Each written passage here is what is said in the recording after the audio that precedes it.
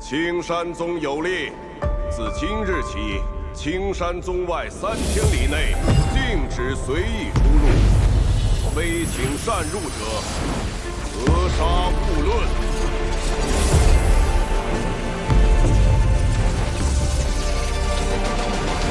有人的地方就不太平，不太平的地方就一定有我。世间没有一顿火锅解决不了的问题，如果有，那就2顿火锅。现在这句话，在我们名都很流行，说是从朝歌传过去的，但我却觉得应该是益州。你也知道，名都那地方终年都不见阳光，潮湿阴冷，谁不喜欢吃火锅？这个男人叫殷三，你们地上的人阴天喜欢吃蘑菇第3，一个莫名其妙装腔作势，又看似极其普通的民不妖人。我现在就想吃。看到他的第一眼，我就觉得然后回去吹他有嘘问题。这有什么错？行，这位师妹，我承认自己留下来就是想看热闹，但这可是景阳真人要飞升啊！整个修行界谁不想看？就因为这样，你就要收拾我？不至于吧？哎，打个商量，能不能麻烦你松开这东西？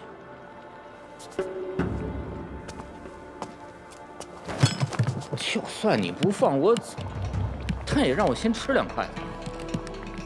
这锅里的毛肚和黄喉，再不捞可就没法吃了。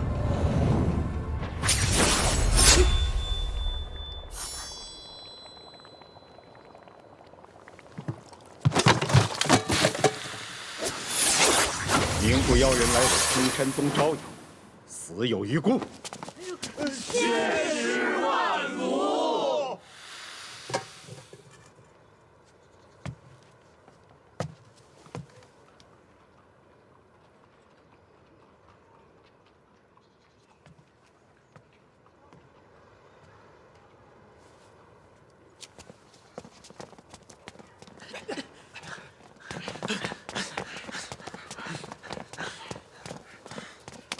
见过老师。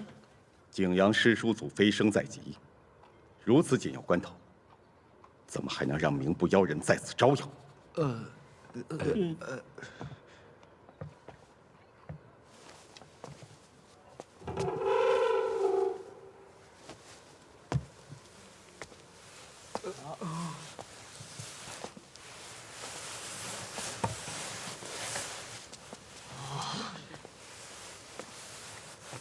大约，很不错。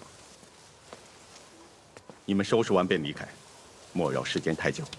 弟子明白。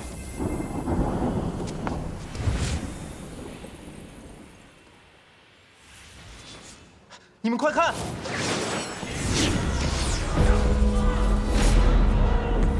远王峰的师兄们回来了。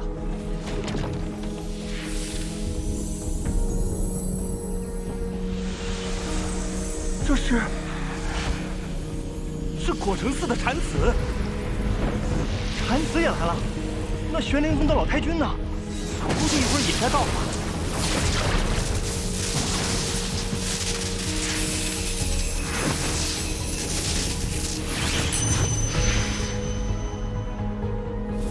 想不到景阳师叔祖飞升竟有这么大阵仗。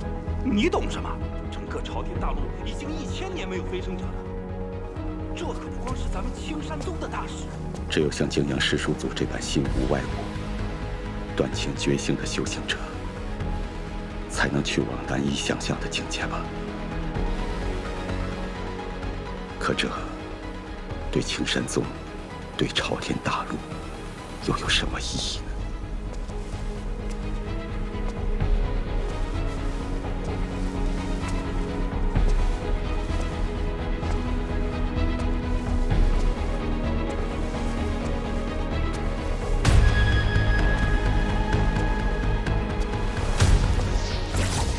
大祭司，还有祖伦师叔祖飞升。掌门出现了！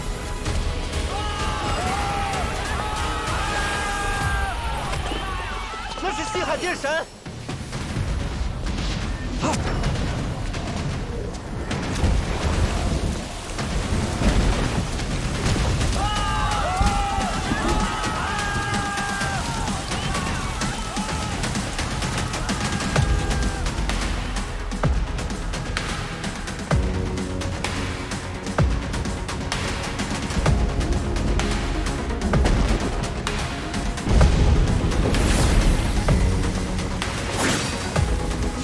斩天！难道师叔祖要用自己的剑强行展开一条通天之路？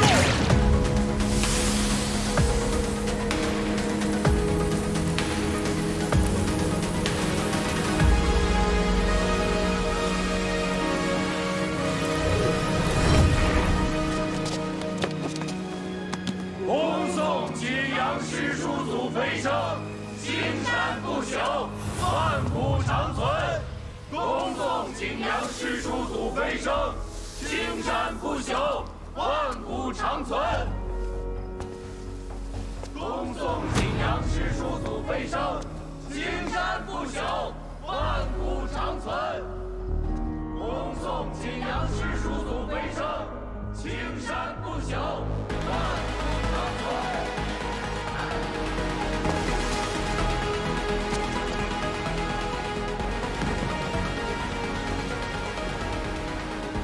这世上每时每刻都有无数的事情发生，这无数的事情，其实都可以归为3类。第一类是需要立碑纪念、以传万世不朽的大好事，比如青山宗景阳真人的飞升。第二类是人们都不愿提及、拼命想要掩盖的坏事。 比如，青山宗监狱里某个老魔头越狱。最后一类，就是那些极为琐碎的小事，小到不值一提，没有人会记得。比如，殷三的死，以及景九走出石室。很多年以后，人们才会发现，这些。 原本就是同一件事。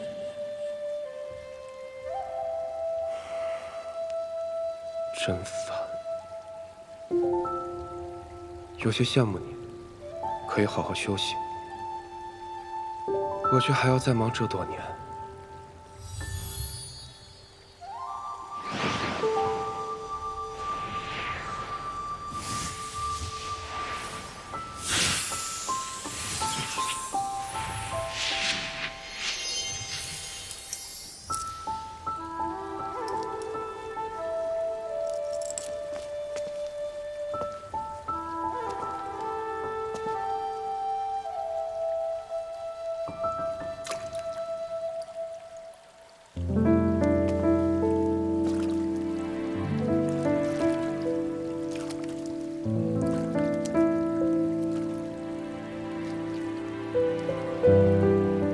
人不可能2次踏进同一条河里。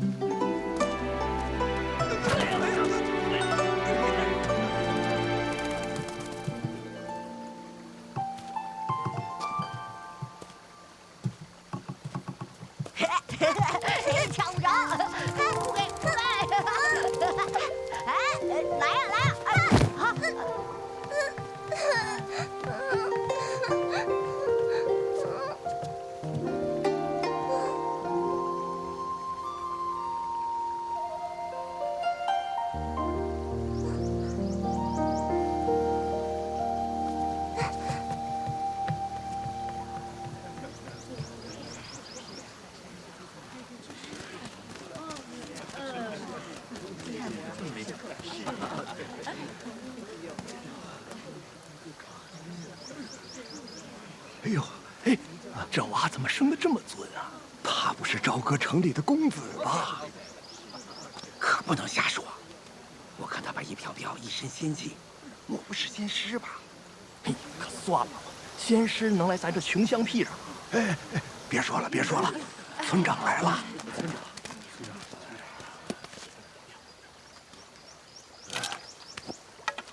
拜见仙师大人。拜见仙师大人。你们好，起来吧。仙师好，仙师好。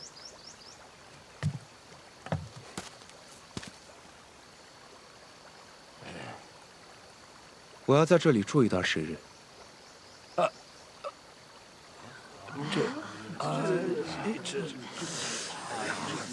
我们这个地域，这能行吗？不用不用，仙师肯留下来，便是我们的福气。只是寒村贫苦，实在找不到能让仙师清修的住所呀。这。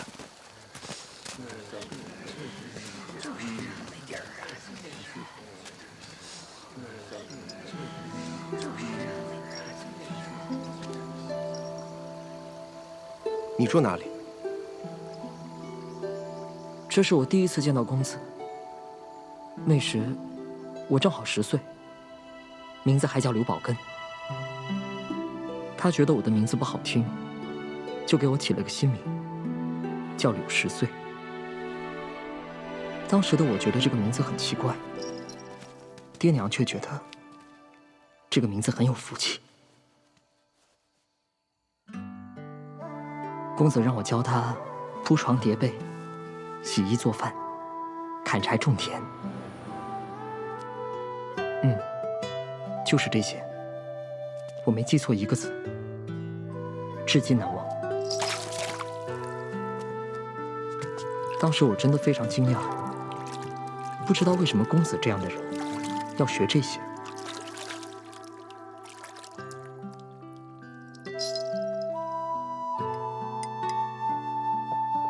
然而更加让我惊讶的是，所有的这些事情，公子只是看一遍，就做得比任何人都好了。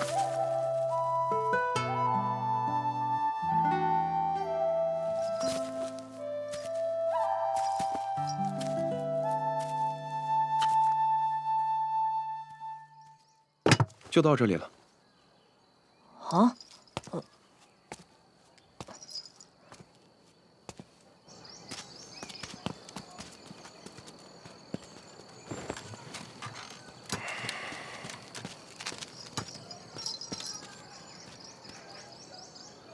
我只是想学，并不喜欢。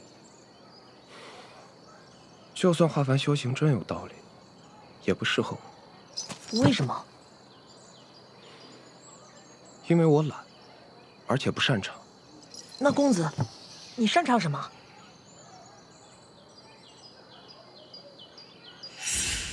切断。难怪您切菜切得那么好。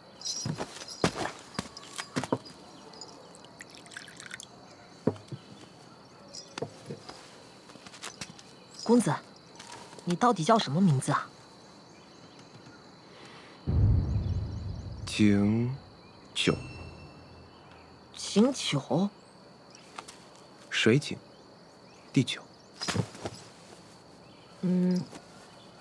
井水不犯河水的井，不如意是长8、9的9。读过书？村里曾经有位先生，去年走了，听说是想去县里考童生。我也读过。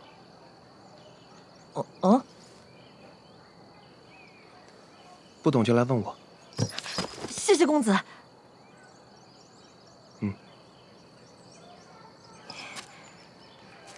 您是不是心情不好？不停做同样一件事情，很难不烦。如果那件事情是吃肉的话，明天开始，换我教你吧。花开花落，不过是天地秩序的周而复始而已。日升月落，循环往复，不过如此。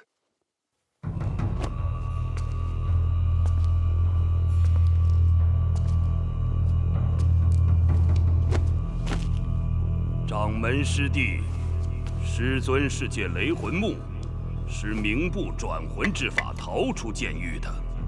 我青山之中，只有碧湖峰藏着雷魂木，今日那儿恰巧少了2根。身为峰主，雷破云必定脱不了干系，但他不可能悄无声息地进入剑狱，将雷魂木交到师尊手中。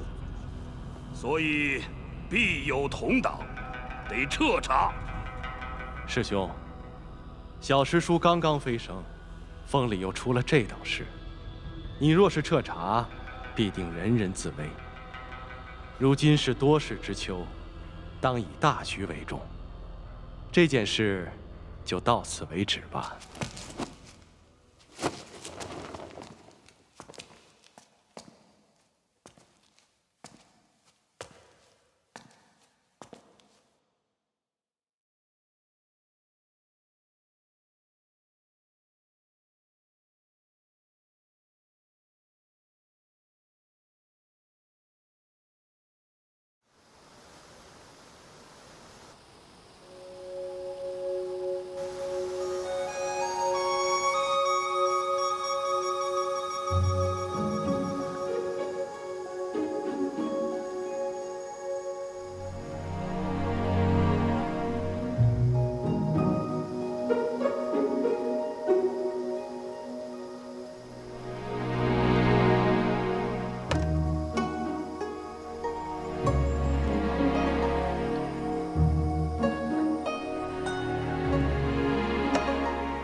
最后2次，呼气早了。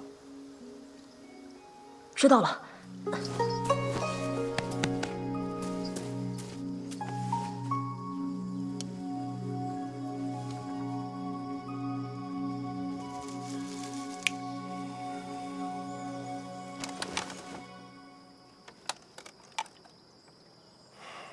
还是有些不习惯呀。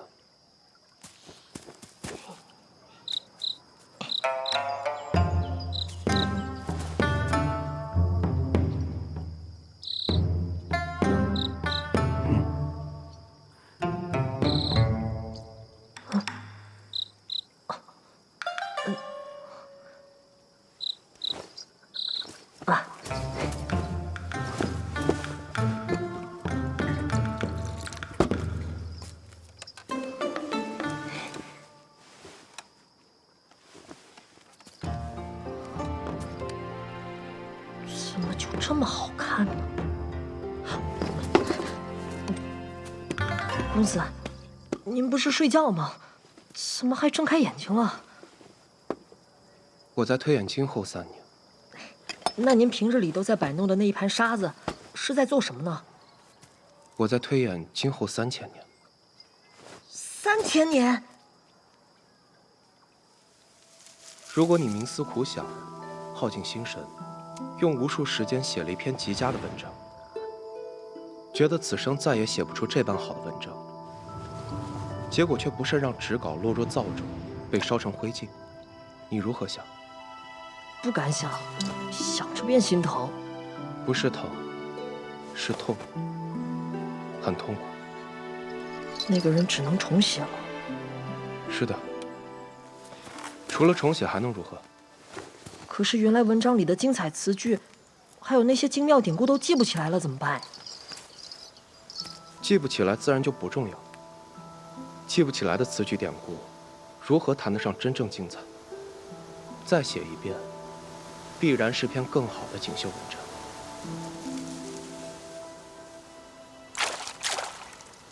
那，公子您推演出了些什么？今后3年雨水咋样？时间到了。啊？我姓吕，青山宗南松庭门师，负责培养新入门的外门弟子。100年来，宗内不知多少良才皆出自我手。数日前，我得知，在这个柳家村有一个叫做柳10岁的孩子，是天生道种，100年难得的修道良才。于是我亲至此地一探究竟。然而此刻，我却被他身旁的白衣少年深深吸引。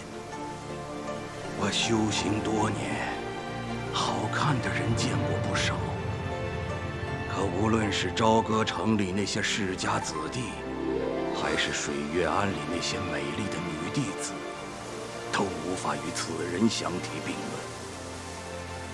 修行界里流传一句话：极智者不凡。所以尽管他道心尚志，天赋不佳，我还是讲出了那句不知讲了多少遍的话。你可愿意随我修大道，求长生？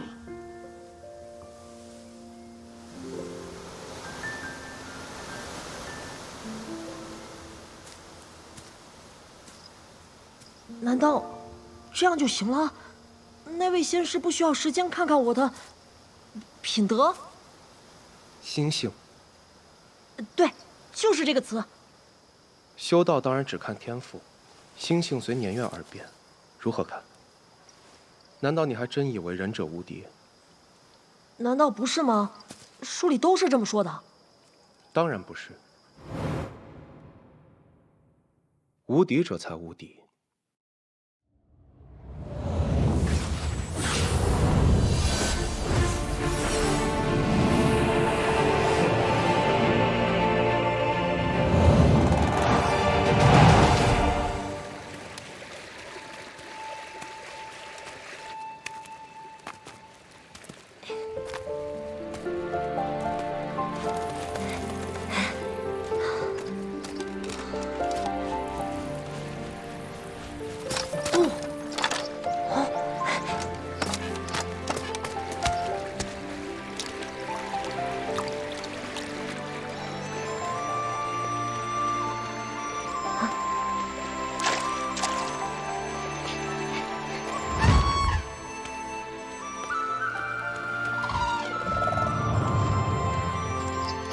到了。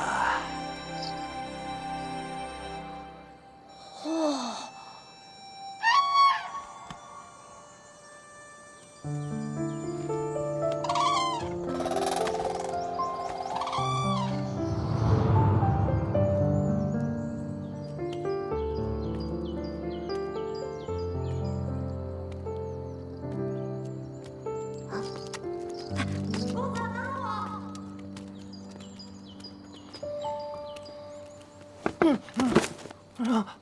吕师兄回来了。想着如此良才，总要早些送进宗门才能安心呐。赶路急了些。师兄这话好生夸张啊！我倒要瞧瞧你到底觅了一个怎样的天才。这是我派南门登陆仙师明兴国。入内门之前，你们要呈师书。明师叔。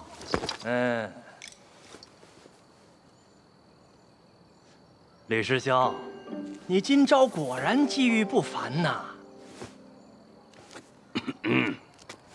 是小的那个。不错，不错。天生道种。不错。那还愣着干什么？赶快进来啊！来。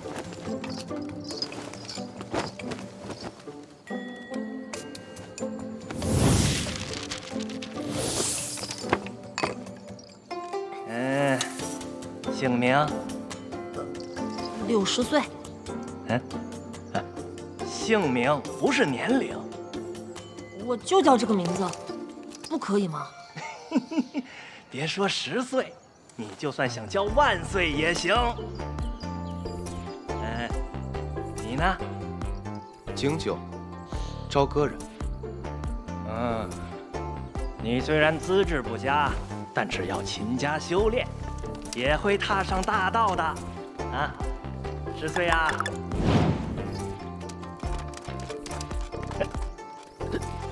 这是什么情况？他们是主仆。天生道种居然与人为仆，不管他们以前是何等关系，但一入山门，凡间事便再无意义。难道你没对他们说过？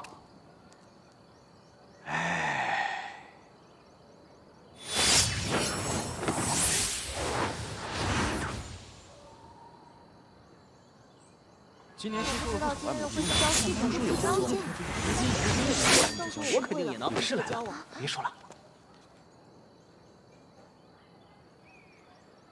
律师，就等你们2人了，赶紧入列。公子，仙师是怎么来的？路上没见他超过我们呀。哇，这人好帅啊！跳的公子好帅，长得这么好看。哇，快看，这谁呀？好身材，好俊啊！不知道是。哇，这人怎么这般好看？这张脸是怎么生的？气度也不凡，说不定是招过来的贵族子弟。你不觉得他的耳朵很怪吗？好可爱呀！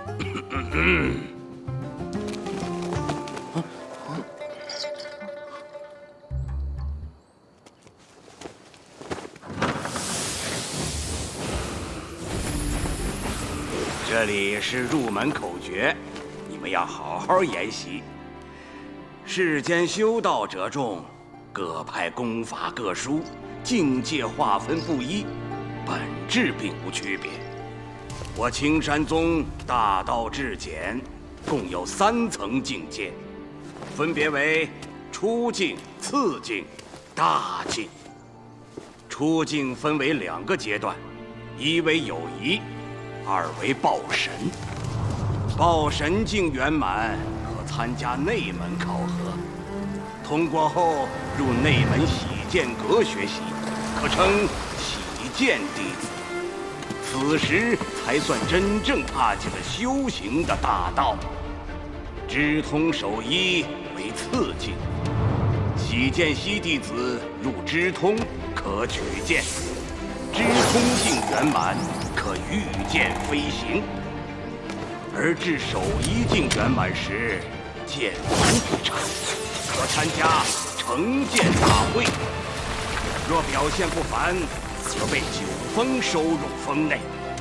此后的境界皆为大境。当进入无章境后，剑丸大成，可收剑入体，是为修行界真正的强者。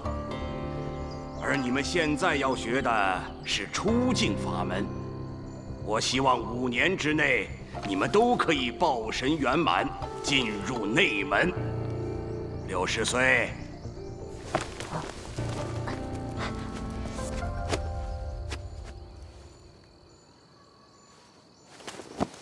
您叫我？不错，你的资质极佳，是为天生道种，更要努力修行，给我青山宗一个惊喜。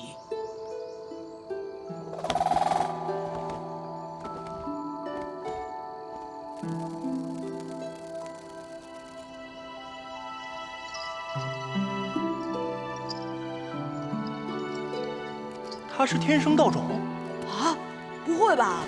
咱们青山宗天赋异禀的弟子无数，可这些年里也没出现几个天生道种啊。是啊，除了赵腊月师姐，便只有天光峰上那位，由掌门大人亲自收为关门弟子的卓师兄了。刘师弟，我叫薛勇哥，你可以叫我薛师兄。哦，对了，我们每个人都会有间小院歇息，你准备挑哪间呀？若是不怕夜袭生烦，贾4间倒是极好的选择，离剑堂近，能够时常请教仙师，而且院外种着一片正阳花，花香清幽，颇有正义敬神之效。与我等修行颇有裨益。薛师兄，谢谢了。各位师兄师姐，请让一下。公子，等等我。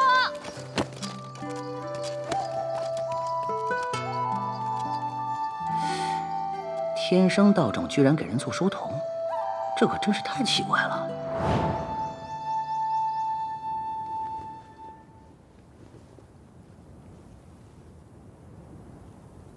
转身未曾万物空，只是已经多少年。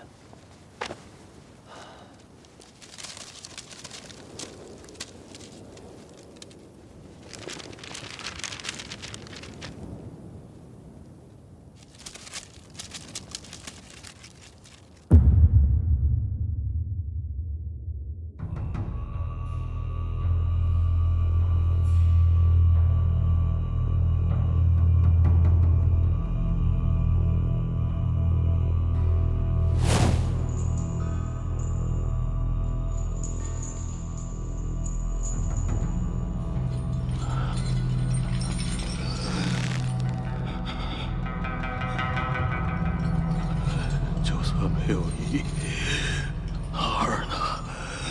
就算没有意，儿呢？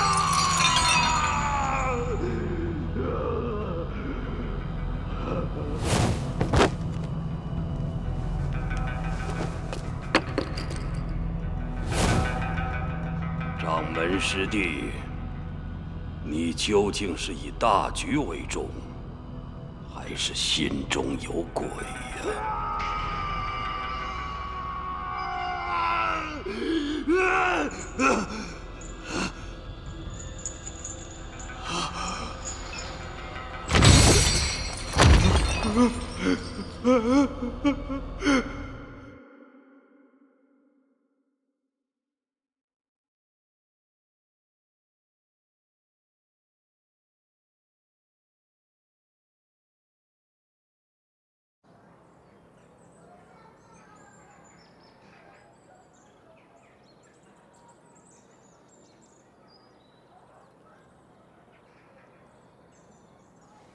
今日便到这儿吧。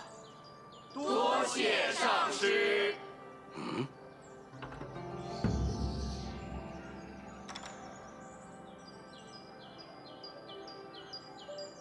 哼，又没来，真是不堪大用。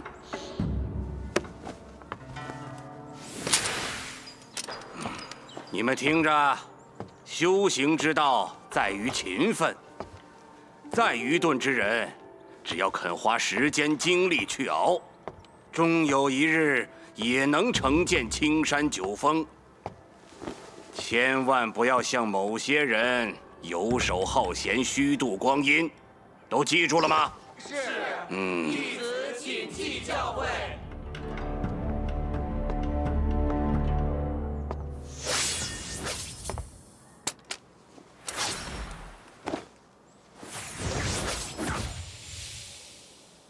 在外门有一个规矩，弟子们会将修行时遇到的问题一一列于纸上，弟子之间也会将这些问题拿出来彼此讨论。这个柳师弟虽出身低微，但悟性极高。其实，一旦踏入修道的门槛，便是仙凡殊途。若是资质不佳，就算出身再好，最终也只能是碌碌无为。柳师弟是修道天才，与我正当是同道。这些啊，都是我家公子告诉我的。我家公子说了，天权灌顶。薛师兄，今日课上，吕师的话你也听到了吧？你听我一句劝，既然成了修道者，就该断绝尘世的牵绊。你的修行资质远在那个什么叫景九的之上。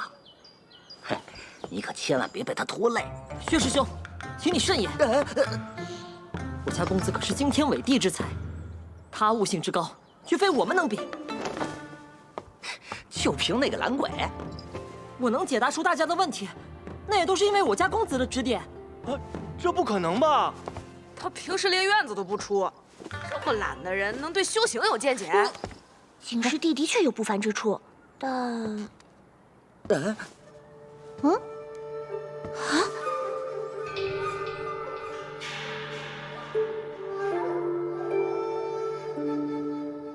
10岁，过来一下。哼，过来？你以为你是谁？还把自己当少爷？你终于肯出院子了，以后会不会经常来这里啊？我不是不肯，是懒得出去。哦，汤椅坏了，你来修一下吧。好的，公子。柳师弟，既然景师弟来了，不妨让他也给我们指点指点，如何？哼，薛师兄，你别不信，今日就让你见识见识我家公子的厉害，是不是，公子？公子，我……有些麻烦。你还真是个小孩子。问题？我看你如何出丑。景师弟，这是我写的。这些都不懂。啊。灵海与剑果之间的关系，以你现在的境界，暂时不需要想太多，不然会影响到前期对真元运行的认知，产生偏差。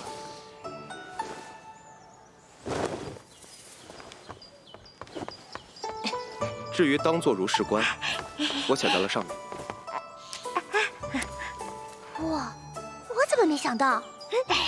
谢谢景师弟。不过就是多看了几本书罢了。景师弟，这是我的。法诀里的引天拳灌顶，说的并不是引天地元气，而是体意相通，如此才能感知到天地元气。你连这一步都没有做到，就想要神识离体，当然是错的。具体应该如何做，我画在上面了。啊，原来是这样。多谢景师弟指教。运气，猜呢吧。景师弟，这是我的，这是我的。我也看看吧，还有我。这句话的意思你理解错了，没可能的。经脉图你画错了，会瘫痪的。啊！你完全搞错了，道主会哭死的。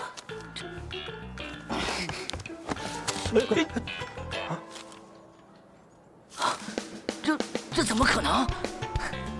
薛师兄，你这回还有什么话好说？你们这是在做什么？上师，上师，你又是在做什么？回上师，景师弟正在为我们解答修行的问题。拿给我看看。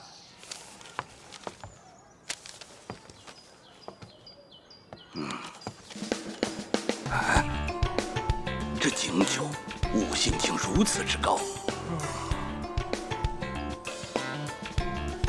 你们可知为何我青山宗对外门弟子只予法诀，不予讲解？是因为宗门想看看你们各自的悟性，好因材施教。今日你们不知缘由，向同门请教，果而不法，但下不为例。是，弟子知道了。这法子太蠢，应该改了才是。居然说青山宗的规矩不对，应该改掉。你以为你自己是掌门呐？若是所有人都用这种方式施教，那必会错过良才。你发生什么事了？去看看。哎，在那里，在那儿，看。哎呀！莫非是赵师姐？赵师姐竟然肯御剑了！初次御剑便能破云动雷，果然不愧是天生道种。一味求快吗？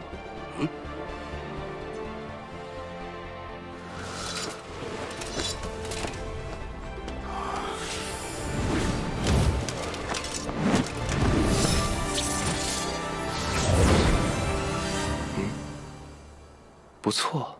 恭喜师妹御剑成功！这个景酒我承认看错了他。修道多年，他是我见过悟性最好的人。须知我青山宗弟子不可无傲骨，但绝不可能有傲气。他最大的问题就是恃才傲物。作为师长，我有责任引导他走向正道。赵腊月确实不错。景九，木秀于林，风必摧之；剑出九风，必迎罡风。想要在修行大道上走得更远，你应该学会如何收敛锋芒。就算想要帮助同门，也可以用别的方法，但不能破坏规矩。那个规矩确实很蠢。你，青荣峰南望出身南寨，不通皇朝文字，当年在外门根本看不懂入门法诀。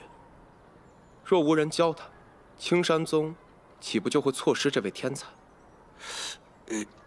这……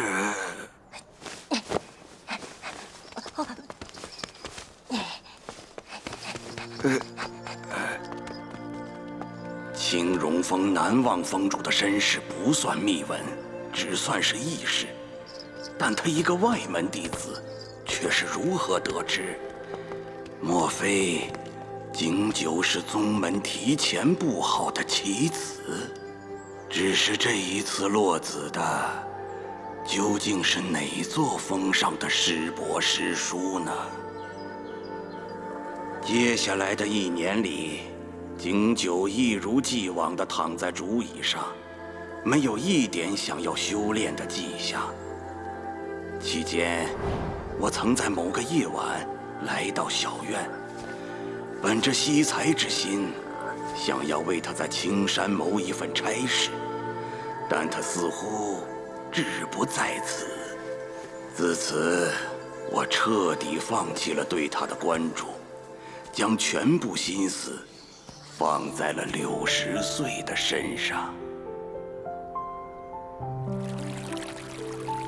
时光如水，转眼便是1年。又是春意渐深时，60岁不负天生道种之名，抱神境圆满，前去参加内门考核。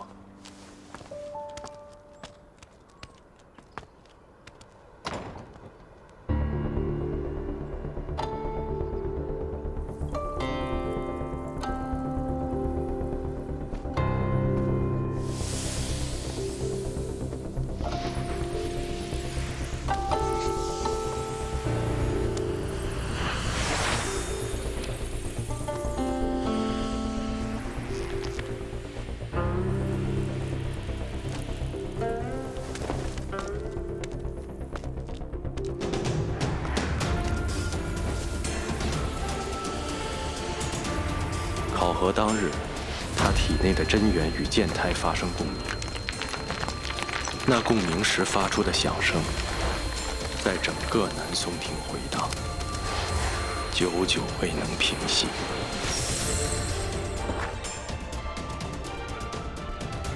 那日，他成为自赵腊月以来又一个在1年内通过内门考核的青山弟子。迈入朝天大路，修道天才之路。考核结束后，60岁第一时间来到景九面前。景九对他说：“大道险且漫长，少有同行到最后。你已上路，更需专心。此去经年，忘却乃自然之事，莫刻意记起，那般不美。”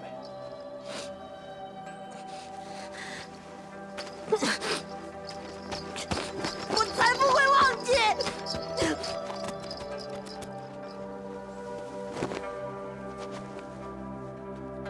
此后，60岁离开崖平，往返于群峰之间，再也没有回来。而景九依然躺在竹椅上，任世事变幻，未曾踏出小院半步。冬去春来，转眼又是1年，柳絮满天飘。这一日，景九走出了小院。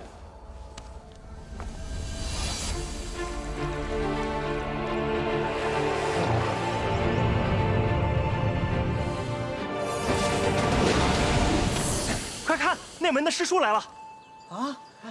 又有弟子要参加内门考核？哎，你们说谁会成为柳10岁之后南松亭这一批里的第2个内门弟子啊？应该是来自乐浪郡的袁师兄。我觉得应该是天赋颇佳的玉山师妹吧。哎，你们说的都不对，应该是薛勇哥啊。他叔祖可是世月峰的长老。薛勇哥自幼接触修行法诀，虽比不上柳10岁，但根基啊比我们都好。也对啊。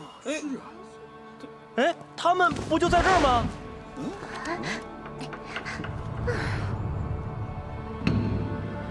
究竟是谁平日里遮掩的如此之好，竟没有半点风声？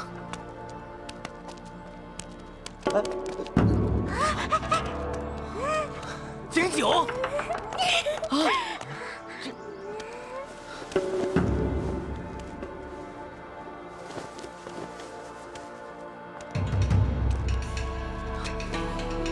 这怎么可能？他怎么可能临海已满？这太荒唐了！难道内门考核也能乱来吗？就是啊，他有什么资格参加内门考核？怎么不可能？景师弟的水平，南松亭里谁不清楚啊？我看你们不过是妒忌罢了。哼，是不是平日里嘲讽师弟的次数太多，这时候觉得有些害臊啦？你说谁呢？玉山师妹说的没错，你们就是妒忌。景师弟加油！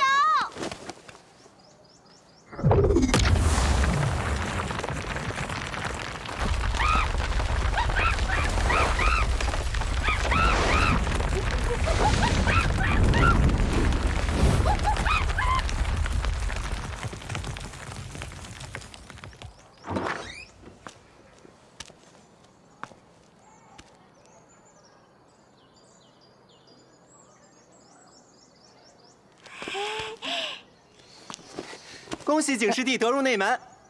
恭喜景师弟得入内门。恭喜景师弟得入内门。呸！晦气！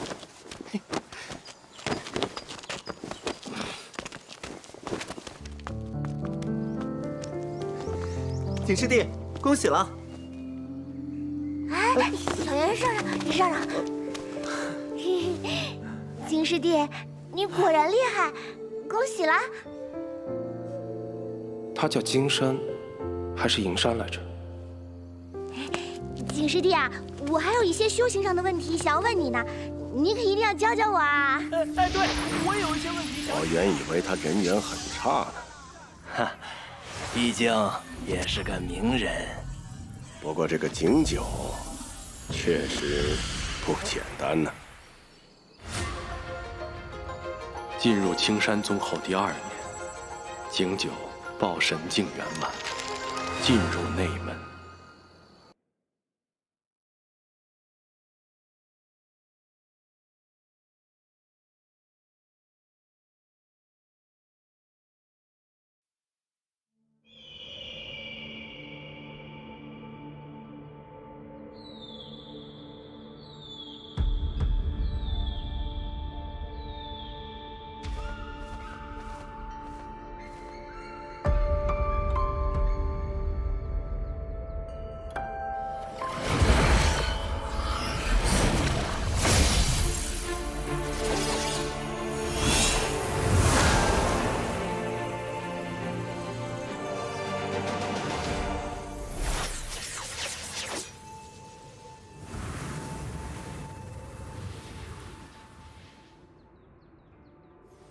赏罚书已传于诸峰，若无疑义，今日便定下。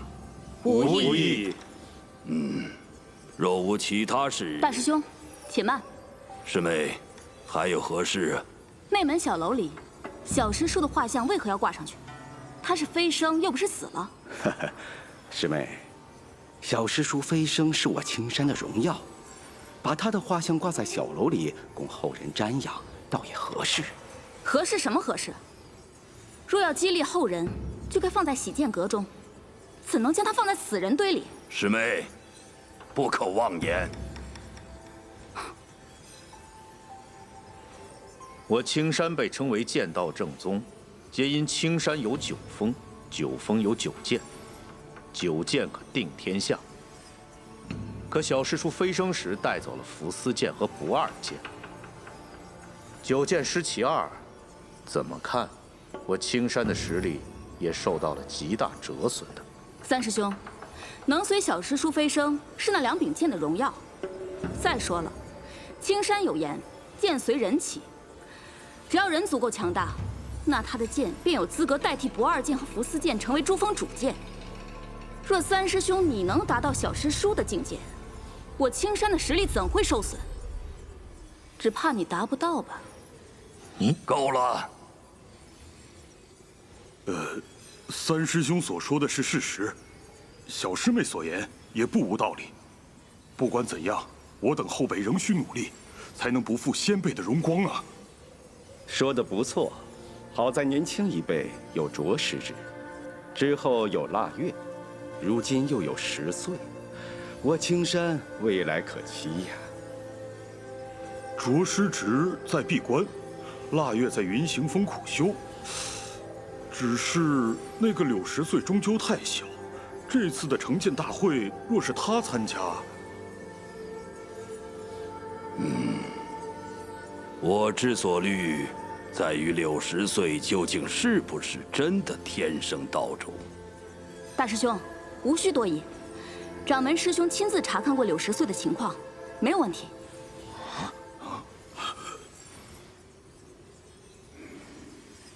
何时之事？1年前。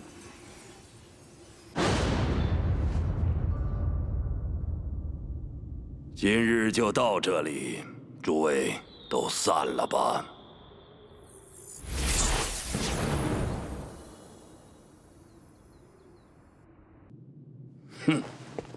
我曾派人调查过这个60岁，入门之前他便学过吐息之法，玉门吐息法。天光峰的秘传，果然是掌门挑中的人。天光峰已经有了着实之，现在还要这60岁。既然如此，那赵腊月我们上德峰，无论如何不能错过了。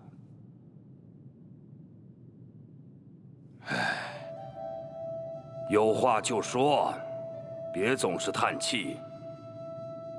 听说还有一个人，2年之内便通过了内门考核，要不要派人观察一下？何名？景九。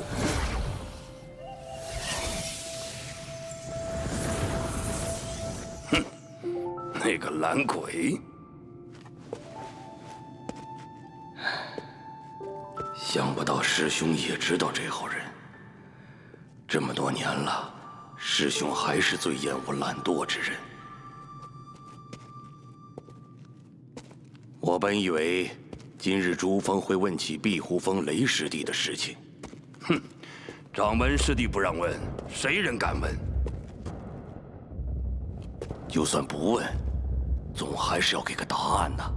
就说雷师弟在朝歌城被不老林与明部联手偷袭，受了些伤，正在调养。就算没有意，哪儿呢？就算没有意，哪儿呢？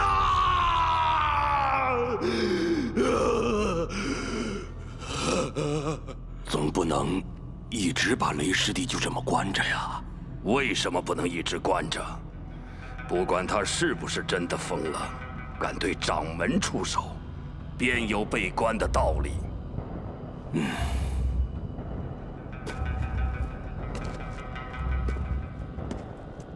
对了，还有一事。师兄，何事？内门小楼里小师叔的画像摘了吧。是。此处是我青山宗历代先辈的画像，若是没有他们，就没有如今青山之盛。你们当铭记于心。不知从什么时候开始，相识的人越来越少。正如花有一天会落，人有一天会走，这本是人生常态。只不过，花总会重开，而人不会再来。青山有个惯例，内门弟子若想成为某座峰的承剑弟子，都会先去迎行峰取一柄属于自己的剑。越往峰顶去，剑的品质越高，凶险也会加倍。所以这取剑不仅是日后参加承剑大会的凭证，也是对弟子的试炼。既然有取，那就有还。所以每当青山强者寿元将近时，也都会去迎行峰，将自己的剑还赠于这座山峰，福泽后人。如今，终于轮到我了。人呐，一旦上了年纪，就喜欢回忆过去。还记得多年前的一个下午，景阳师叔来藏书阁，见到我正在练剑。他对我说：“我的剑不错。青山有言，剑随人起。我资质平庸，剑也平平无奇，怎会不错？”于是我问他哪里不错，他回答了我4个字：可用来躺。景阳师叔那是何等的人物，他说的话一定是意有所指。可我实在愚钝，始终未能理解其中的深意，索性也不再去想了。自那以后，我如往常一般在藏书阁整理典籍，这一坐竟是300年。我也从墨师弟变成了墨师叔。说来惭愧，300年来修行荒废，大道无望，而我也走到了尽头。都说大道无情，景阳师叔，您是不是早就忘了我这个天赋不佳的师侄？你的剑怎么样？不错吧？要不然，我取了。景九，不可无礼。莫师叔，年轻人，我不知道你是怎么猜到我准备剑归青山的。不过，上一个说我剑不错的人已经飞升了。想取我的剑，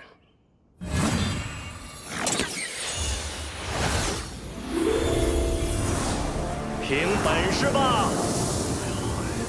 恭贺莫长老剑归青山！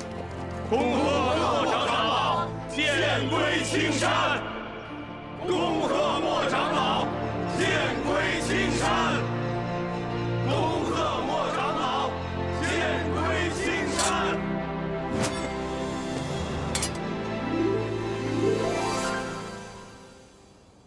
你激起了莫师叔最后的骄傲。那把剑的位置离峰顶很近，所以，既然答应，就一定要做到。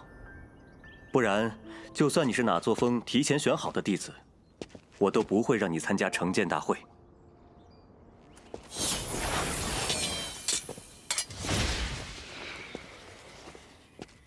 哎，你不是说要去取莫师叔的剑吗？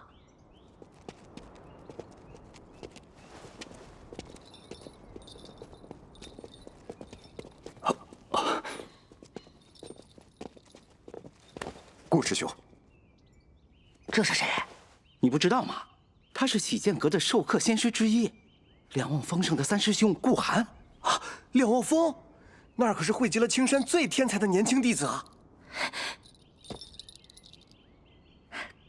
公子，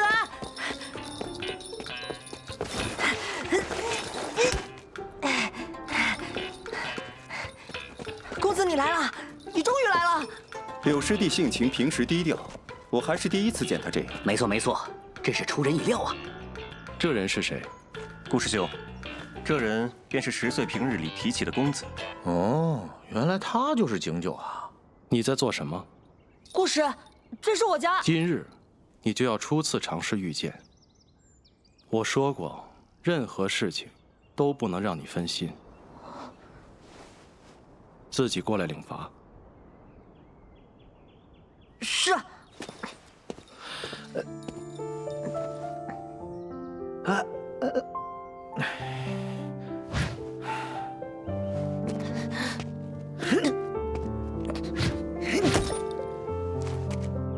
这不就是把柳10岁当做两望峰的弟子在管教吗？看来不管柳10岁承建哪座峰，加入两望峰是没跑了。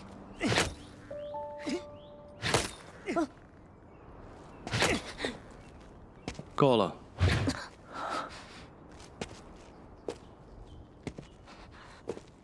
我两望峰弟子，不可以是一个仆人。你要记住这一点，不要与他继续来往。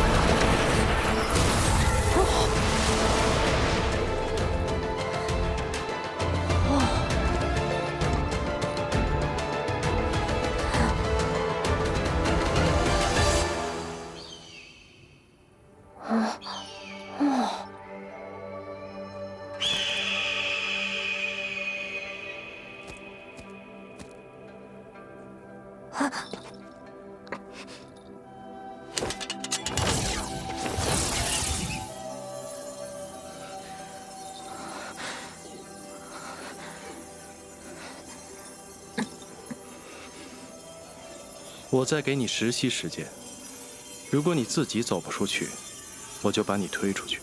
顾师，我还是要与公子见面的。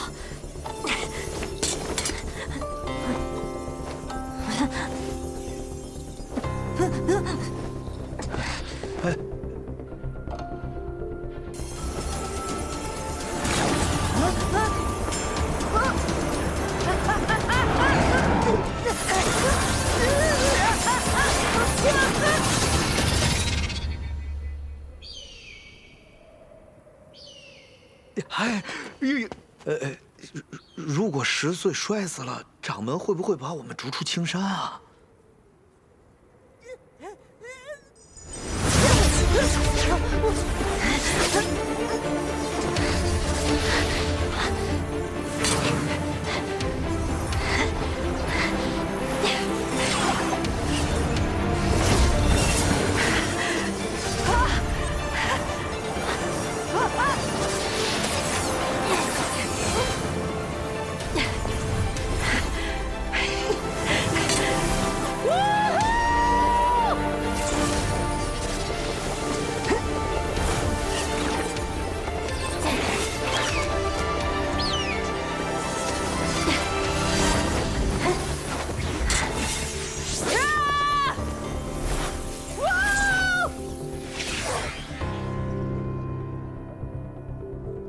赵腊月，青山宗并不是只有你一个天生道种。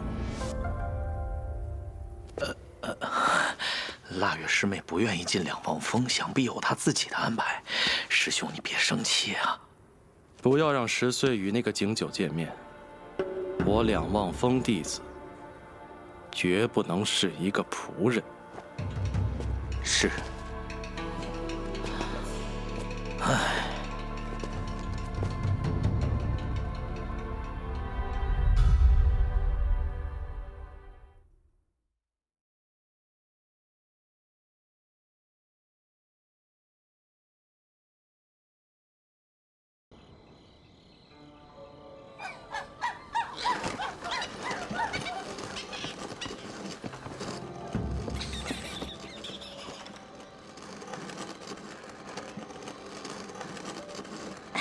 公子，你不要怪顾师兄，他是好人，就是有些严格。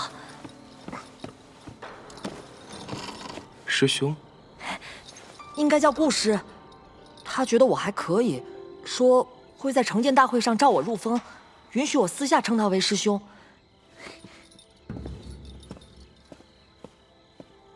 公子，我介绍你与顾师兄认识吧。以你的天赋悟性，一定可以得到他的欣赏。到时候，我们就可以一起修行啦。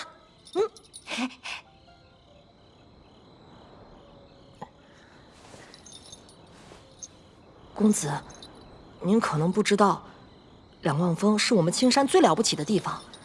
峰上全是年轻的3代弟子，没有峰主长辈。但是每座峰上的师长都会择日去两望峰上授课。这也就是说，只要是两望峰的弟子，便可以学习九峰所有的剑诀。哦，还有，峰上弟子负责四处巡查，防范不老林与民部妖人潜入，还要代表青山参加10年1次的梅会。可以说，两望峰弟子的修行就是在不停的战斗，每年都会有很多流血牺牲，但从来没有一个弟子退缩。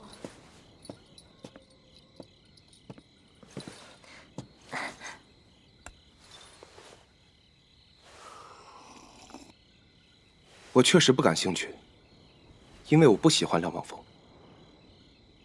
啊？还有你那位顾师兄。顾师兄这么好的人，公子为何不喜欢？那两望峰呢？青山弟子怎么可以不喜欢两望峰？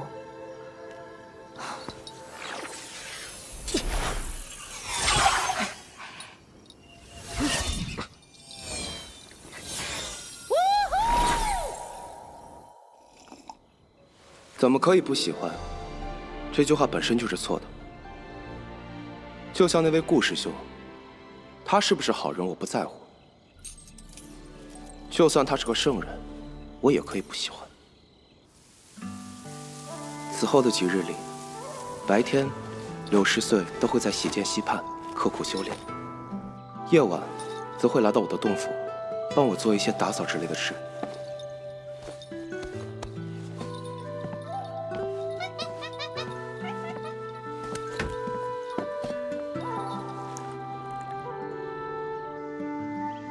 因为有青山大阵的守护，所以青山是四季如春的。只有下雪的那几天，应青荣峰的要求，青山大阵会打开一丝缝隙，好让雪花飘进来。下雪的那天夜里，我的洞府来了一个人，他叫马华，两望峰排名37，是来替那位顾师兄传话的。顾师兄，希望你以后不要再与10岁见面了。那个顾师兄会这样做，我并不意外。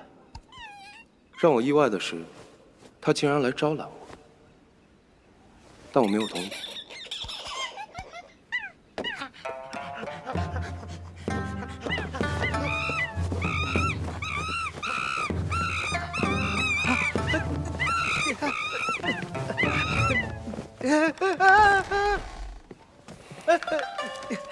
隔天夜里，柳10岁照例来我的洞府打扫。我看出来，他有一些话想说，但是又不好开口，所以等着我问。最终我们2人谁也没有开口。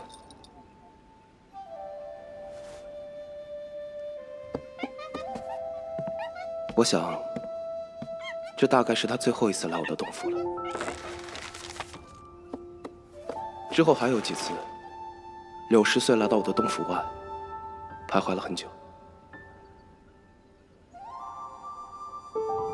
却终究没有走进来。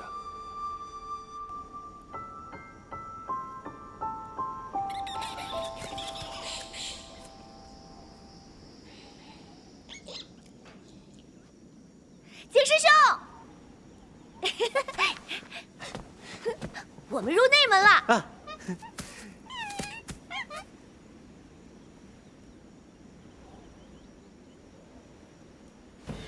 哎，你还不知道啊？城建大会的日期已经定好了，就在明年初春。这次的城建大会，赵师姐可是备受期待啊！据说就连别的宗派都在议论，他会选择哪座山峰城建呢？除了赵师姐，最受关注的就是柳师兄了。如今他建完已成，手艺竟圆满。若是城建成功，他将会成为有史以来第2年轻的城建者。说得对。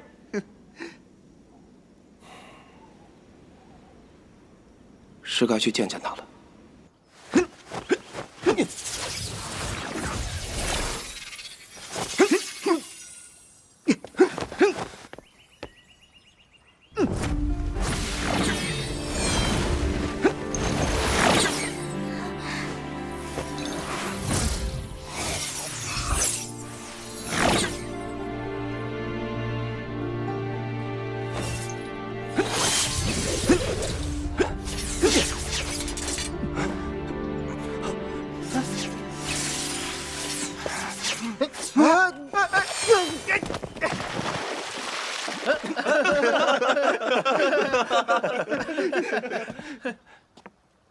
那不是那个景九吗？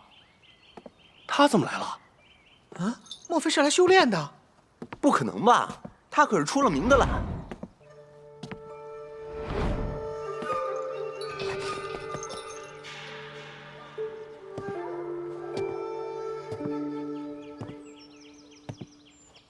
有事？不关你事。顾师，已经半年了，你的境界依然毫无进展，剑果的影子都看不到。听说你要用末世术的剑，你觉得自己有这个资格吗？有。哼，凭丹药，永远也不可能踏上真正的通天大道，你就死了这条心吧。不管是谁领进门，修行都在个人。景九如何修行，确实与你无关，你不应该管他。顾师弟，景九是我科上的人，就算想管，也轮不到你吧？见过梅师叔、莫师叔，你自己决定今后如何走。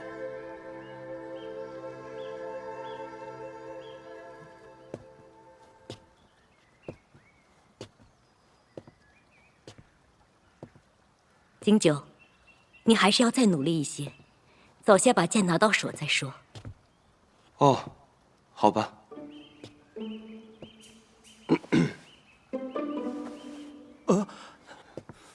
师叔，青荣峰也对这个景九感兴趣？如果你这是掌门的意思，那我们自然不争。但要是莫师弟你自己的意思，那就不要想了。只要景九能成剑，必然进我们青荣峰。你看看那孩子生的，不进我们这儿，还能进哪儿？你我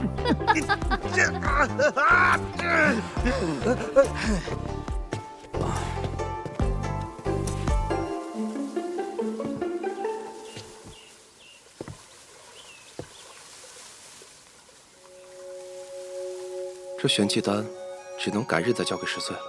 你自己决定今后如何走。有点意思。对我来说，无聊是一种罕见的情绪，有点意思同样如此。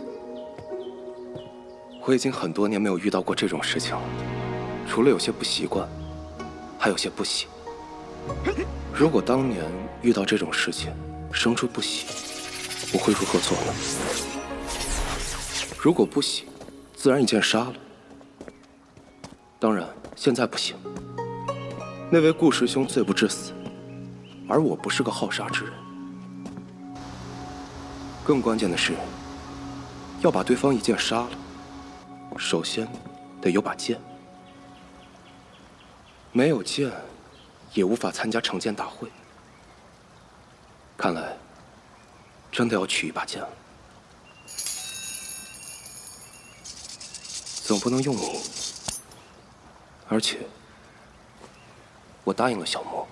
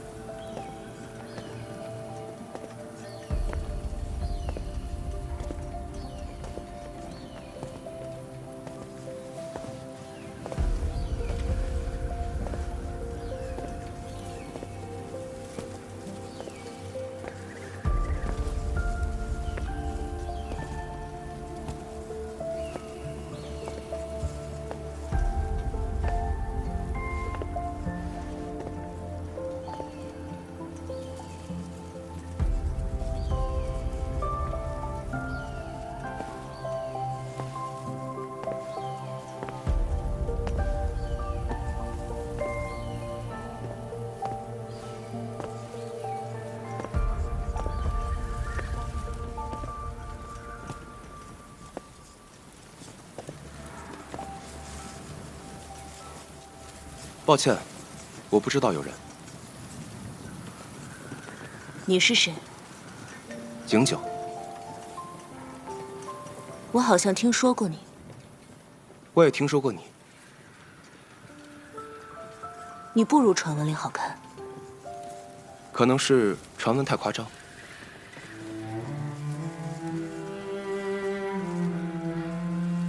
这就是我与他的第一次相见。当时我以为他不过就是一个长相好看的年轻弟子，直到后来我才发现，原来他就是那个让我心向往之的人。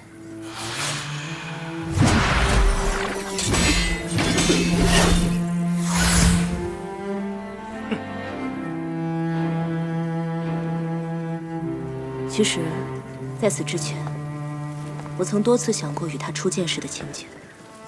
比如说成剑大会，比如说飞升仙界，因为我觉得，一个人与他生命中重要的人初次相见，就应该是记忆深刻、非同凡响的。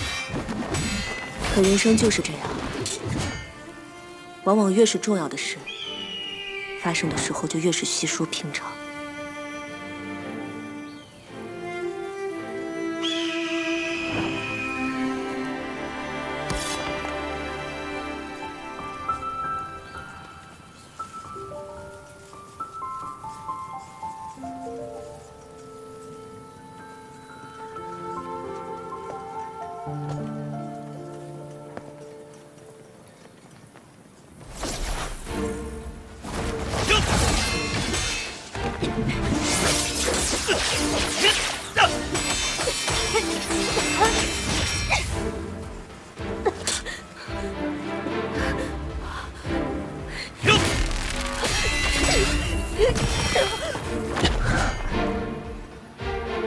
你不该查那件事。原来真的有事。当然有事，不然封主为何会发疯？为何我要冒险来杀你？杀我？你有没有想过后果？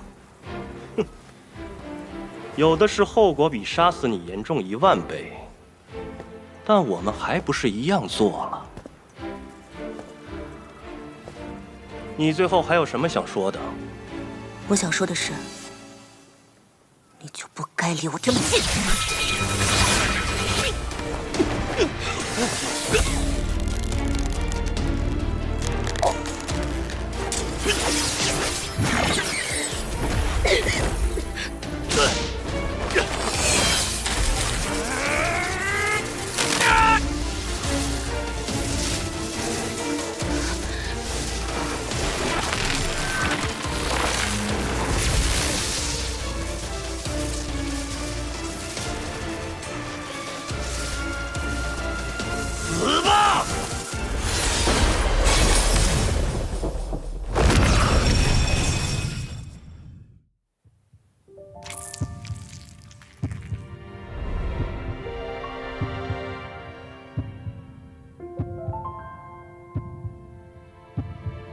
如果有机会重来一次的话，我希望与他的初见，如朝天的瀑布，如盛典的礼花，轰轰烈烈，壮丽非凡。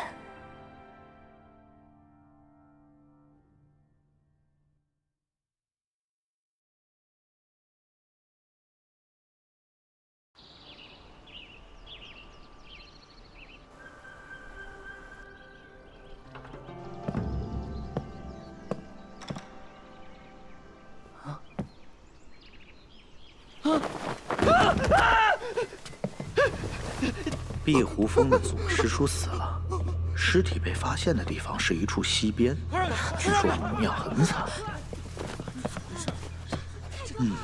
据我推断，此事若是外人所做，定会惊动青山大镇，所以必是同门所为。石长老来了！石长老，石长老。然而，尽管上阁峰派出了很多执事与弟子查案，却始终找不到任何线索。我想，他们一定焦头烂额了吧？至于喜涧溪畔的弟子们，境界低微，自然牵涉不到这件事里，但多少都受了些影响，变得沉默许多。就连平日里本就话不多的柳10岁，如今也变得更加沉默了。10岁，注意气息，稳住。不错，记住，气息稳则剑亦稳，如此对敌之时，才能保证飞剑的速度与威力，一击必敌。师兄。左师叔死亡的事情，还需要您提供一些线索啊。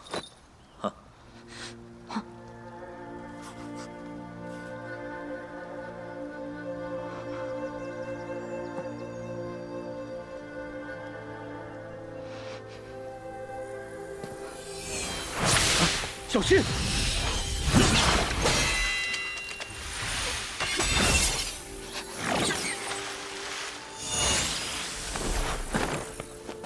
！10岁，你怎么了？是有什么事吗？师兄，我没事。真的没事？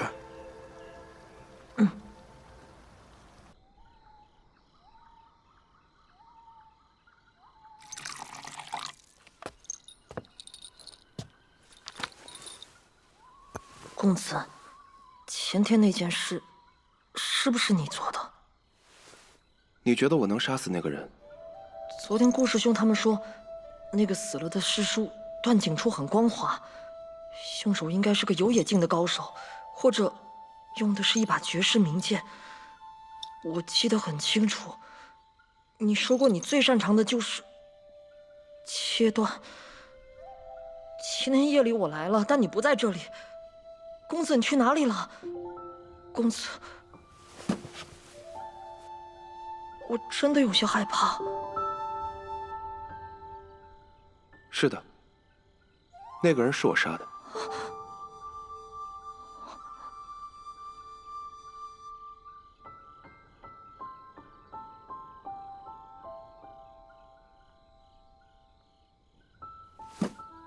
公子，你到底是什么人？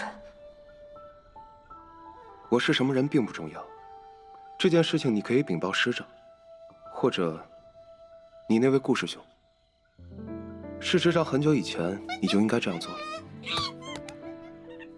我知道公子你的秘密，是因为你没有想过要瞒我。很多时候是你想帮我。你想多了，主要是嫌麻烦。你我那时候天天在一起，要瞒着你太麻烦。只是麻烦吗？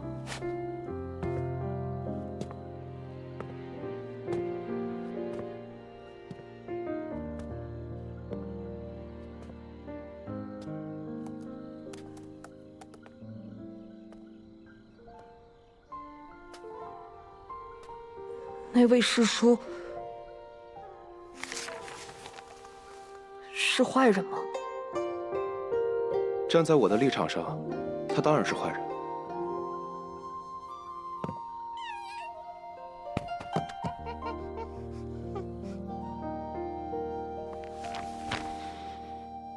明日，我还是去看看吧。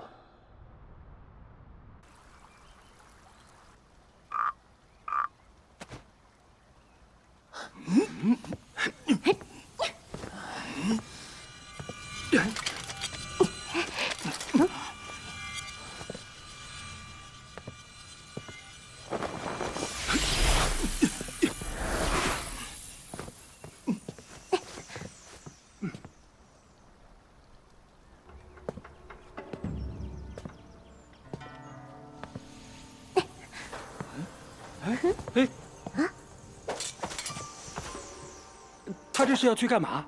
莫非是要取剑？走走走，下去看看。走走走走。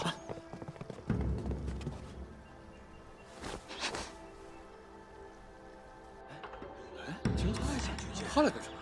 就是不会是来取剑啊！就凭他，有修为，这个本事是他这不是第一次进剑锋吗？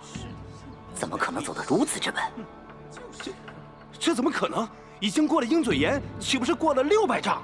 你们说他还能走多远？再走100丈？啊！他总不可能第一次就走进云里吧？哼，入云怎么也得守一境圆满。要知道，柳师兄可是花了2年才达到这个境界。他，快看！啊！景九师兄要入云了！啊！他居然真的入云了！景九师兄果然了不起啊！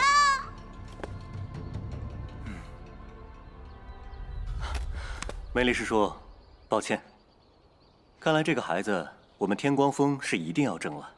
我再说一次，你看看那孩子生的，当然要进我们青龙峰。墨池师兄丑成那样，他好意思收这孩子为徒吗？以貌取人，这……师叔，多说无益，去哪里还不得看他自己的意思。哼，那就拭目以待吧。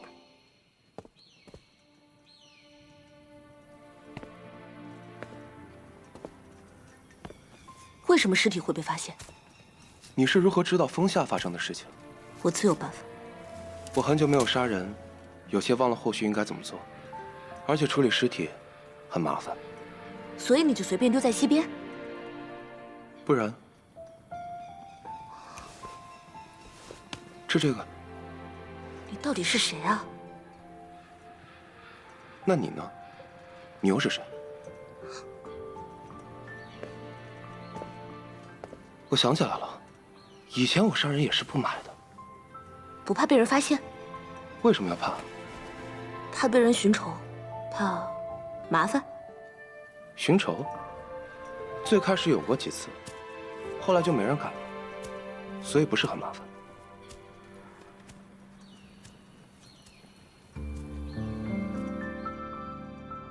哎，他手里怎么没剑呀？就是啊，他没拿到剑啊。不都是都过了？都入云了吗？景师兄，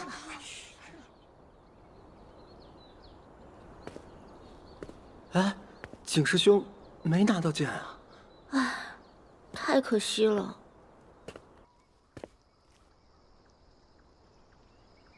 剑锋之行，还是在喜剑溪两岸引发了一场极大的轰动。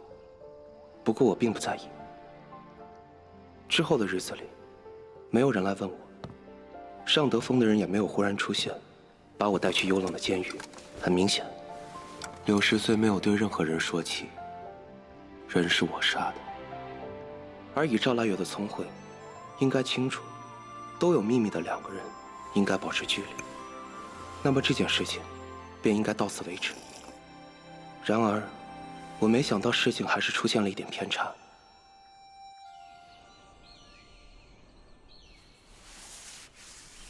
你知道吗？景九又出名了。赵腊月结束了在剑锋的修行，回到了喜剑溪。看起来他居然真的完成了剑意淬体。怎么了？这与公子又有什么关系啊？问题在于，赵腊月下峰之后，没有去喜剑阁拜见师长，没有回自己的洞府，而是去了景九的洞府。他现在正和景九在一起说话。公子当然不烦，腊月师姐这样的天才去找他说话，也很正常。只是平日里公子与我向来话少，可能还是我资质不足吧。你不想去看看？嗯。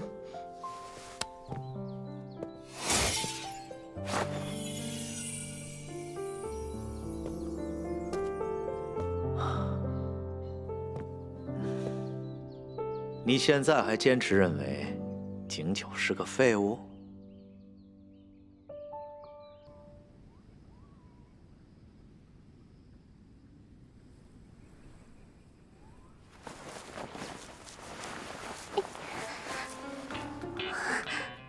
嗯？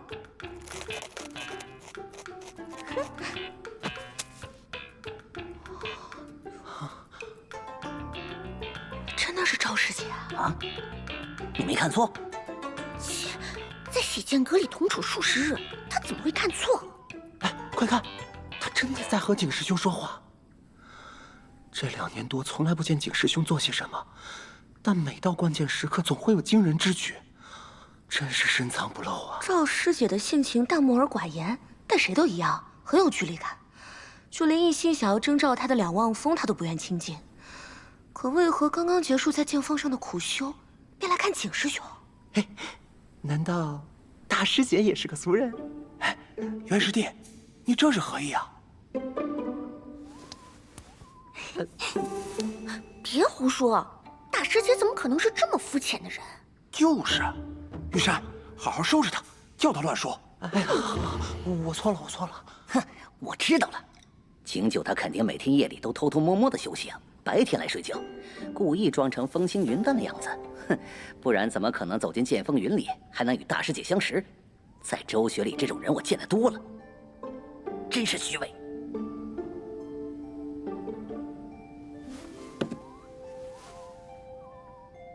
哎，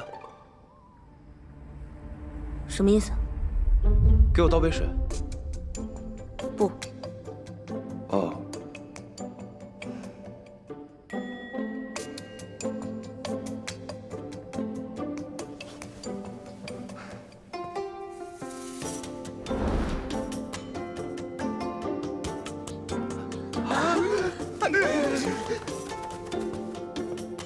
我不知道那天夜里你是怎么杀死他的，但我知道你的剑源很充沛，甚至不比我弱。我不明白，像你这么懒的人是怎么做到的？你知道我为什么愿意来青山宗学剑？因为这里从来不管弟子如何修道，怎么修都可以。我不知道你想修什么，又想隐藏什么，但你如此这般，反而容易成为众人关注的对象。刻意隐藏，我觉得麻烦。哪怕会被人发现你的秘密？没有能够永远保守下去的秘密。囊中的尖锥也不可能永远藏拙成功。我以前有过类似的经验。太阳每天都会升起，但天空里不可能一直密布着阴云。如果你总是试图不让地面的人们看到自己的光辉，那会是一件非常困难的事情，甚至可以说是很愚蠢。你把自己比作太阳，就是一个比方。青荣峰很多师姐私下都在议论我，说我很自恋。我觉得我不如你。我觉得你应该明白我的意思。你应该去洗洗头，修行而已，不用把自己搞得这么狼狈。忘了。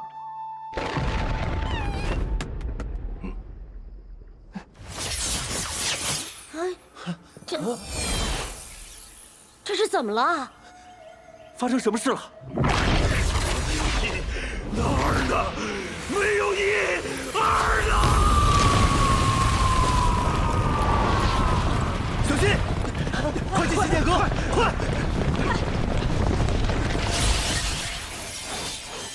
一起出手拦住他！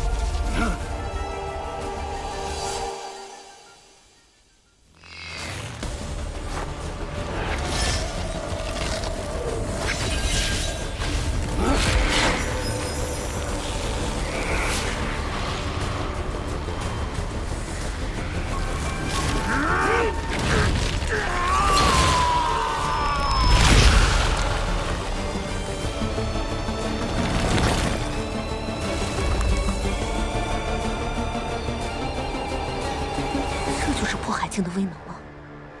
元齐京已经很多年没有亲自出手了，我觉得他可能早就破海圆满，进入了通天境。他一个习剑弟子，如何得知剑律大人的事？又为何要告诉我？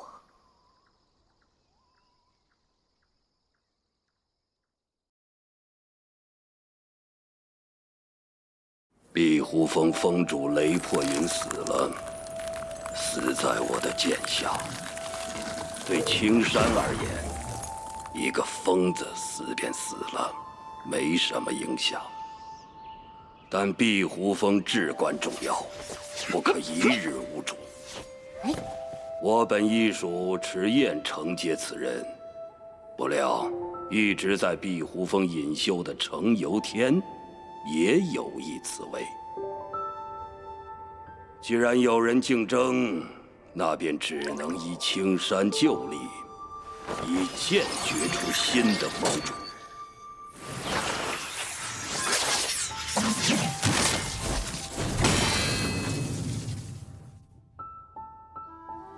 最终，迟燕落败，程由天继承了峰主。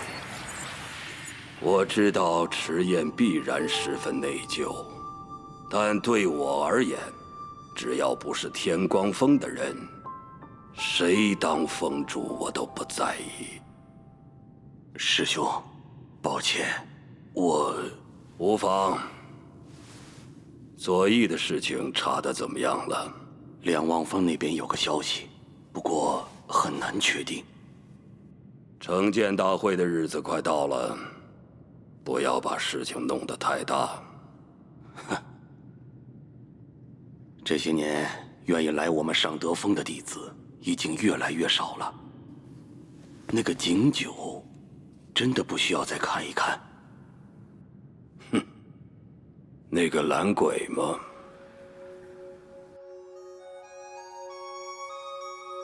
他是我见过最特别的人。出于好奇，这段时间我经常来找他。虽然这是我们第7次见面，但和往常一样，言语甚少。我平时很少与人聊天，所以一直不明白应该怎么聊。不过有一点我倒是知道，闲聊一般都需要一个话题。我是腊月生的，所以叫这个名字。城建大会的时候，你会选哪座峰？不是我选，是九峰选。像你这样的天才少女，局面自然会倒过来。天光峰为掌门所属，资源不是诸峰可比的。尚德峰为剑律元齐经所属，他是掌门的师兄，资历最老，地位超群，也不会差。青荣峰为南望所属，峰上都是女弟子，你待在那里应该更为便利。至于其他峰，要么实力较弱，要么事务繁杂，想来你也不会去。哎，你该不会直接加入两望峰吧？城建大会在即，师妹，何不来我两望峰？诸峰已然老朽，青山之未来只在于我们。你错了，青山之未来在于我，而不在于你们。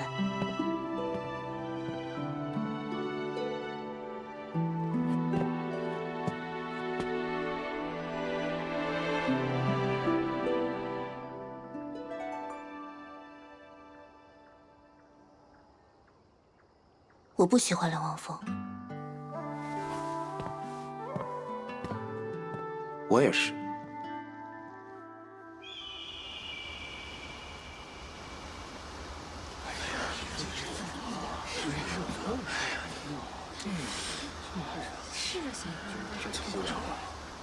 到底发生什么呀？哎，对，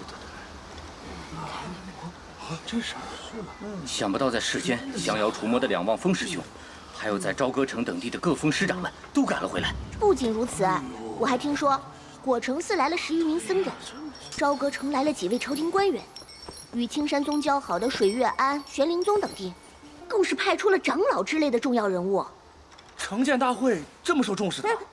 那可不，咱们青山宗是剑道第一大宗，公认的正道领袖。成剑大会虽是门内的盛会，但也足以引起各门派的注意。况且此次大会又有赵师姐、柳师兄2位天生道种参加，受到的关注只会更高。也不知道赵师姐会选哪座峰，以后我也要去她所在的峰。你就别做梦了，还想跟赵师姐同峰，能有风娶你就不错了。不知道今年水月庵会派谁来？来的会是他的弟子吗？金师兄，这里。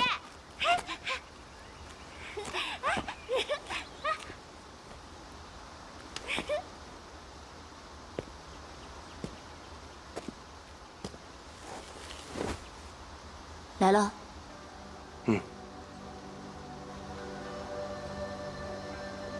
顾师兄，那家伙也来了。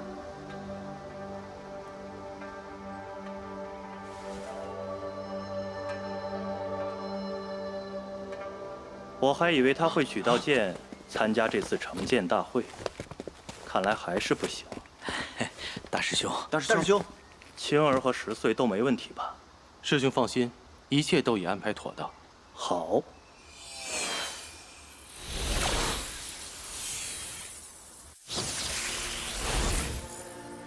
林师弟，景九报名了，剑都未取，还想成剑？他若能成剑，自然是件好事。顾师弟只是想磨砺他一番，他太过骄傲，承受适度的压力有助成长。我对他一直抱有很大的希望。是吗？我可没看出来。那是因为你从来没有看懂你教的这名学生。愿闻其详。所谓懒，其实是一种态度，对世间万物无爱，居高临下。这种极致的骄傲，对我青山宗，对天下苍生没有任何意义。他若不能清醒地认识到这一点，便没有资格来我两望峰。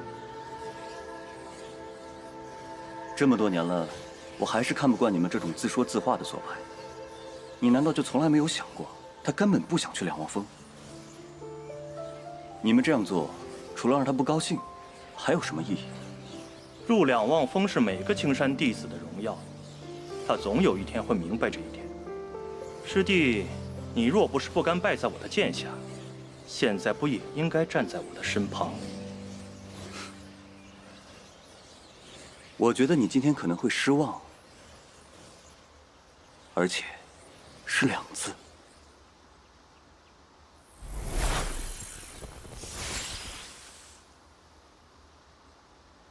青山宗成剑大会现在开始。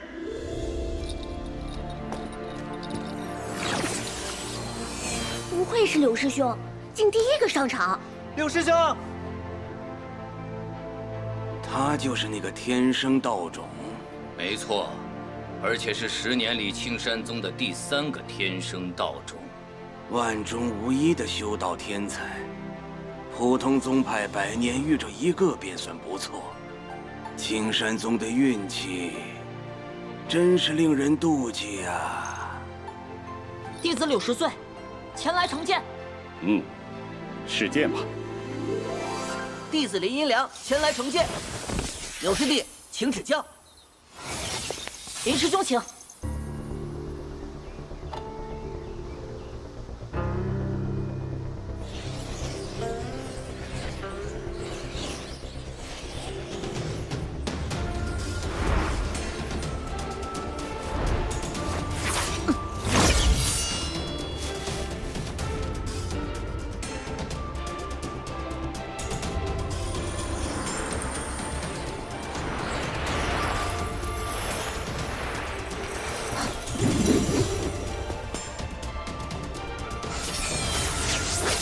林师兄，承让了。好，不愧是天生道种，你真是厉害啊！啊？这就完了？太无聊了吧？你懂什么？青山宗乃是剑道大派，从来不讲究花俏，只在乎飞剑的速度与威能。真是一群无趣的人。换作是你，站在膝间，能避开柳10岁的剑吗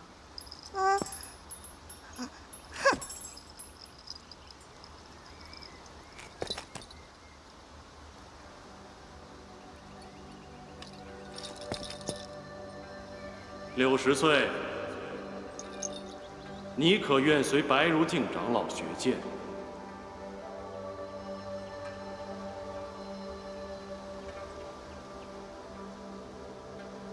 啊，翠爷，这是谁的声音呀？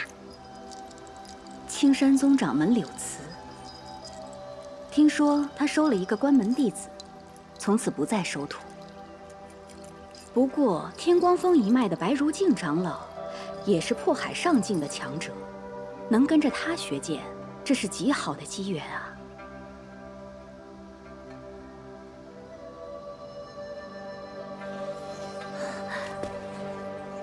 弟子愿意。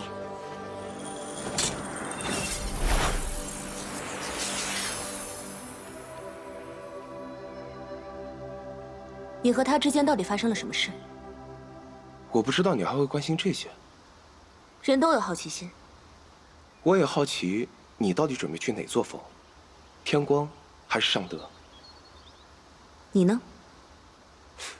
你知道我准备成剑。像你这么懒的人，怎么可能浪费时间？我也不喜欢被人盯着看，但就像你说的那样，不可能每天都有云层蔽日。太阳就在那里，谁会不去看呢？所以，该站出来的时候，总还是要站出来。你说的不错，但如果不想被人一直盯着看，其实还有一种办法。如何做？成为真正的太阳，光鲜刺眼，这样就很少有人敢直视我们。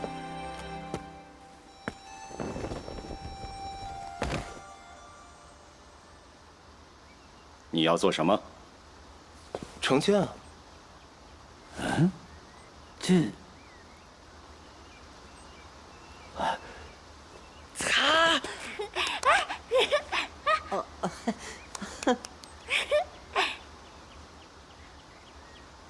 哼，这家伙连剑都没有，成个屁的剑啊！你的剑呢？青山弟子除非剑完大成，入无章境，才能将剑收入体内。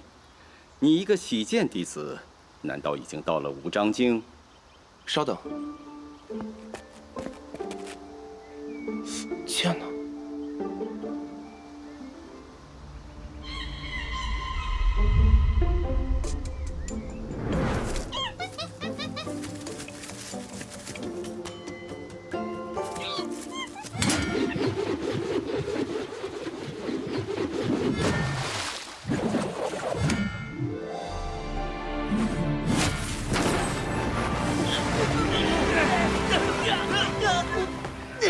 我就知道我没猜错，他肯定每天夜里躲在洞里不停的苦修，真是太会装了。你这样随意对待长辈的遗剑，未免有些不够尊敬。这是我的剑，让顾青上。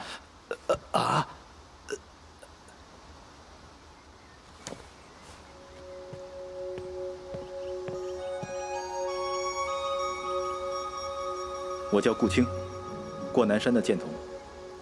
顾寒是我的兄长。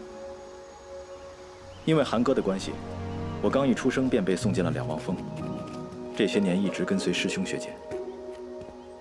有人说，在新一代的洗剑弟子里，我的境界首屈一指；也有人说，我甚至可能比赵腊月更强。原本寒哥安排我对战赵腊月，挫一挫他的锐气，却临时改了主意，让我对战眼前这个人。在此之前，我从来没有见过他，只听说他是青山最懒的弟子。其实我有一点不明白，对付一个守一境，为何要我一个成一境的人出战？不过这既然是寒哥的决定，我也只能从命。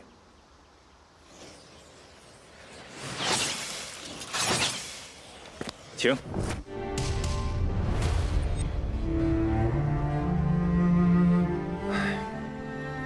按我的设想，我的剑会停在他的眼前，与眉心只有数寸的距离，然后我会平静地说声承让，胜负就此分出。然而，这个画面却并没有出现。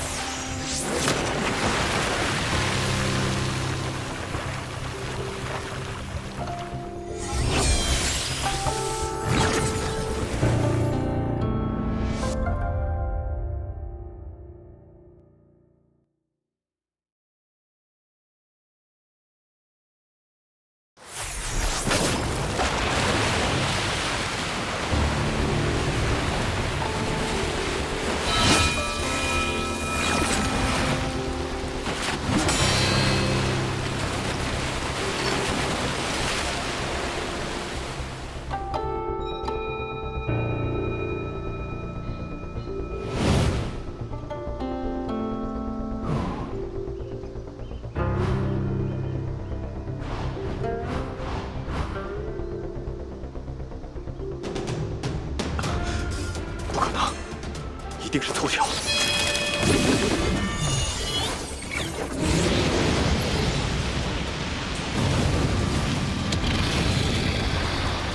六龙剑诀，一个习剑弟子竟会九峰的真剑，梁王峰过线了。青儿，你资质不差，但较赵腊月还是差那么一点。师兄，但也并非没有办法，请师兄指教。师兄，这是世月峰的真剑呐！六龙剑诀，刚猛如火，其中的心诀，正好可以弥补你剑势薄弱的问题。多谢师兄栽培。切记，只修行心法，不可在众人面前使用剑诀。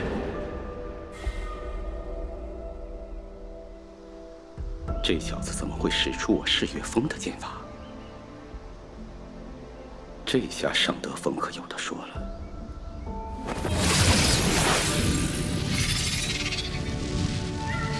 哼，麻烦。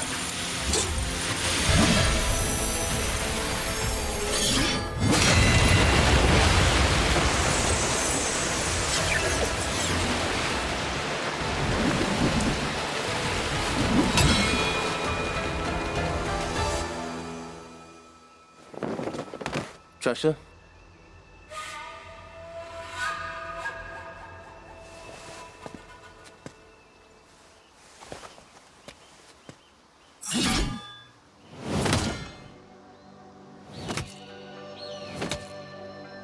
够了！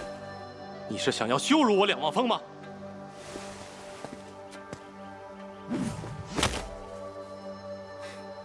承让。你是怎么做到的？你的剑不够快，所以我能看清楚，而我的剑比较快。还有吗？没了。就这么简单？剑本来就是最简单的东西，它不是别的任何事物，就是剑而已。飞在天上是剑，握在手里也是剑，懂了吗？这是我听过最简洁、最准确，也是最深刻的剑道理论。我突然意识到，此人悟性之高，绝非常人可比。受教了。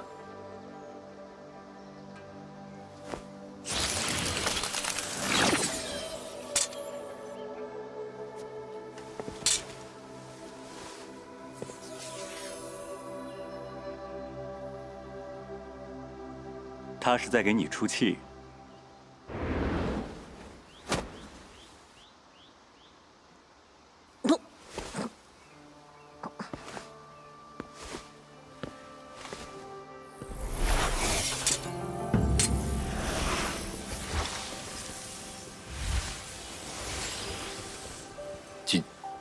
景九，你可愿意随我学剑？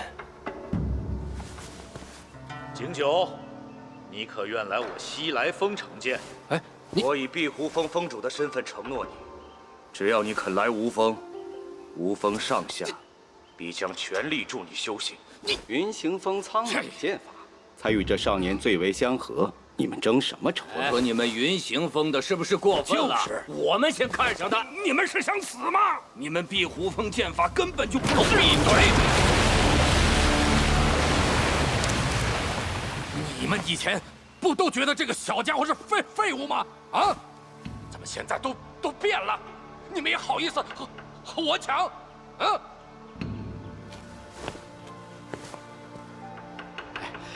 景九，你知道我和这些家伙不一样啊！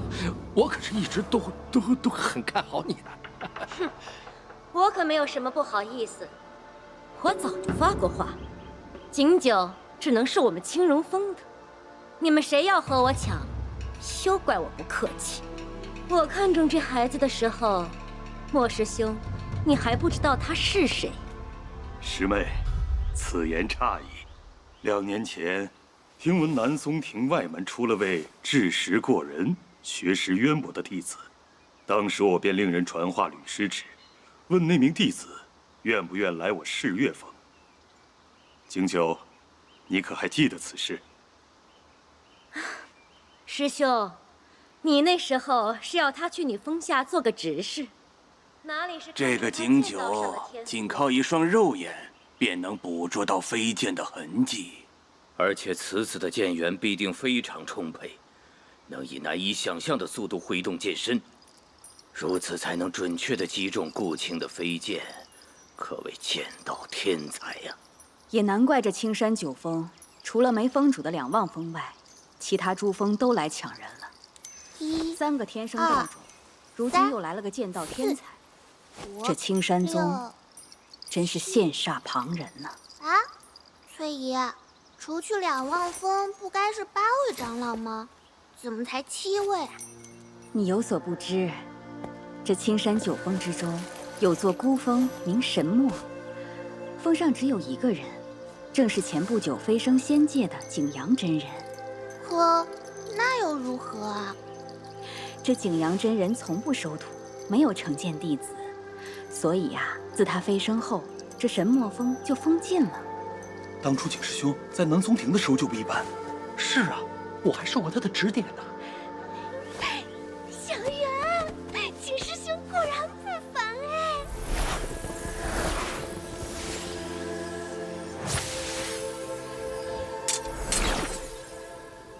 景九，你选哪座峰？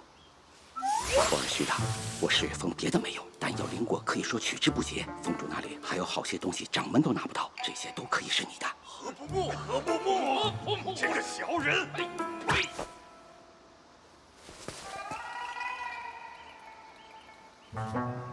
我要再想想。可以，但在成剑大会结束之前，你必须做出决定。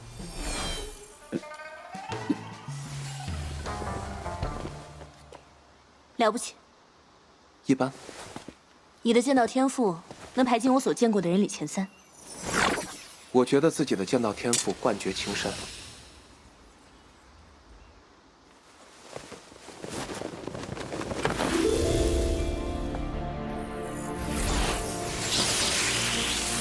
弟子赵腊月，前来承剑。你就不用看了。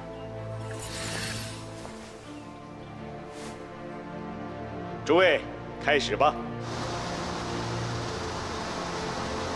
你是我青山的未来，遇着庸师只会误了你的修行。还是我来吧。多年没有收徒，甚至很少参加成剑大会的上德峰峰主袁奇经居然来了，而且决定亲自传剑。袁奇经可是青山剑律，他要亲自收徒，还有谁能与他相争啊？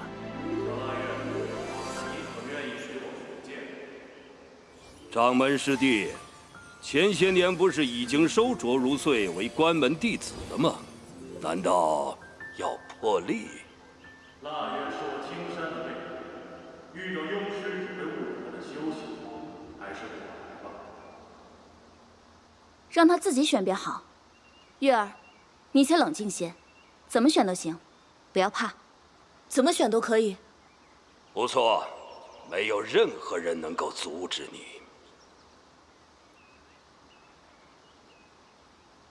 沈墨风，什么？你说什么？我说我要惩戒沈墨风。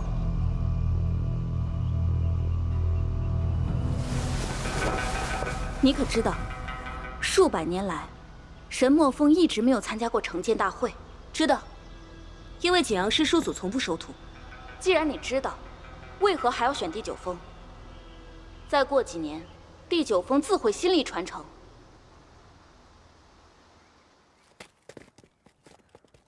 我从未见过师叔祖，我只知道当年师叔祖路过朝歌城的时候，遇着了娘亲。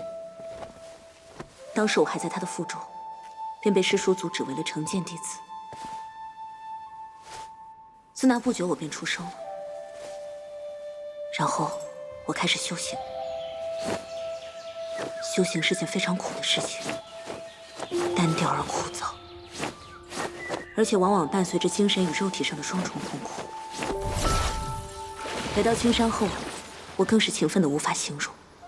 用孟师当初的话说，我刻苦的根本不像一个天才。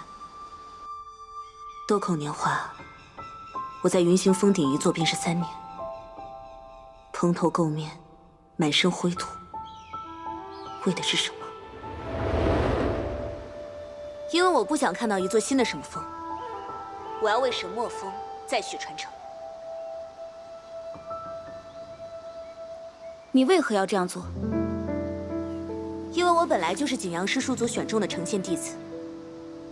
原来是这样。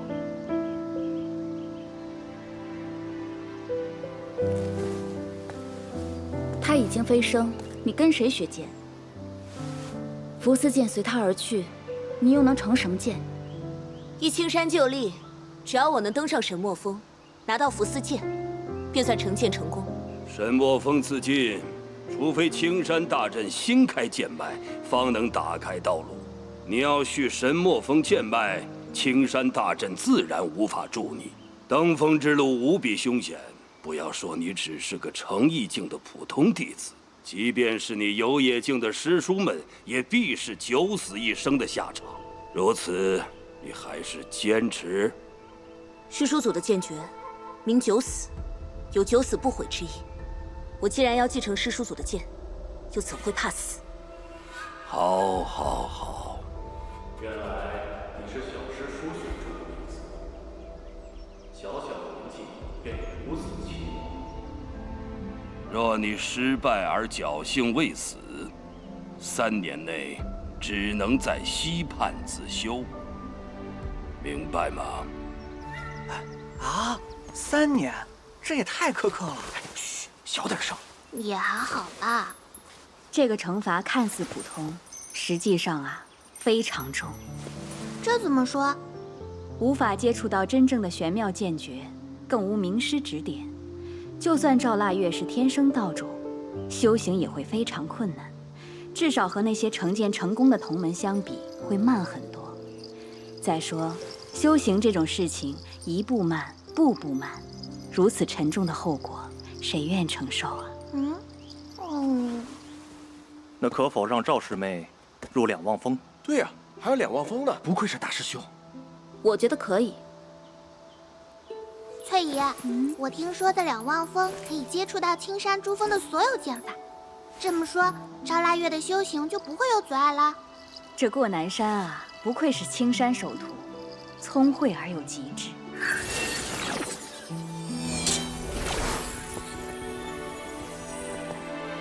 你就这么想上那座山？你想好了吗？想好了，我也选神墨峰。他怎么也选神墨峰？是啊，今天这是怎么了？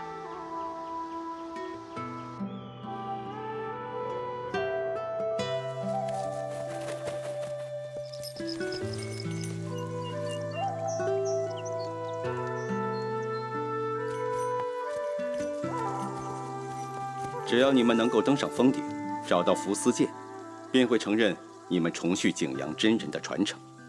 师妹，有问题就退下来，莫要不舍。何必如此逞强？总之一切小心。多谢师兄先前说的那番话。不过就算失败，我应该也不会去两王峰。抱歉。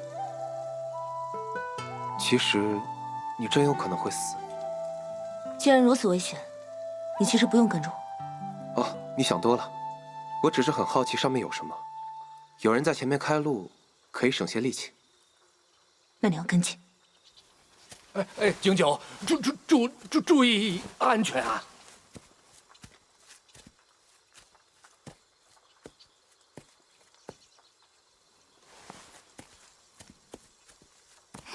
这才有意思嘛！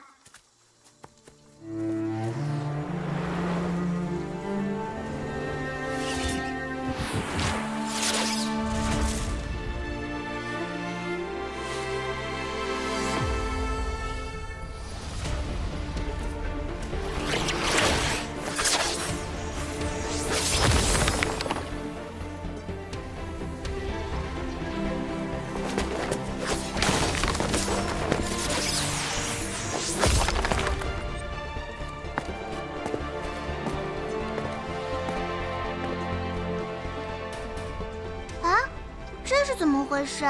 怎么还把眼睛闭上了？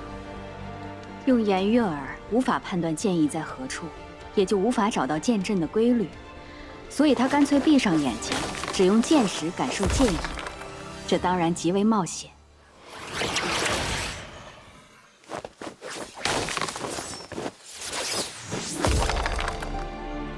景九这是跟腊月师姐学的动作啊！这样也行啊！投机取巧也是本事，景师弟真是无耻。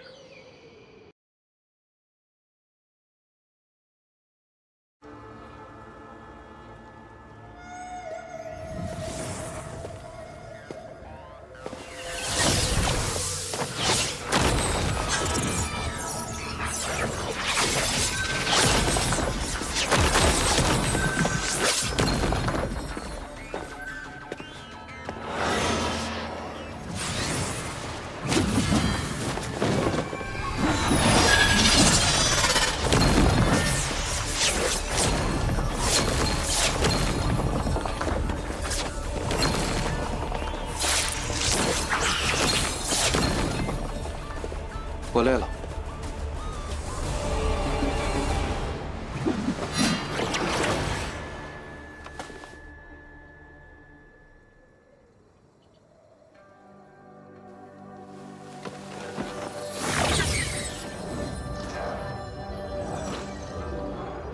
原来你一直在为今天做准备。是的。为什么？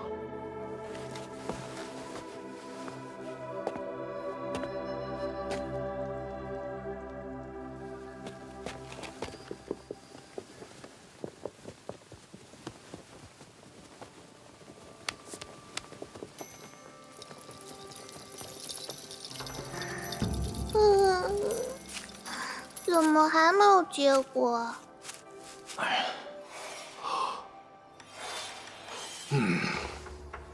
你守在这里，我去找掌门。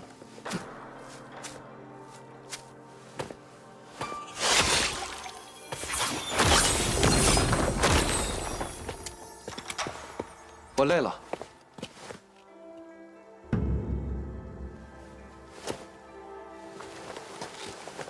你为什么要跟着我？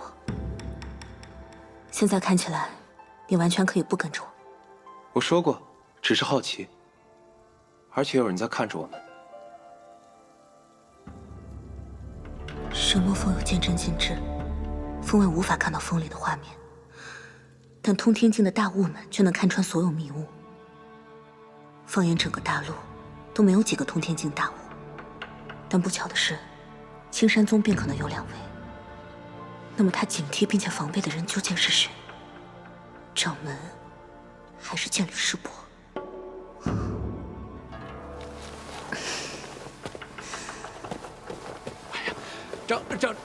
掌门师兄，稍后你救那小姑娘的时候，可别忘了敬酒啊！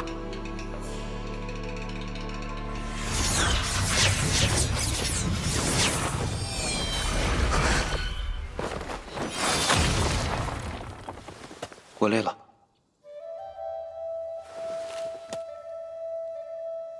我还是高估了自己。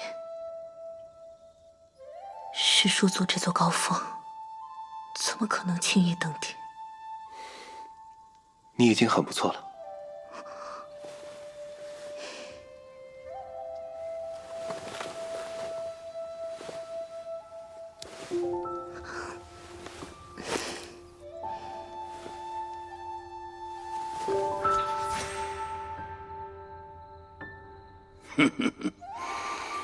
真是不知死活。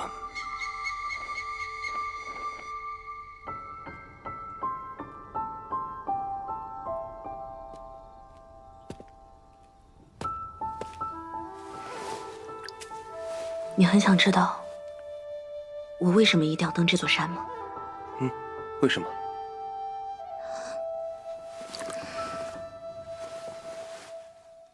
因为我真的是石树族选中的成金弟子。你们应该都以为我是乱说，是在找借口，但这是真的。我相信你。谢谢。一路行来，虽然你说过很多次累了，但其实那都是我已经累到极致的时刻。我不知道你为何能够判断得如此准确，但如果不是你，我到不了这么远的地方。就算你是被选中的人，也不用这么着急。我确实很着急，因为在我心中一直有个秘密，从未对任何人讲。世人都以为景阳是叔祖飞升仙界了，但我几乎可以确信他飞升失败，生死不明。如果连沈墨风也没有他的踪迹，那他很可能已经不在了。为了确认他的生死，我必须尽快登上沈墨峰。但我想睡一会儿。这时候睡很难醒过来。我真的有些累了。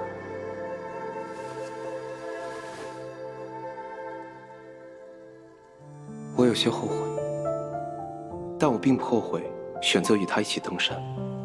只是沈墨峰的禁制被设得太强，便是我现在也觉得有些麻烦。这真是一件很尴尬的事情。当然，我还是有办法登上峰顶。只是，就像我对他说的那样，这时候很有可能有人在看着这边。柳慈和袁奇经那两个家伙都能看到这儿。如果他们愿意的话，别的时候，我肯定不会再继续向峰顶走，而是直接回去。但是，这个小姑娘会很失望的。那么，看就看吧。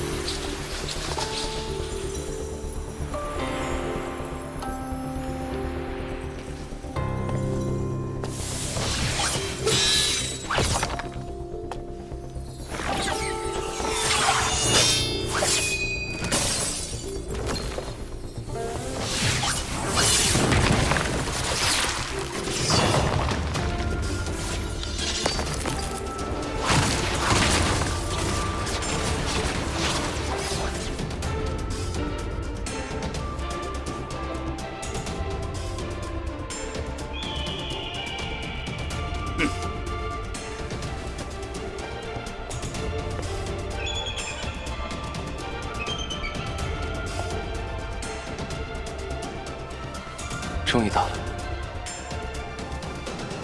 没想到会这么早，便能重新看到这些。不过现在看来，感觉也不错。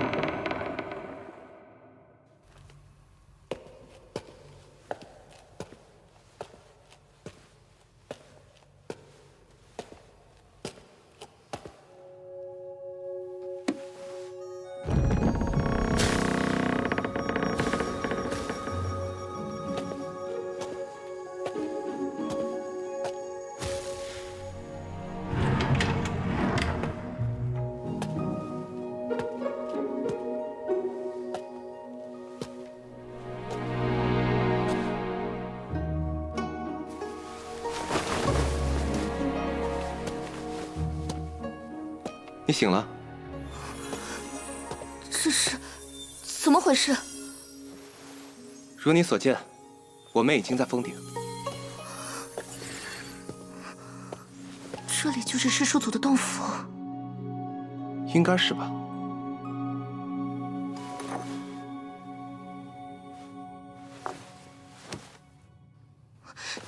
你是怎么做到的？当你沉睡的时候，有位白胡子仙人忽然出现，把我们带到这里，然后又忽然消失不见了。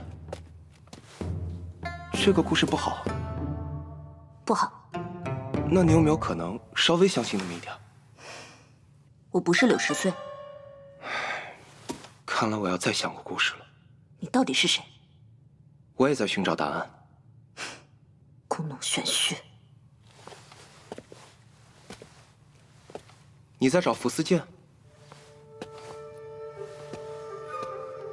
难道你不想找吗？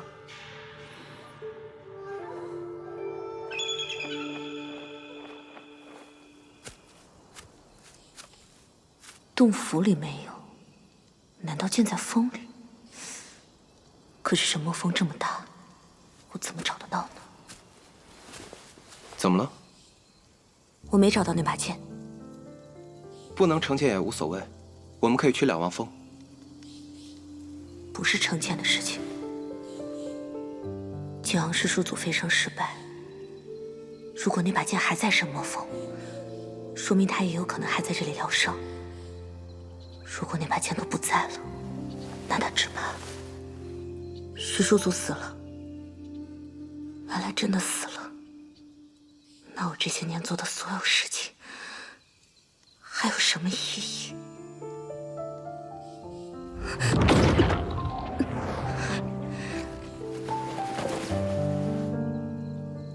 他没死，他只是差一点死了。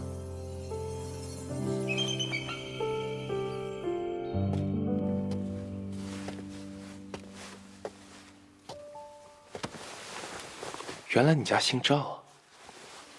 不过那天明明是一场小雪，哪有什么大雪？另外，腊月生就要叫腊月吗？这个名字可真不咋地。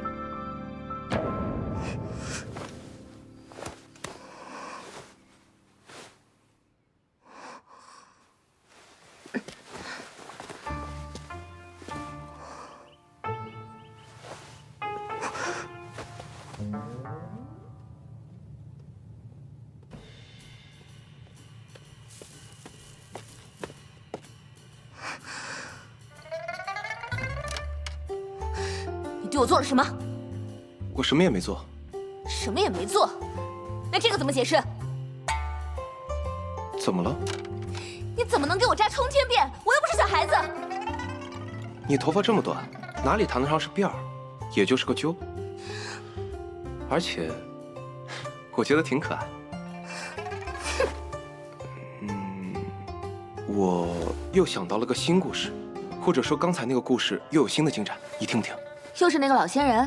是啊，你刚才昏迷的时候，那个老仙人又来了。他知道你在找一把剑，就告诉了我。你真知道那把剑在哪里？他说那把剑，其实一直就在你的手上。难道他说的就是这个？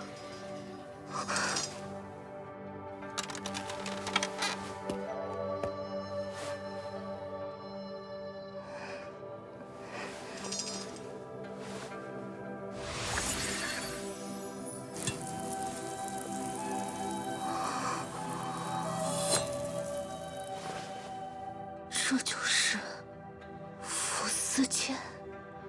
是的，这就是福斯剑。真美。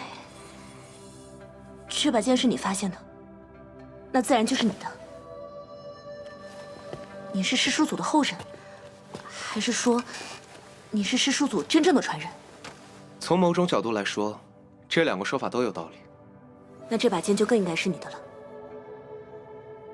你说过，他选择你为神魔峰的成剑弟子。我没有见过师叔祖，我只知道当年他路过朝歌城的时候，遇着了我的母亲。当时我还在母亲的腹中，便被他指为了成见弟子。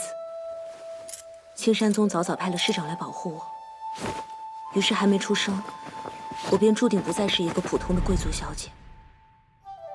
我不需要为了家族的利益去联姻，也不需要去参加那些无聊的诗会。我也不用担心会被选入皇宫，我的人生是被祝福的，所有的美好被嫉妒，都是师叔祖赐予我的。但是我没有见过他，我一直没能发现这把剑的秘密，我也没本事登上神魔峰，那么我怎么有资格做他真正的传人呢？也许他并不这样想，你的能力与你的意愿并不重要。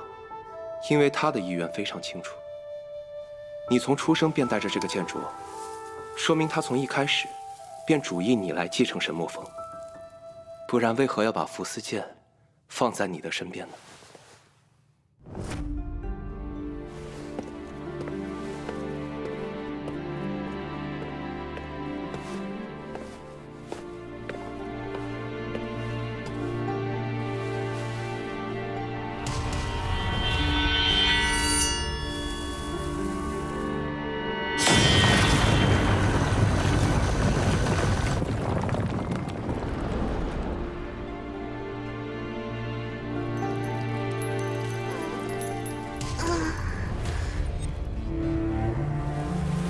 神魔方有剑阵禁制，外界应该无法听到里面的声音才对。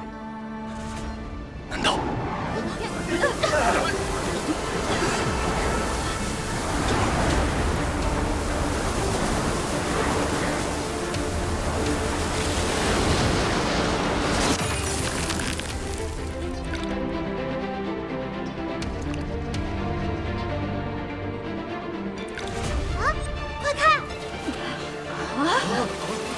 剑阵禁制解除，神魔峰重现人间，青山第9峰再续传承。没想到这么快，便又能看到这座峰。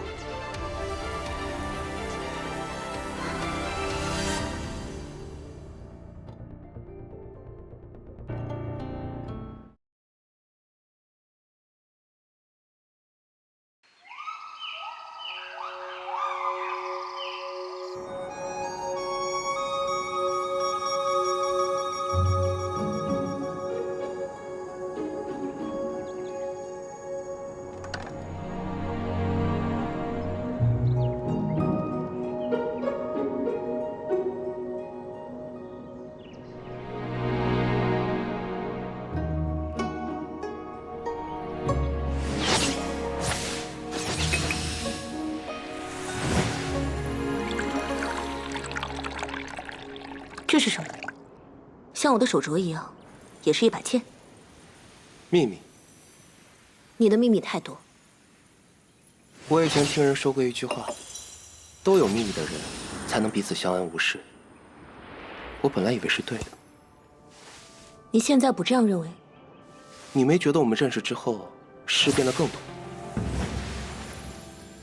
难道那不是因为我们要做的都是同一件事？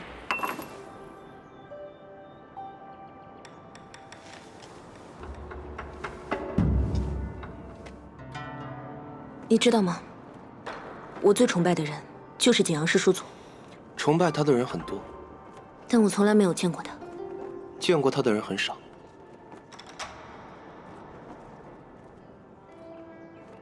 我一直很遗憾，心想如果能够与师叔祖在同一时代一起修行，那该多好。不过现在终于来到他的山峰，感觉就像和他在一起，我很开心。你不是担心他飞升失败，然后死了吗？师叔祖对此事早有准备。既然如此，世间有谁能害得了他？我觉得你想多了。伏斯坚一直就在我的身边，那么很明显，我就是师叔祖提前准备的后手。当然还有你。我们不一样。有啥不一样？就是不一样。我有剑镯，你也有。我想来这里，你也想。而且现在，我们就在这里。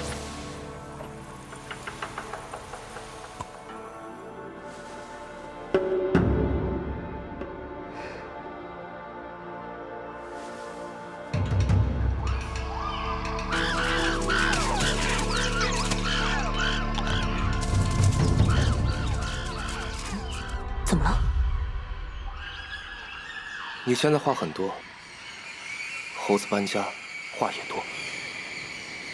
闭嘴！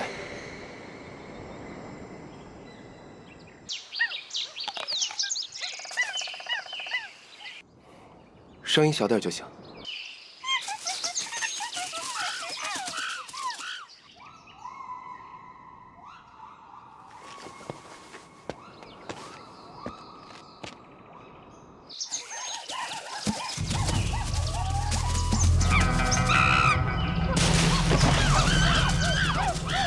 又怎么了？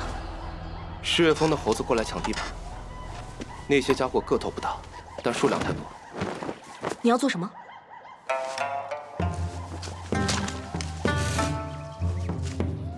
帮猴子打架。帮猴子打架？这可是我们的猴子。胡言乱语！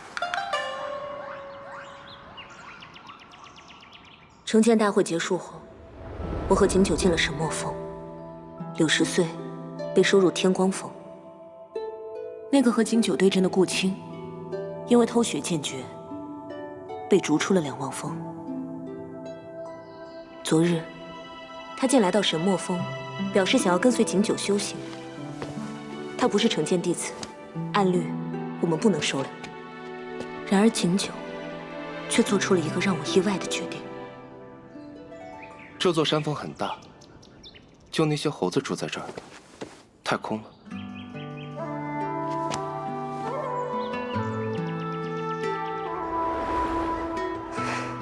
猴子，赢了没有？当然。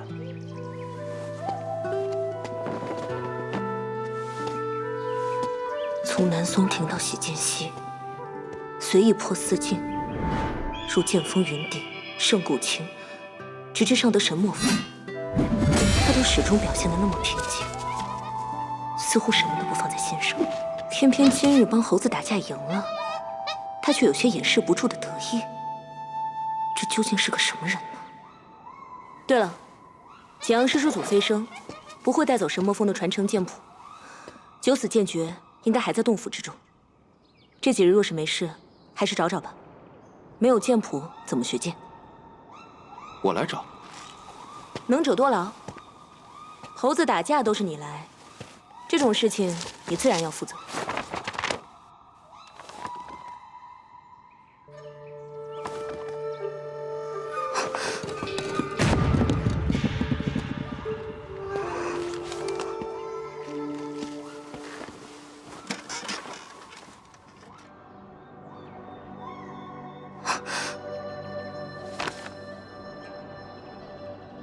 怎么了？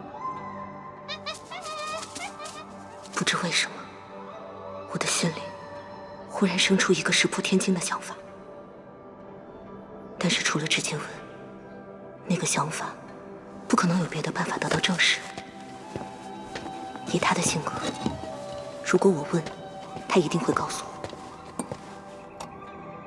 可直到最后，我还是没有问。因为我知道，有些事不去追问，才是最好的选择。对了，尚德峰在查左一的死因，他们现在查到60岁。听说那天夜里，他离开了自己的洞府，却没有人知道他去了哪里。那天夜里他去找我了。你不担心？我对他说了，那个人是我杀的。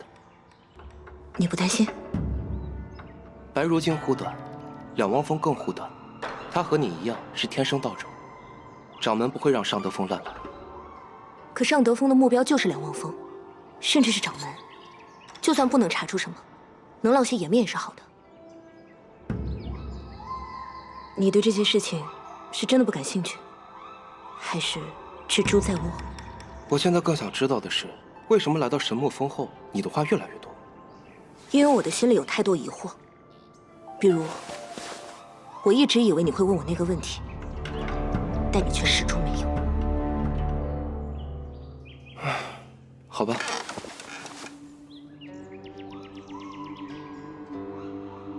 你为什么认为景阳真人没有飞升成功？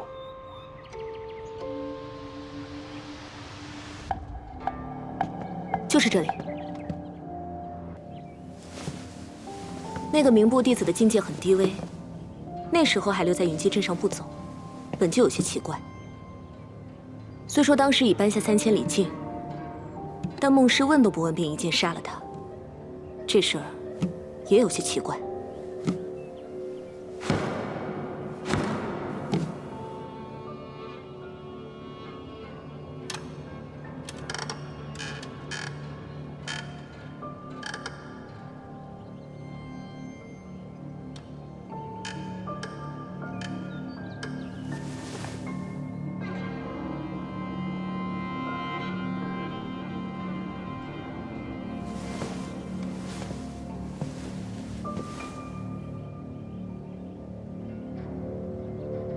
但我当时并没有太在意，提着他的尸体往镇外走。然后，就在师叔祖飞升的那一刻，忽然发生了一件事情。什么事情？我听到了一声叹息。叹息？是的，那声叹息里充满了怅然的意味，似乎对世间有无穷留恋，也可能是遗憾，但是又有一种无比满足的感觉。你确认是听到？那声叹息是直接在我脑海里响起的。当时，我正在看着神墨峰。我有时候在想，那声叹息会不会是师叔祖发出的？最初我根本不敢相信，但现在越来越确定。既然我是师叔祖选定的惩戒弟子，既然他把伏斯剑一直放在我的身边，那么在离开这个世界的时候，会不会就像把剑谱留给你一样？我觉得你想多了。我想看看那个名部弟子。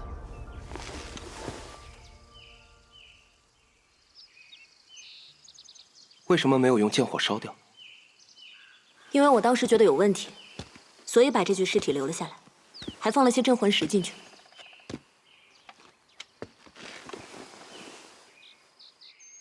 只凭一声叹息，不足以让你做这么多。开始时，我也以为是错觉，但事后想来总觉得不对，戒心不宁。半年后，我通过卷帘人查了查这名名部弟子，心想如果没有什么事，以后也就不想了。卷帘人是朝天大陆最神秘的情报组织，你要请动他们，一定付出了不小的代价吧？结果查出了问题？不是查出了问题，而是没有查到这个人。名部根本就没有这个人存在。他叫什么名字？在酒楼上，他报过自己的名字，叫做殷三。照理说，名部讲究魂火归故里。如果在明书上没有殷三这个名字，这具尸体里只能说明这是个假名字，寄宿过其他人，或者隐藏着更多的秘密。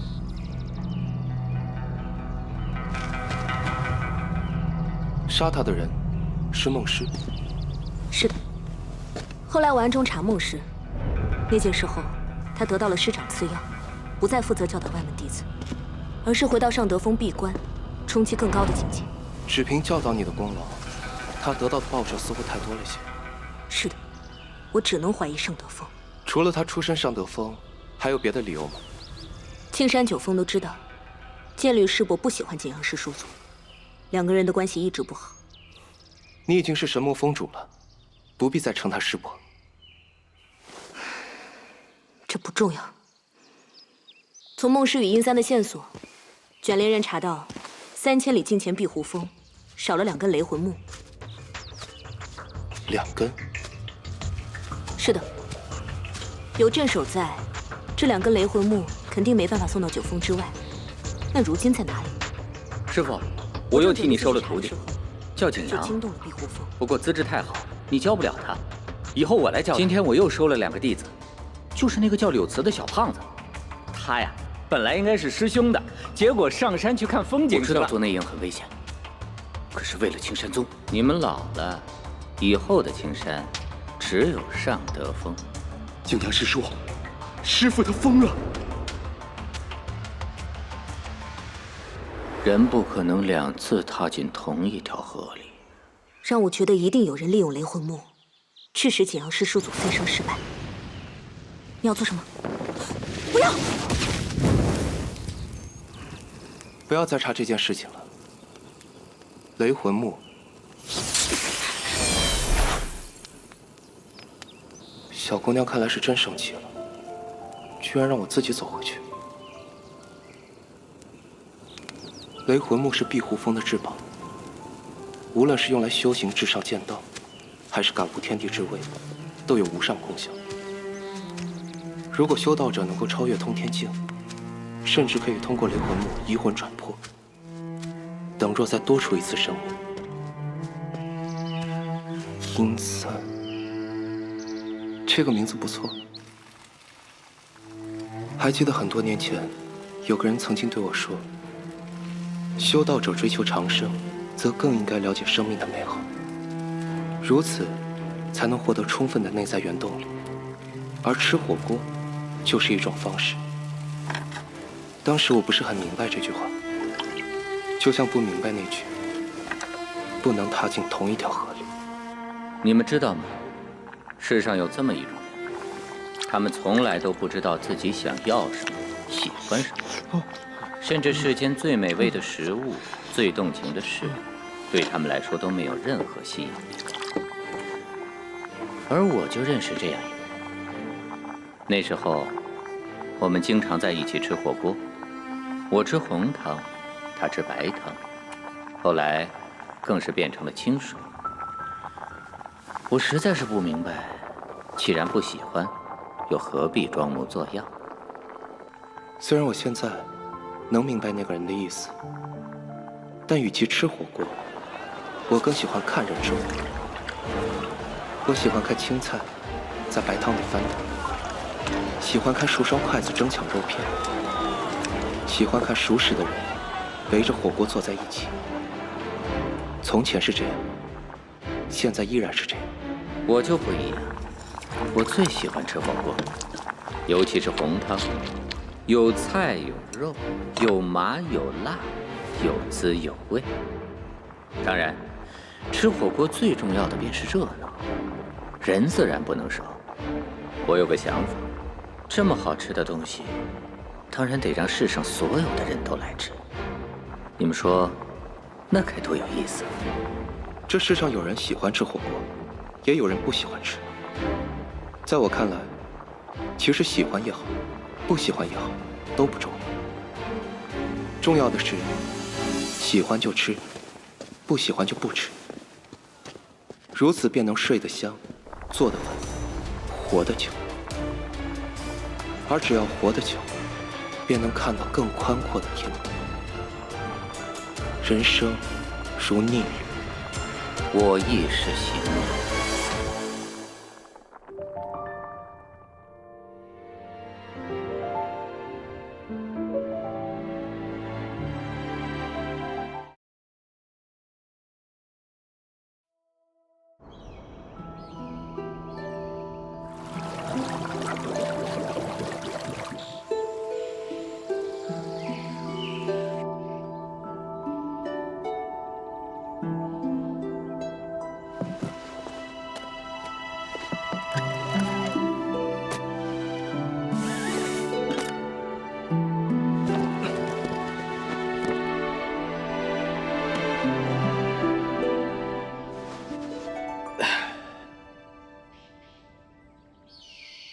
我是顾寒的弟弟，和他这个嫡子不同，我是庶出，因此顾寒从来没有把我当成弟弟，而我也不喜欢他。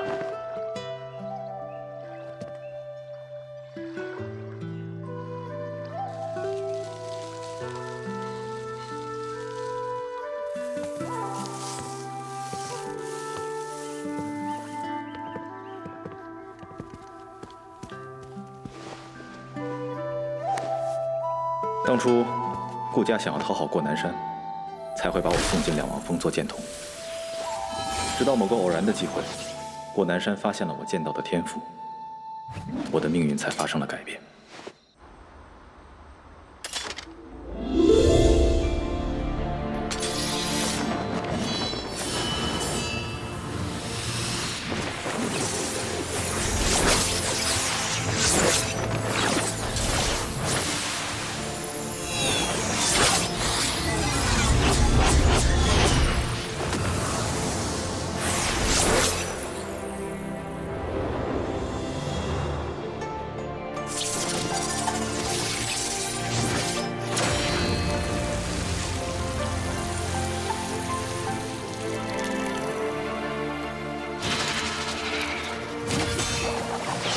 在成剑大会上输给景九，郭南山没有说什么，顾寒却把我严厉地训斥了一顿。之后，便是牺牲。我站出来承认是我自己偷学剑法，如此尚德峰便无法通过这件事情攻击两王峰的师兄们，甚至是天光峰的长辈。只是为什么就一定是我牺牲？我确实不该在那么多人面前使出六龙剑诀，可是不是你们要求我必须赢了景九的吗？我不是抱怨，也没有嫉恨，只是有些伤心，还有茫然。几天前我不知道自己应该去哪里，现在又发现不知道自己为什么要做这些事情。当一个人突然失去过去的身份，来到一个新的环境，很难一下子就适应。这个时候需要有人推他一把。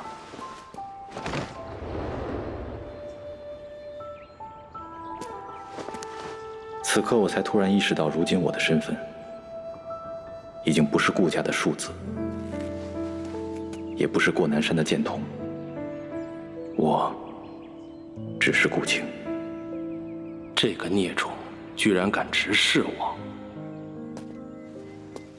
你输急了，用了师兄私传给你的剑诀，才会有此下场。难道你还觉得一切都是我们的错？你自己一点错都没有。我知道自己错了，所以我自己承认偷学剑法，被逐出两王峰，这便是代价。不要太过气馁，只要你好好修行，3年后自然还有机会。有人说你来了神墨峰，我还不信，没想到竟然是真的。稍后随我下山，准备接手成剑。我不是两王峰弟子，你没有权利惩戒我。风规不行，我就用家法带父亲好好的教育你。你们不停对10岁说，一入山门，俗世种种皆斩，就是要断掉他与景九之间的往来。怎么到我这里却不同了？哎，哪里有什么家？青山便是无家。那么家规又是什么东西？顾师兄，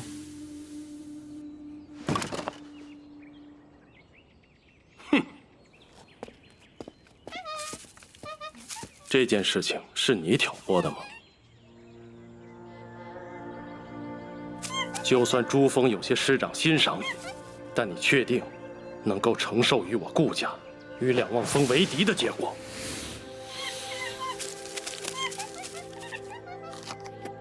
何事？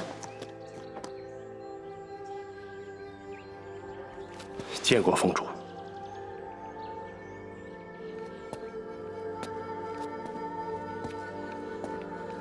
免礼。我要带顾青走。顾青已经不是两望峰的弟子，但他也不是神墨峰的人。依照门规，他不能在九峰里停留。他只是在这里暂住，就像当初在两望峰里一样。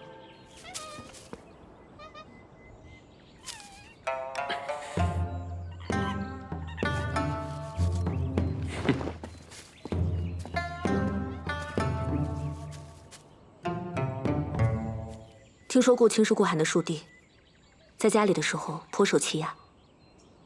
我不知道，有没有可能，顾青是两望峰派过来的奸细？你又想多了。我有没有对你说过，我觉得自己很擅长阴谋？你还是想多了。青山九峰，如果珠峰之间还要警惕，何不干脆分家？就算九峰不分家，可青山一定出了问题。不然，袁奇清为何要出手镇杀雷破云？左一又为何因雷魂木一事暗杀我？我一定会继续查下去。我说过，这件事情不要再查。我也说过，这件事情我一定会查下去。就算景阳真人真出了事，凭你我现在的境界，也无法改变什么。因为我们的对手非但很强，而且很残忍。所以对你我而言，现在最紧要的事情，就是安静的修行，尽快提升自己的境界。你可能并不了解我，我不是好人，我很凶恶的。是啊，我好怕。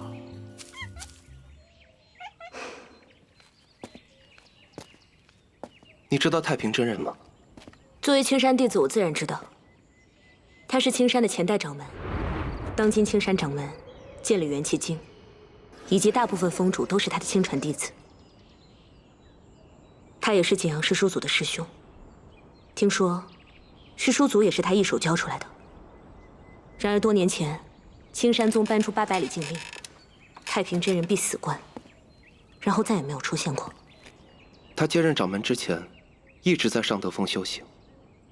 柳慈、元气经，还有很多人，当时也都在那里。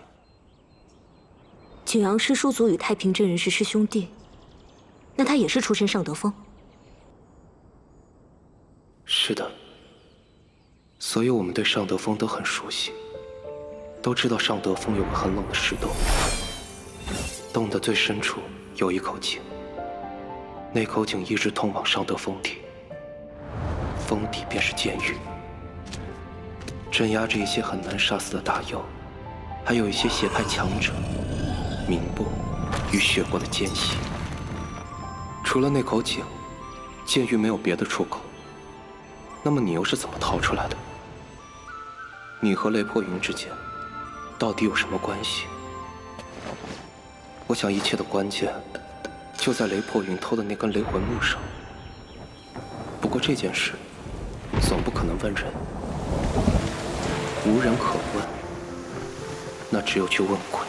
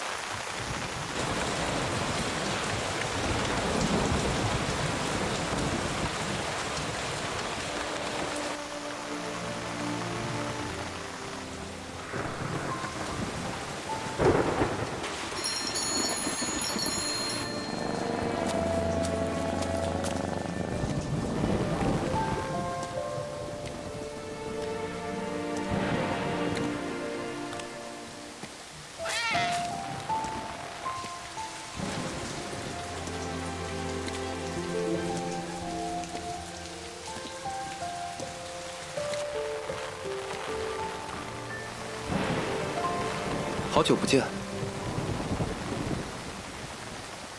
那根雷魂木被雷破云给了谁？对于我的出现，你并不意外。看来，你早就知道了这件事情。也对，你们4个当中，就以你最为纤细、敏感、警惕。他们3个可能没有发现，但你怎么可能察觉不到这种大事？我承认，我确实有些不甘心。4年前，你看着我出事，难道就没想到，万一我没死怎么办？用你的骨头来磨剑，这个结局怎么样？我知道，你并没有参与那件事情，因为你没有那个胆子。但如果这一次，你依然选择不站在我这边，那么你很清楚我会怎么做。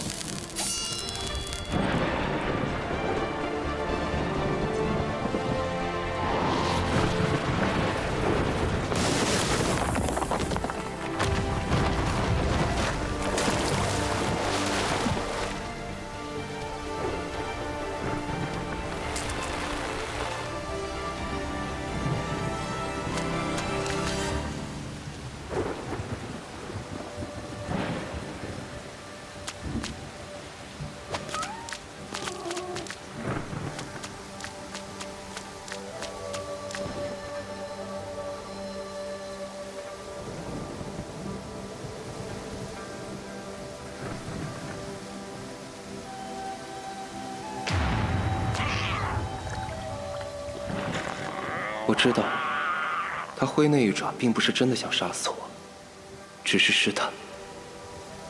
当然，我如果直接死了，他也会很开心。又或者，他确定我很弱小，随时可以杀死，那么他可能真的会杀死我。猫就是这样一种动物，需要主人喂食的时候，它可以表现得很温柔，很卑微。当主人无力提供食物的时候，它会毫不犹豫地跳窗离开，绝不会有半点留恋。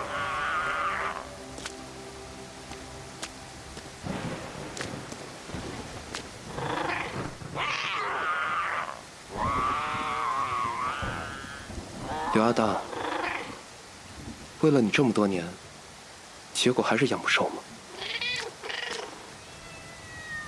你果然还是像当年一样，欺软怕硬，胆小敏感。不清楚对方底细之前，绝对不敢煽动。你是不是担心他还活着？如果你站在我这边，将来他会找你的麻烦。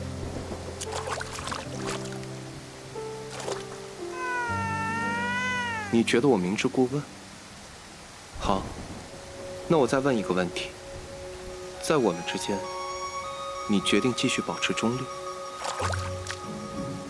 我知道了，果然是这样。雷破云的孩子只怕什么都不知道，结果却因为他死了，真是可惜。以后再来看你。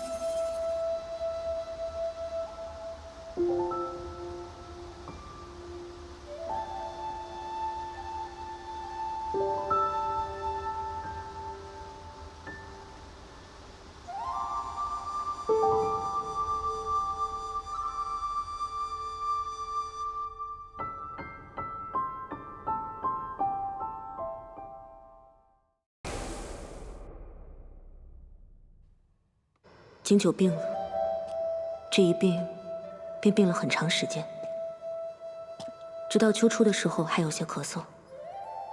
这段时间里，他一直在养病，没有怎么休息。我当然知道他是受伤，并不是生病。不过在我看来，就算他没有受伤，只怕也不会休息。从春末到秋初，顾青每隔10余日会来一次封顶。每次来封顶的时候，他都会看着景九躺在竹椅上，然后煮酒倒茶。尚未传来一个消息，涿河北的朝南城外出现了一个可怕的大浪，撞毁了朝南城外的一片山崖。崖上村子里数百民众死伤惨重。青山宗自然不能不理此事，梁望峰弟子当夜便御剑出发，前去除妖。柳10岁也在除妖的队伍里。事发紧急，梁望峰弟子离开的很是匆忙，九峰间没有太多人知道。柳10岁没有来审墨风，只是托顾青转告了一声。10岁特意嘱咐我，告诉你，不要告诉别人。啊，就是他告诉你，他要离开这件事情，不要告诉别人。另外还有一事，洗剑阁里有位叫玉山的师妹，还有一个乐浪郡的，姓什么来着？他姓袁。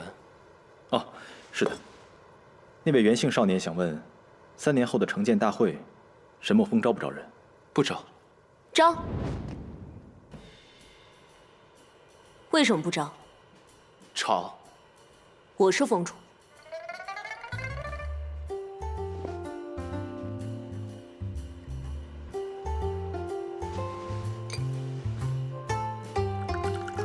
以前就听过你的传闻，但是没想到，你居然真这么懒。修行不是凡夫练武，盘膝坐着、躺着，在瀑布下面或是海边站着，其实没有什么区别。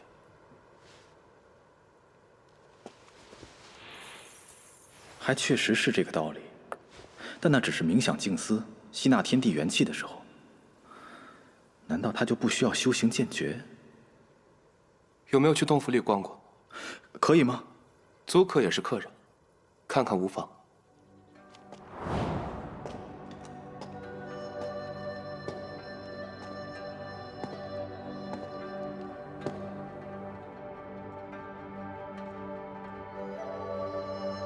这难道就是景阳十书组的不传真剑？沈墨峰的九死剑诀？这不是九死剑诀，这是天光峰的真剑，青山历代掌门修炼的承天剑诀。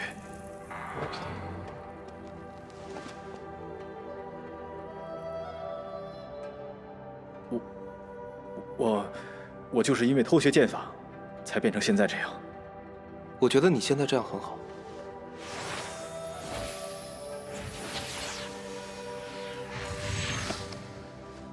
这就不是偷了。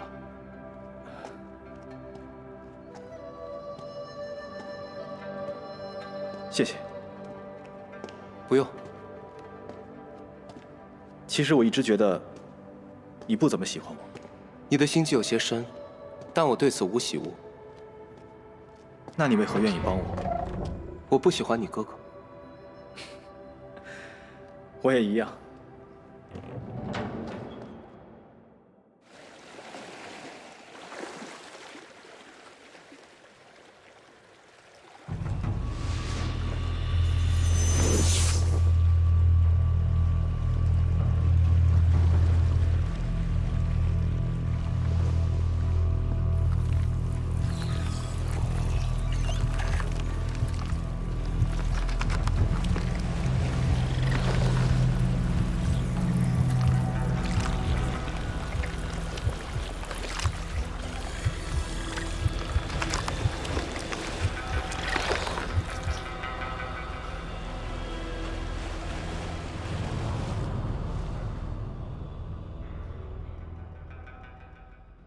刚刚入冬，青山就迎来了一场风雪。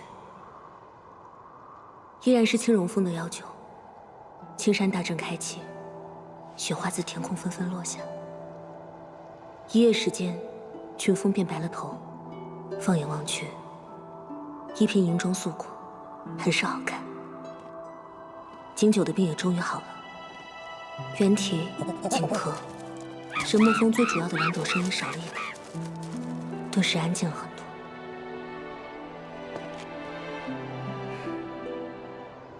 这一日，顾青又带来一个消息，10岁受伤了。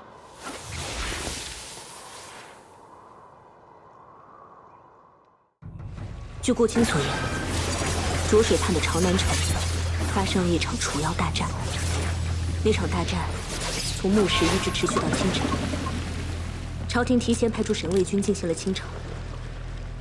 朝南城的民众看不到究竟发生了什么事情，只看到数十道剑光不时照亮夜空。在青山弟子围攻下，藏在浊水深处的那头大妖受了重伤，或者悄无声息地死去，或者已经迁走，应该不会再出来兴风作浪。两王峰的这次除妖进行得非常顺利，但谁也没有想到。最后竟然出现了一个意外，柳10岁受了重伤，直到被送回青山，依然昏迷不醒。你什么时候去看柳10岁？不去。为何？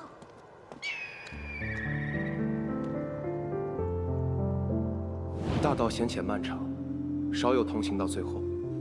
你已上路，更需专心。此去经年，忘却乃自然之事。莫刻意记起，那般无味。这是他自己的选择。我知道顾青一定不明白他这句话的意思，但我却隐约感觉到了什么。因为我知道，景九不是一个冷血无情的人，也从来不刻意追求太上忘情。你究竟在怀疑什么？只是小事。我打算出去走走。你要去哪里？朝南城？只是随便走走。你不是两望峰弟子，不能随意出山。斩妖除魔是个好理由。虽然这种事情我以前没有怎么做过。这种事情我做过很多。不要想太多，我只是有事情要办，刚好同行。你的剑道修行正在关键时刻，不能分心。昨夜我已经破境。不愧是天生道种。我本以为你需要2年的时间，没想到这么快。我没有看错，你果然很适合九死剑诀。你觉得我比你更适合？是，因为我不喜欢九死剑诀，但有人喜欢。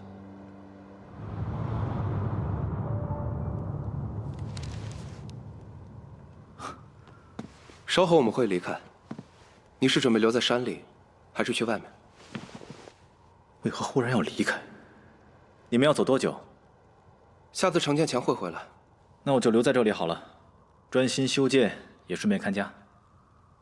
万一有事，和猴子说。啊？和猴子说？风里的猴子确实聪明，但如果真的有事，又能帮什么忙？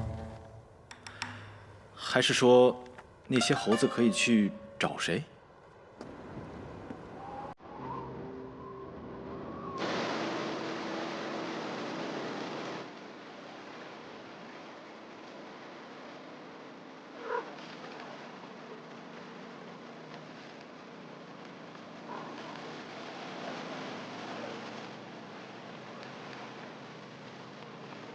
不管是你还是腊月，都不喜欢被人摸头。只有10岁喜欢，也许他也不喜欢，只是不知道怎么反对了。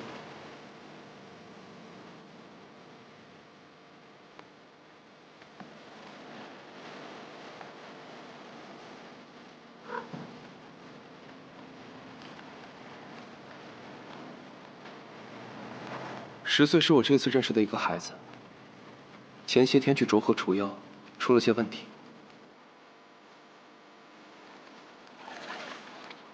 两望峰那些孩子，觉得自己这件事情做得很缜密、巧妙，前期铺垫的也够久，所以一定能成功。但他们太年轻了，不像你我都知道，几百年前发生过一件一模一样的事情。也许他们最后真的会成功，但他们不知道，那样可能会带来一些意想不到的后果。当年师兄不也成功了？但他何曾会想到，后来会变成那样。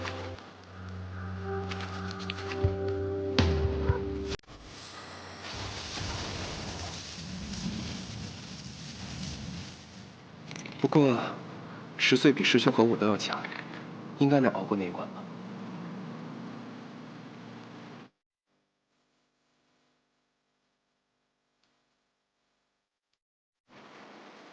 我准备出去走走。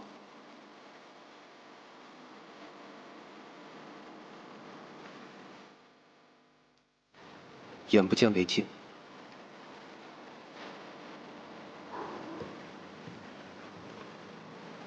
阿达，帮我留意一下这个孩子。你知道的，我不怎么懂人情世故，也没怎么关心过人。拜托了。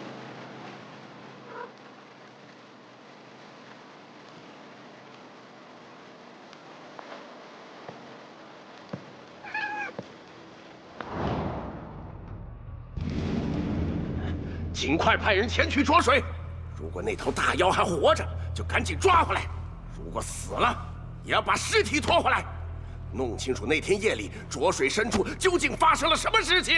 世月峰的师弟们已经看过，柳十岁体内确实有很多火毒，但是明显有异样。我很怀疑他是不是吃了一些什么东西。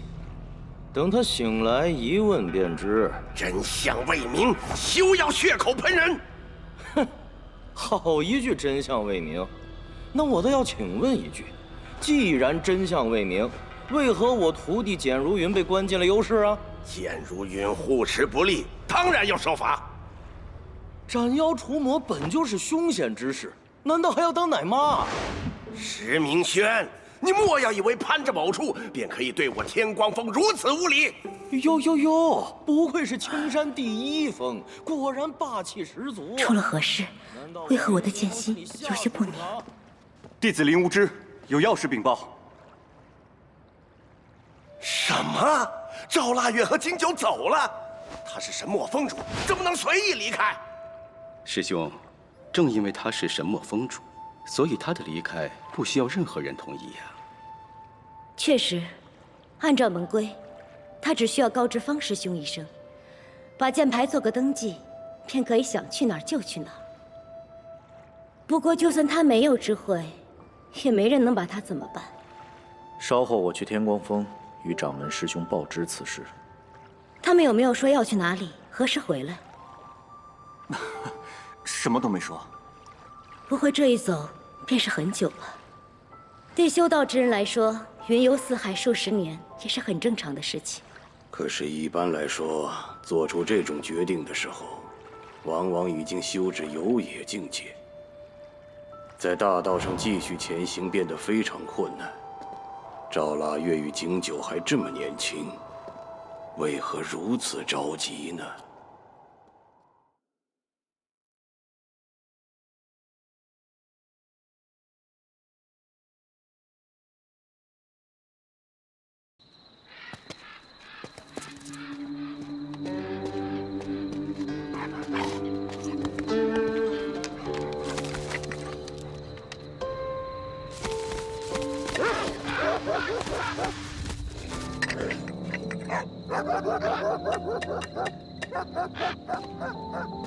你果然是为了柳十岁才来这里。那你呢？我要去宝树居。宝树居现在的主事人是雷破云的侄孙。然后？你这是明知故问。碧湖峰少了2根雷魂木，雷破云走火入魔而死，这些肯定与师叔祖飞升有关。人死了，一样会有血族存在。雷破云一个人肯定不敢对师叔祖去采血。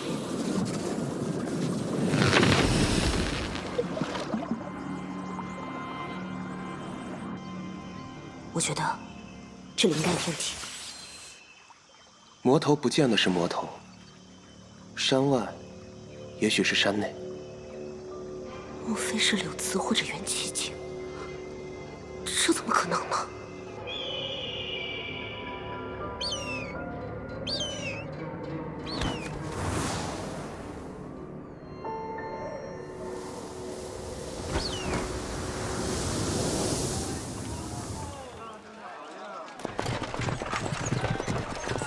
哎，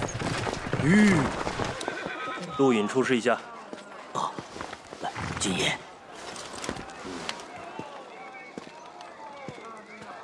走吧。谢君爷。怎么进城？直接御剑而入。城里应该有专门接待修行者的仙居。开始的时候我就说应该御剑而行，偏偏不同意。还说既然是要游历，何必那般匆忙？而且不要显露身份为好。现在倒是说要御剑了。要不然，就必须有官府发的录影。你有吗？我们离开的时候，可以去西来峰要几份。那就是现在没有。也不知道录影上有没有画像。我听说上面没有画像，指印倒是有10个，都是按照护主的10指斗技顺序排练。旁人即便拿了也做不了假。那你说怎么办？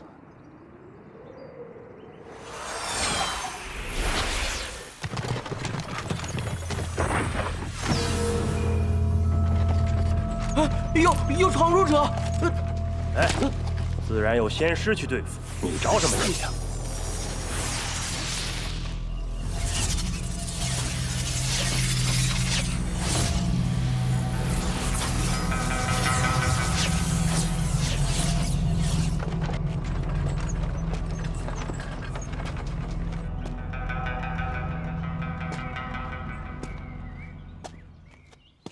这是什么地方？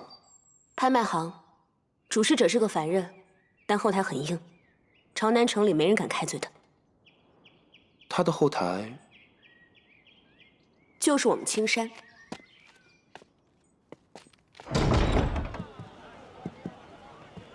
二位请留步，请二位出示宝树局请柬。没有。那些飞剑，不错，是来找我们的。那您应该清楚规矩，宝树局只能保证楼内客人的安全。如果您离开之后，我们就不会管了。当然，首先需要确定的是您是不是我们的客人。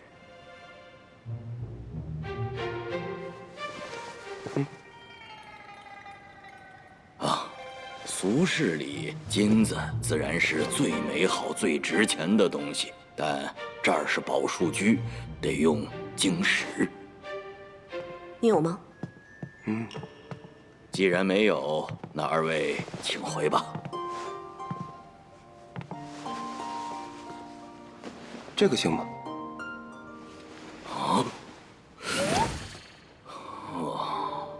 这颗丹药应该是玄草丹，不是青山宗日月峰出产，而是出自中州宣化山。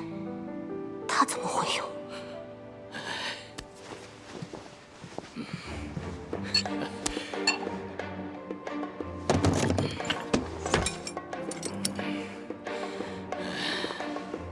二位，随我来吧。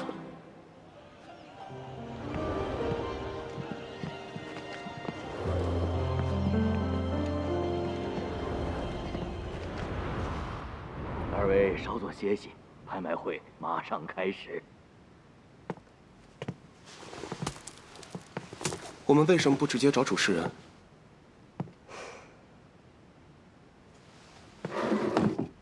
因为他不会说，甚至见着我们便会自杀，所以我们只能观察，看能不能找到一些蛛丝马迹。麻烦。诸位久等了，拍卖会正式开始。第1轮拍品，灵通山经1根。恭喜这位签字甲号房的贵客，拍得这株甘露草。本以为会有什么奇珍异宝，没想到都只是一些很普通的山精丹药，居然还有这么多人抢。愿意花重金购买这些的，应该都是些普通富商或者官员。对我们来说平常无奇的东西，但对他们来说，则是延年益寿的仙药。而且大部分都被镇北军控制，能够流入修行界的数量甚少。如此一匣，可不多见呐。此物1000晶石起拍，诸位不要错过。诸位同道，我们是来自莫丘的医僧，今日冒昧相求一事，望诸位能将这定神冰片让与我等，用以治疗因此次大妖作乱而受伤的百姓。想不到，果城寺的高僧也会开口求助。这是不得已之举，毕竟举世皆知，他们很穷。高僧请放心，我玄天宗绝不参与此物的竞价。不错，子浩们亦响应此意。不参与。诸位稍安勿躁，高僧大德，我宝树居怎能袖手旁观？物主与东家刚刚传话，这份定神冰片便由我宝树居赠予果城寺。不错，不错，这是件善举啊！既然是拍卖行，就要讲规矩。我都还没有出价，你就送了出去，宝树居还要不要自己的招牌了？朋友何出此言？按规矩行事，有何问题啊？阁下应该知道，这里是朝南城。哎呦，我当然知道是朝南城，你怎么不干脆把青山宗的大名说出来？说了又如何？难道你还敢对青山不敬？当然不敢，只是青山碧湖峰如今变了天，你觉得现在青山宗会管你们？我很想知道，你们宝树居现在还如此嚣张，究竟哪儿来的底气？说到嚣张，哪里比得过你们三都派？来到我们南河州，居然也敢与果城寺抢东西！禀告大师，并非本派想与贵寺作对，只是我派小主来南河州游玩，不幸在应城中了花毒。那花毒奇痒难耐，极为难受，需要定神冰片救治。我等实在无法。我听说三都派不过是个小宗派，怎么连果城寺都不怕？和尚脾气好，不过果城寺高僧需要药物救治病人，这里的修行者是不会眼睁睁看着三都派轻易把药拿走的。我们出1000晶石。景阳真人的事与雷魂木其实没有关系，飞升失败在于阵法出了问题。雷破云敢偷雷魂木下碧湖峰，就敢在阵法材料上动手脚。大阵在神墨峰顶，他动不了手脚。我在峰顶并未看到任何阵法的痕迹，就连一丝残余的气息都没有。烟消云散，是那座阵法的名字，不会留下任何痕迹。烟消云散，这名字真不吉利。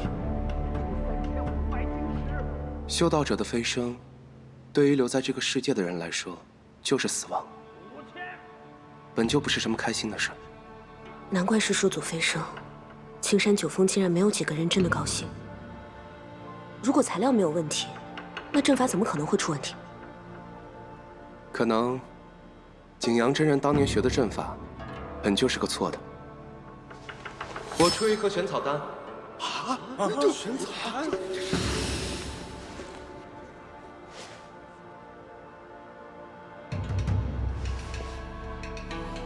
长老，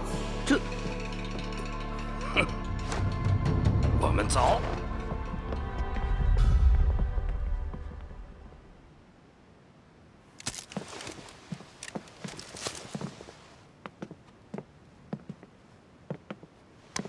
贵客，且慢。二位贵客可以再坐会儿，等东家来见个面再说。不必。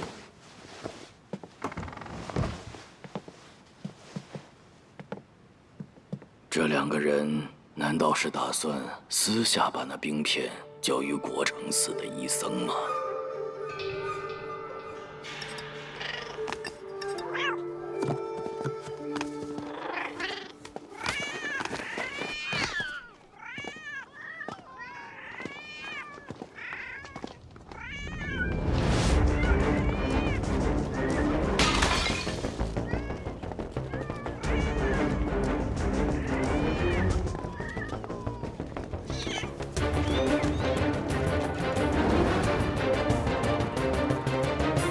你们想死吗？哼，不过是些不敢露脸的鼠辈。今晨城守市井，要抓的只怕就是你们。看来真是他们。虽说在朝南城这种地方，即便是修道者也不好随意杀人，但如果被杀的人本来就见不得光，那谁会在意呢？你们最大的错误就是应该在宝树居里便把药给那2个和尚，杀了他们，注意不要把药弄坏了。是，长老。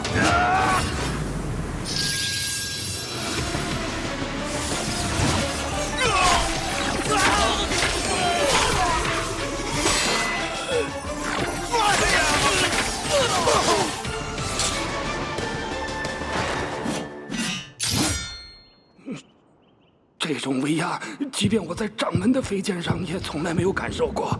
难道这是传说中的神兵？他究竟是什么人？我已经很多年没有杀过人了。我们第1次见的时候，你在做什么？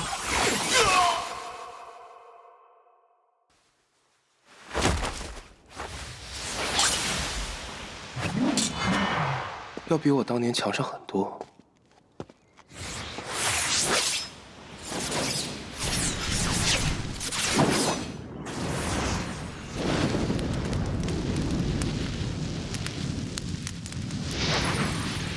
我倒想知道，青山里那些视赵腊月为仙女的弟子，如果看到这幅画面，会怎么想？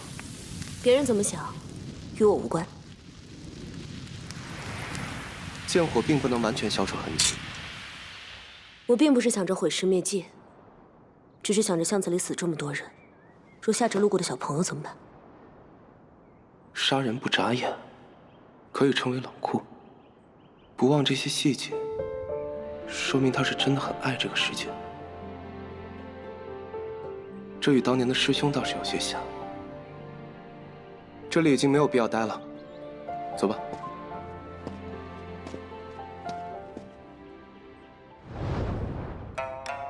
果然是青山宗的道友，难怪7楼那个房间里的人能够轻而易举拿出一颗玄草丹。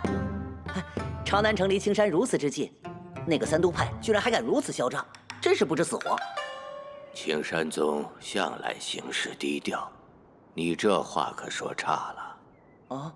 让开！都让开！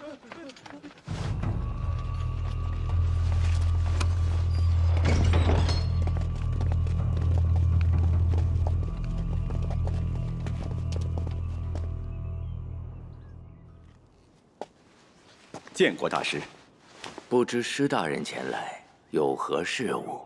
好教大师得知，今日朝南城里连续发生2件事情，一者闯城，一者杀人，都是修行者所为。此事莫非与我们有关系？三都派的人死了，正是宝树居里想得到定神冰片的那些人。阿弥陀佛。不知那些道友遗体何在？老僧想过去念段往生经送行。遗体俱已被焚成灰烬，下手之人很是冷酷。大人莫非怀疑我与师侄？这是哪里的话？世间有谁敢怀疑果城寺大德？若不是因为定神冰片一事，三都派的人死了，你来找我们做甚？不知小师傅你可否知道那2个人的来历？是2个人吗？不错，一男一女，都戴着笠帽。不知道小师傅可曾见过他们？不可说。难道这是在打疾风？罪过，罪过！我这师侄正在修闭口禅，我们确实不知道那2个人的下落，抱歉，无法为大人提供线索。打扰了。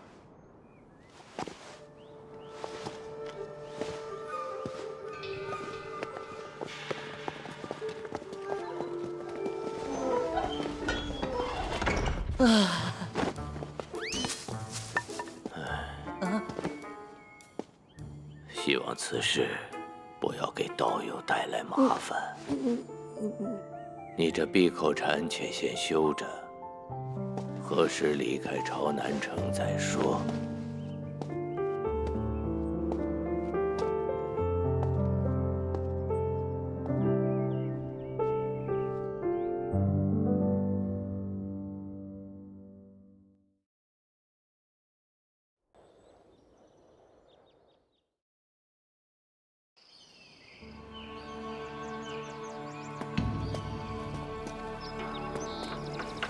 去哪儿？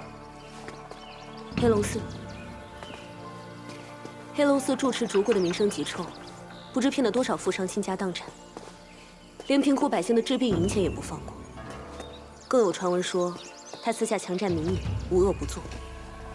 只不过这位大师与宫里某位贵妃娘娘有旧，各宗派不便多事，一直没有管过。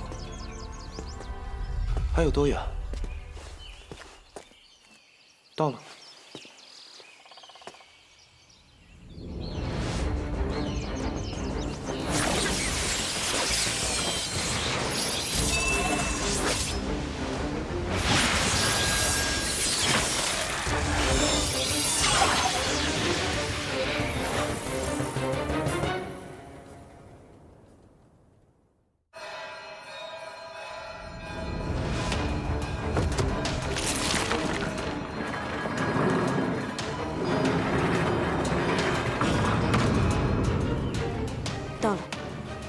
图章中进。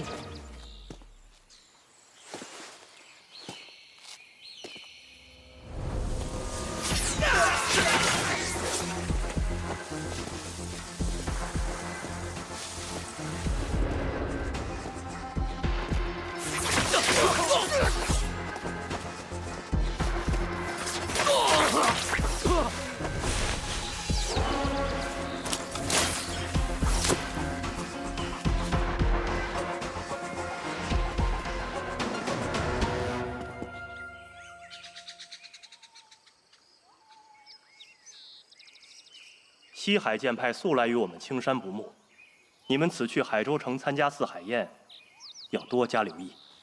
是。走吧，英良。嵩山，你是我两望峰最优秀的弟子，代表的是青山，行事不可辱没宗门。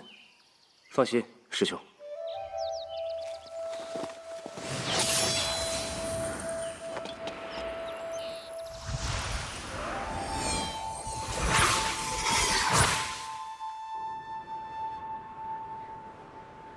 其实两望峰最优秀的弟子不是我，而是那个天生道种柳10岁。2年前，柳10岁从种室被送回青山时，一直昏迷不醒，高烧不退。醒来后，便被关进了尚德峰的监狱。尚德峰怀疑他偷吃了鬼木灵的妖丹，虽经过极其严厉的审讯，但也没查出任何证据。最后听说是掌门发了话，60岁才被放了出来。不过青山九峰里的所有人都相信他确实偷吃了那颗妖丹，包括他的师父白如金长老。如果就这样下去，可能60岁就会从此被人遗忘。但1年前，尚德峰忽然开始重新调查庇护峰左翼师叔之死，说他有嫌疑，由段师叔亲自负责审问。只是不知为何，没有把他关进监狱。不久，这件事也因为没有证据，不了了之。从此，一个曾受万众瞩目的修道天才，就这样无人问津了。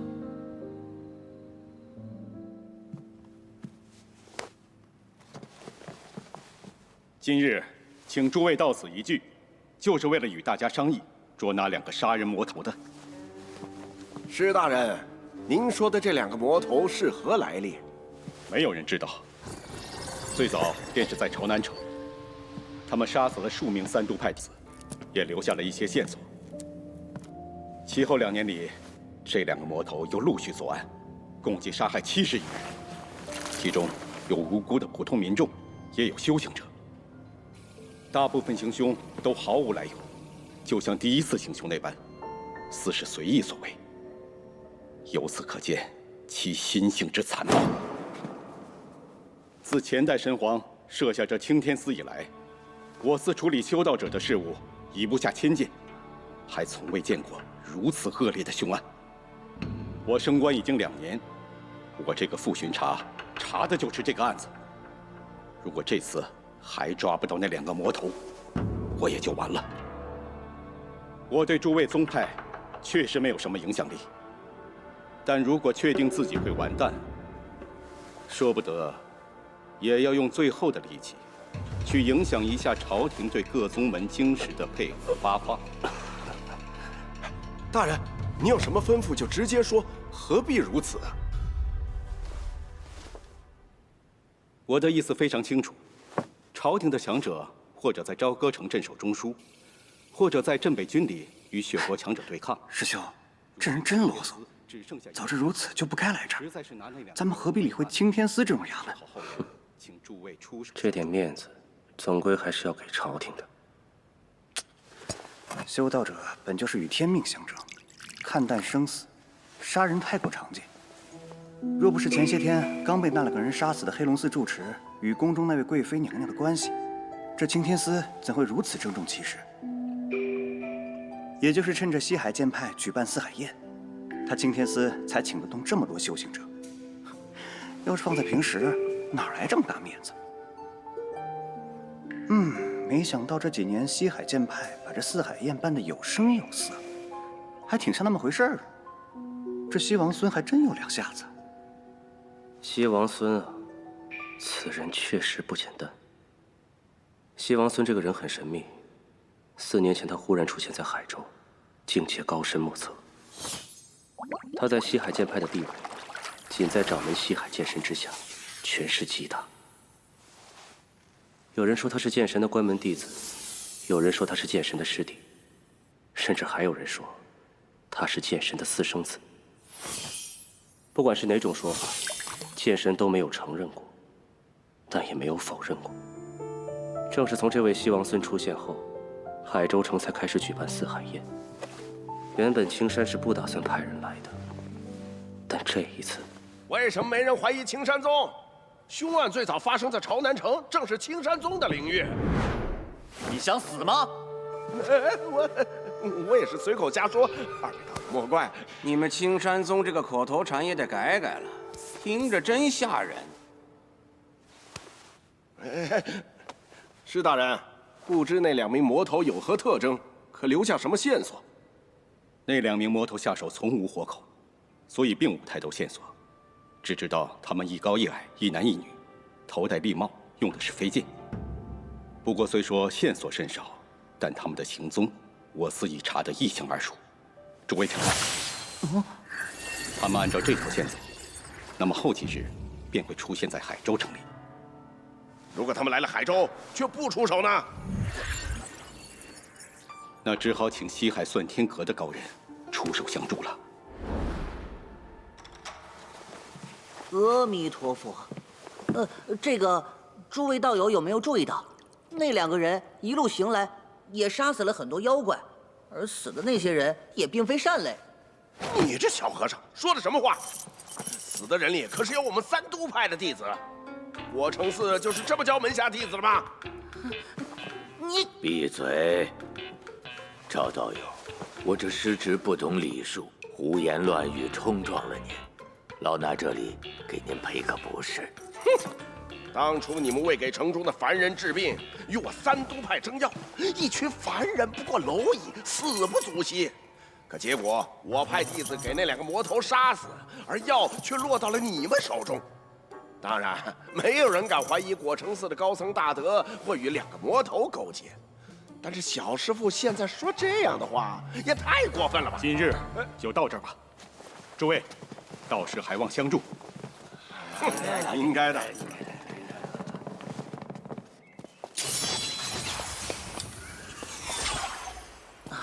师伯，为何你不说话？我们明明知道他们想对付的人是谁，就算不便明着说什么，也应该告诉前面这2位啊。西海算天阁的命师最擅长推演之术，真被围住了怎么办？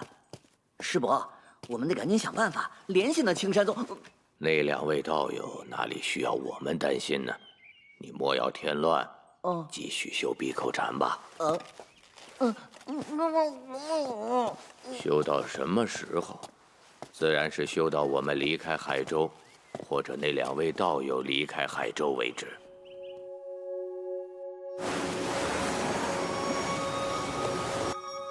你来这海州城到底是做什么？我来这里是想看一个人。你觉得殷三还活着？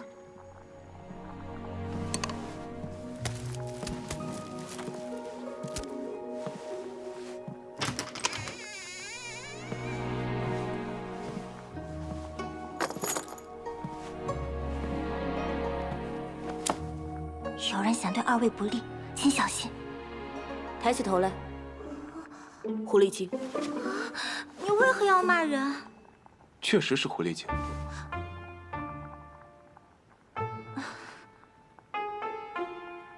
2位仙师究竟来自何处？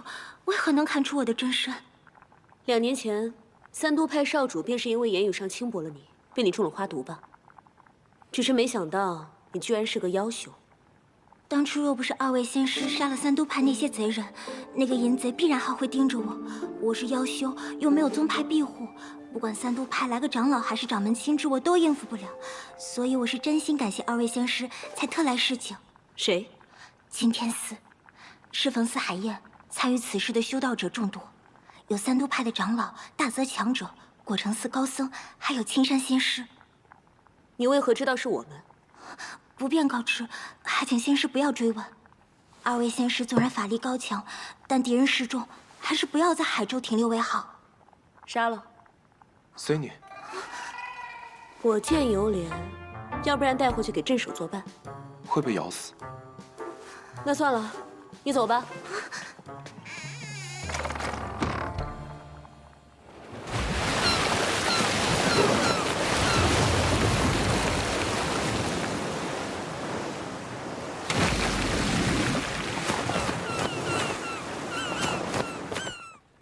怎么打？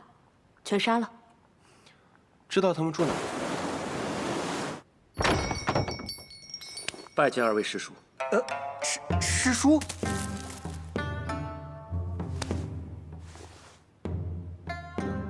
那些人是我们杀的。师叔出山游历，偶见不平，出手诛杀自是应当。只是，实在是杀的有些太多了。该死的人有这么多，那只好多杀几个。师叔此言有理，杀得好。两望峰还不错，至少在这方面。师叔，您这次也是来参加四海宴的吗？四海宴？看来师叔还不知，这四海宴是西海剑派不服朝廷，仿照朝廷在朝歌城举办的梅会而推出的一场盛事。宴上也同梅会一般，邀请各宗派的青年才俊来参加比试，胜者会被赠予宝物。饶是如此，愿意来参加四海宴的前辈强者，以及那些声名远播的天才还是很少。我们不为四海宴，是来看一个人。莫非是西王孙？不错。师叔，我听说此人很是神秘，没几个人见过，四海宴上也不会现身。只有4位圣者在被馈赠宝物的时候，才能在云台里与他见面。四海宴上比什么？比的是琴棋书画。师叔若不想被人打扰，要不要我出面去青天寺把事情平了？不用，你们就当做不知道此事，到了必须表明身份的时候再说。弟子遵命。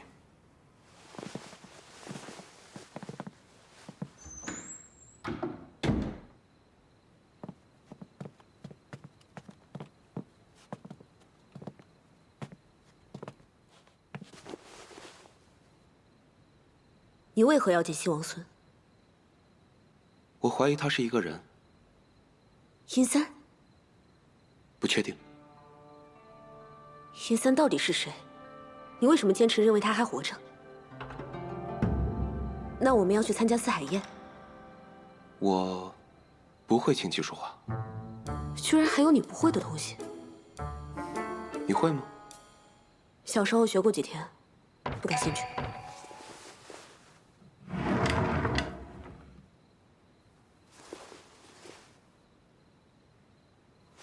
随我来。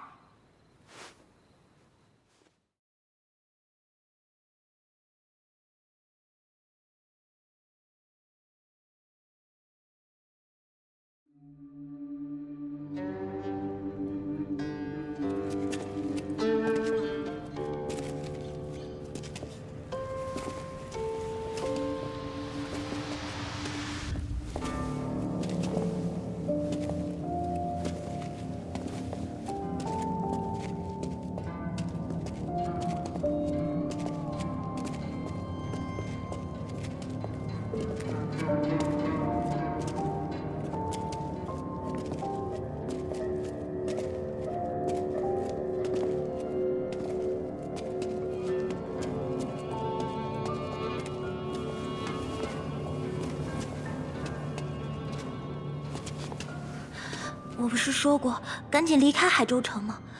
你们为什么不听话呢？你们要清楚，进来了，可就真的走不了了。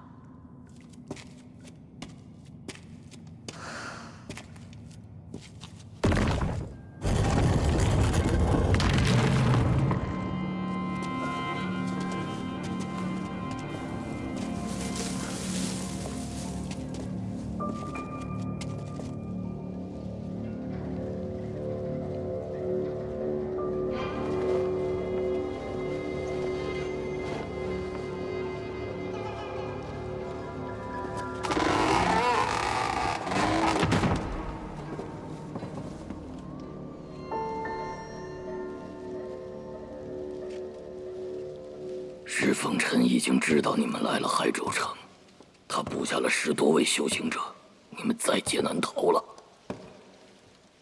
当你们面对整个世界的敌意的时候，应该如何做？你需要来自另一个世界的帮助，或者成为那个世界的一部分。不老林，你很聪明。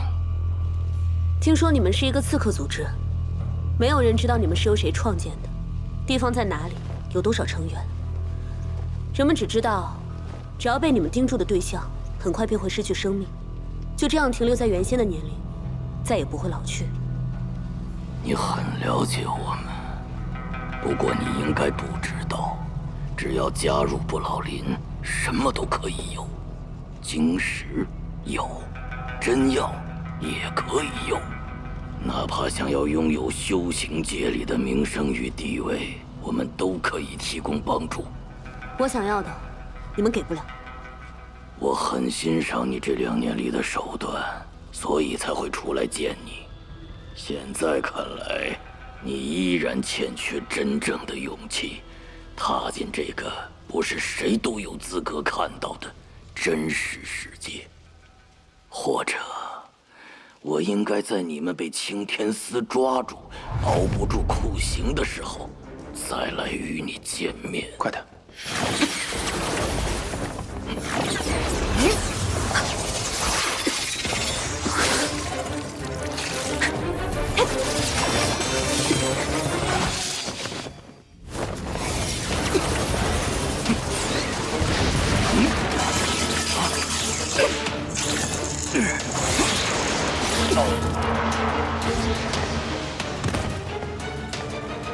明明正在谈判，为何他会忽然暴起杀人？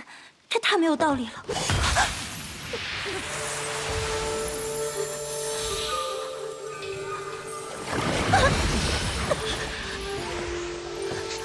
解药。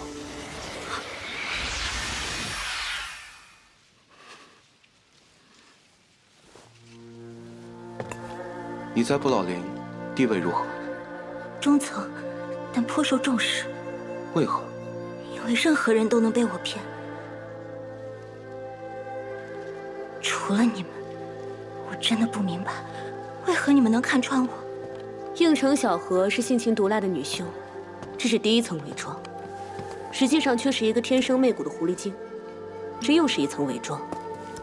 撕开这2层伪装，大概才能发现你是一个性情柔弱、天真纯洁的少女。只是谁又能想到，这还是1层伪装。但只要不为外物所惑，这些又如何骗得过剑心通明？你们究竟是何人？我要你帮我办一件事。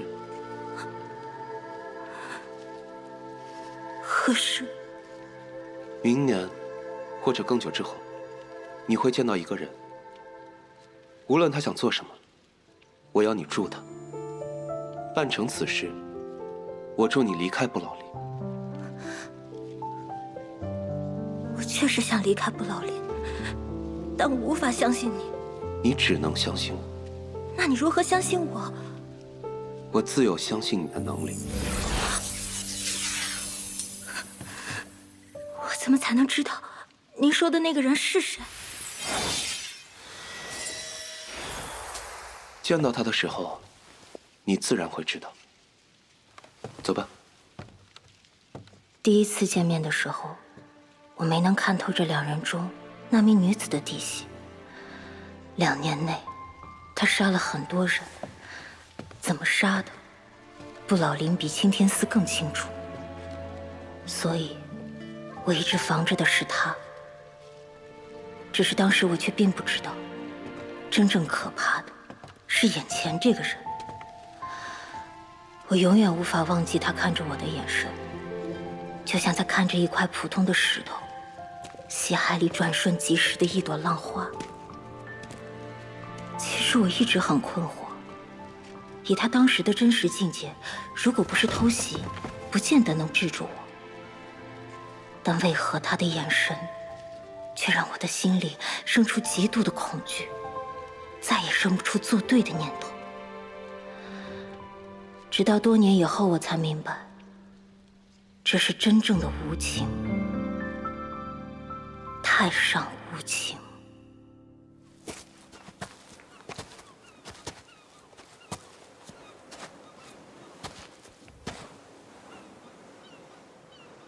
2年时间，一路杀人，你就是为了让不老林注意到我们？不错，因为我要找他们。当然，这2年也是修行。你怀疑不老林与景阳师叔组飞升失败有关？不见得是失败，现在无法判断关系。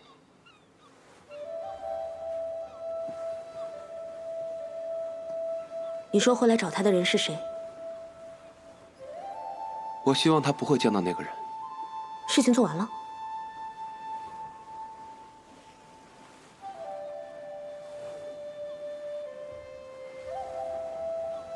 我还没有看见那个人。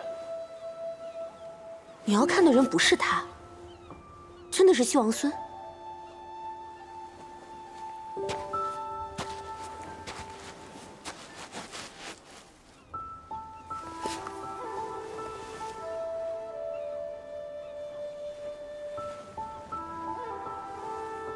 学棋难不难？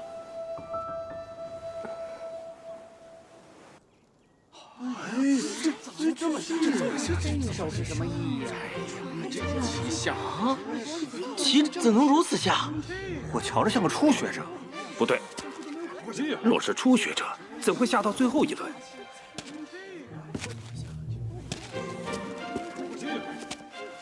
竟能一路下到最后。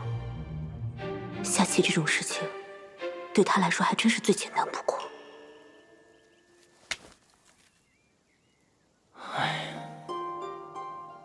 婉舒仙师因何摇头啊？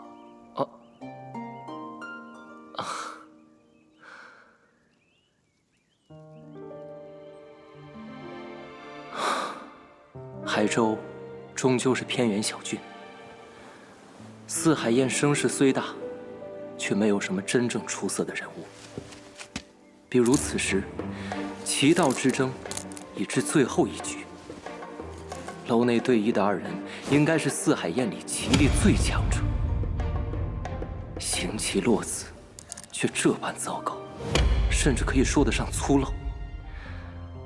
莫说童颜师兄或者我，就算是小师弟来了，也是能稳赢。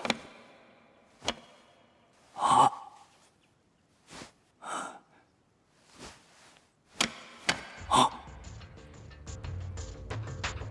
速度下得越来越快了，下这么快，难道他不需要思考吗？难道是想靠这种方法打乱对方的阵脚？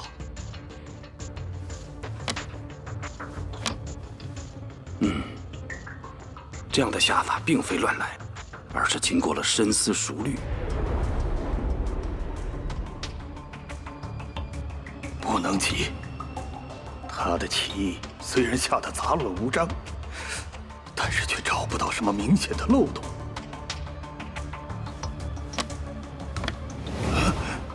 这小子下得这么快，让我越来越急躁了。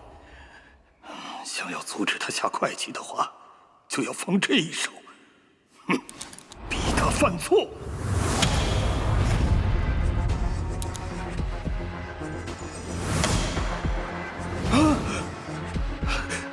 怎么会？一瞬间就破解了我的胜负手。没有考虑时间，为什么还能下？难道就凭一瞬间判断下来的？不，有考虑时间。在老者长考的时候，他已计算出下一步各种的可能。啊？那岂不是要3、4倍的计算量？不，是几百倍的计算量。胜者敬酒。竟然赢了！哇！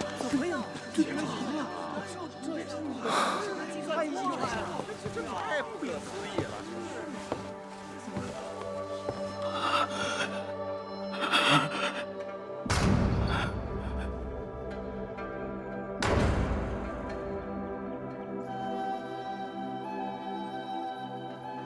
晚书仙师觉得此人棋艺如何？这……您说说，这局棋到底是怎么回事？我的棋艺很普通，如何有资格点评这位道兄？仙师何必自谦？听闻就连童颜公子与您对弈，也只让3子。啊，他说的可是那个曾在梅会上连拿3次魁首的童颜公子。童颜公子可谓天下棋道第1人，居然只让了3子，你也太谦逊了些。我的棋道与童颜师兄相比，有若烛火于明珠，如此赞誉，实在不敢当。但您绝对有资格点评一下今日的棋局。这个人到底是怎么回事？棋下的杂乱无章，但不知怎么就……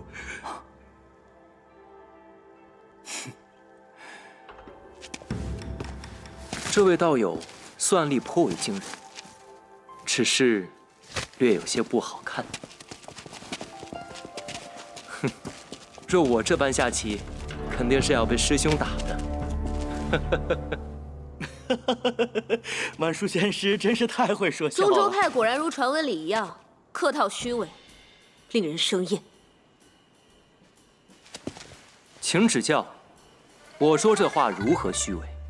你觉得他的棋下的很差，又不肯明说，甚至想打他，这就是虚伪。哼，这不是虚伪，而是我想给你的同伴留些颜面。你觉得你有资格评价他？不错，我想告诉他，下棋不是这么简单的事情。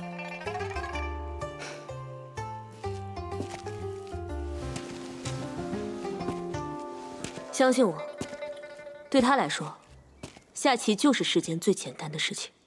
哼，是吗？希望有机会领教一番。你不行，让你师兄来。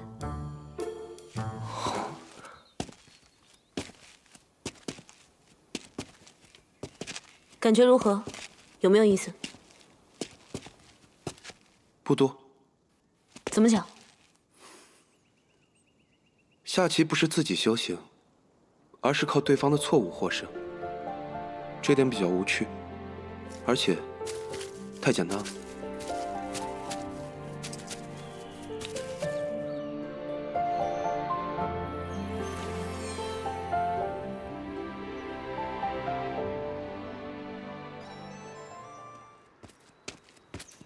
大人，他们快要入云台了，是否动手？慢着，四海宴宾客众多，此时动手容易出乱子。那该如何是好？不急，三都派的赵无极已经主动要求，在云台里盯着这2个魔头。到时他会看准时机激怒对方，只要对方先出手，西海剑派事后自然不好怪罪朝廷，甚至可能成为最大的助力。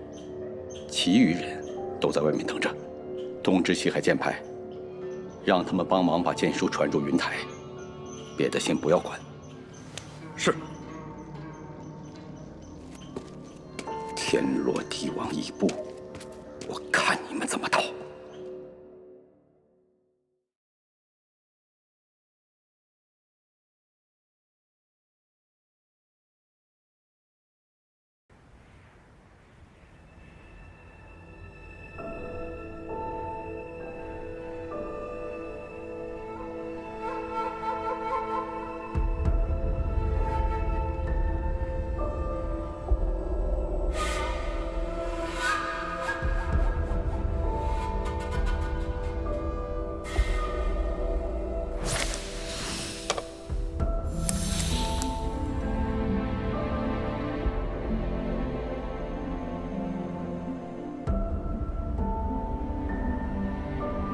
抬起头来。首领，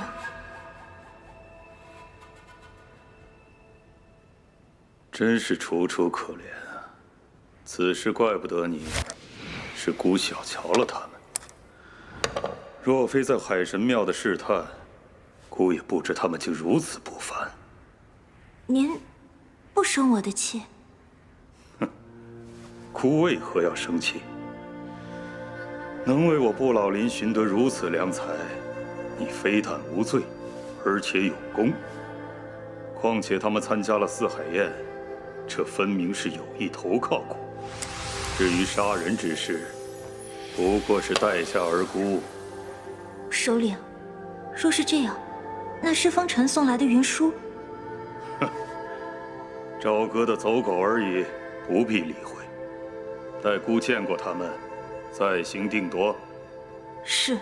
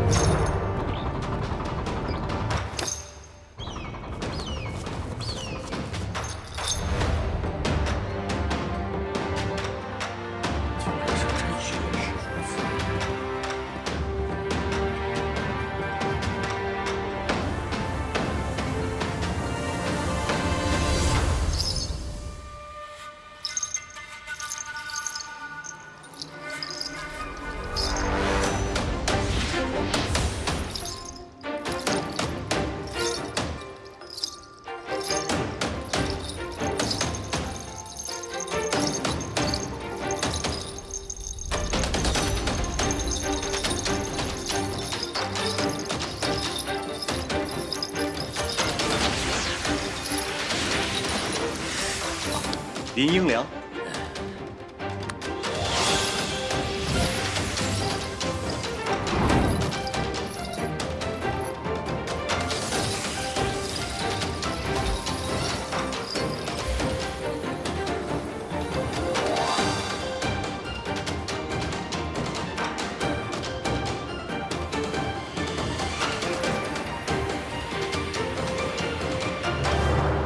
四海宴，胜者入殿。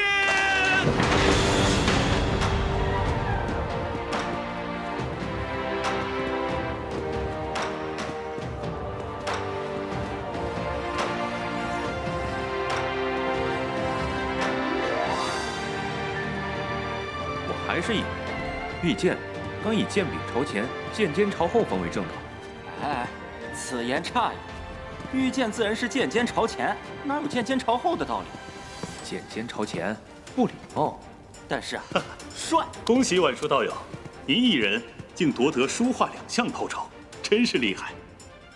啊，谬赞了，谬赞了，实在是愧不敢当啊！莫西道友，恭喜了！真不愧是水月庵的弟子，您的琴声可谓天籁呀！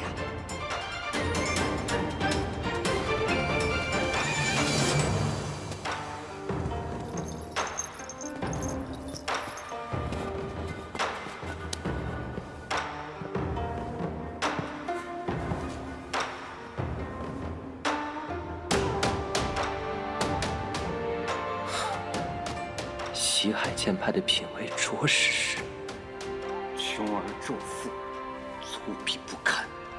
这位道友还真是说得对。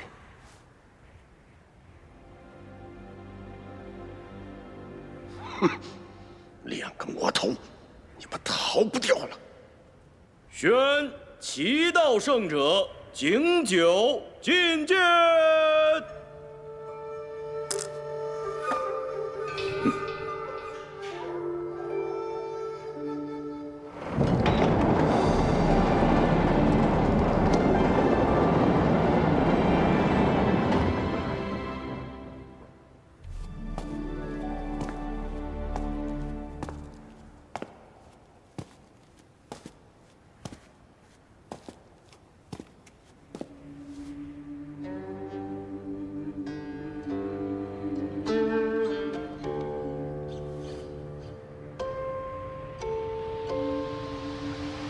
你就是景九。姑知道那天夜里海神庙发生的事，你很有勇气，也很有能力，姑很欣赏。大道无垠，所以我们的眼光要放得更宽广些，不能因为一棵树就放弃了一整片森林。你说可是？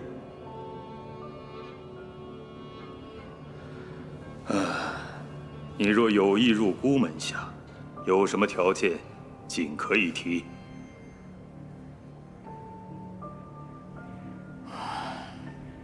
若你不想投靠孤，为何要来参加孤的四海宴？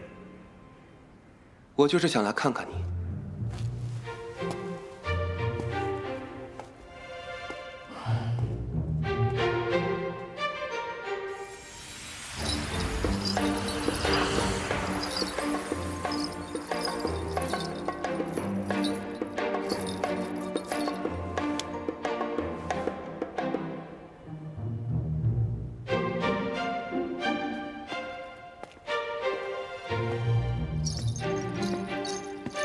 四海宴即将开宴，各位仙友还请落座。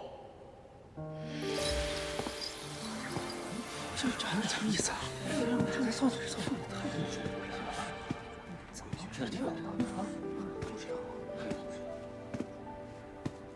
这位仙友，不是他。走吧。哎，宴席还未开始，竟然要走，也太不给西海剑派面子了吧？师兄，不好，石凤禅还未到，我们得拦住他们。二位，宴席之上居然还戴着笠帽，你们就这么见不得人？哎，三都派何长老，这是？还是说做了太多伤天害理的事情，不敢见人啊？哼，还是说你生得很漂亮，舍不得给别人看？哼，大爷，我就喜欢漂亮姑娘。如果你真能入我的眼，我一定会好好疼惜你，啊！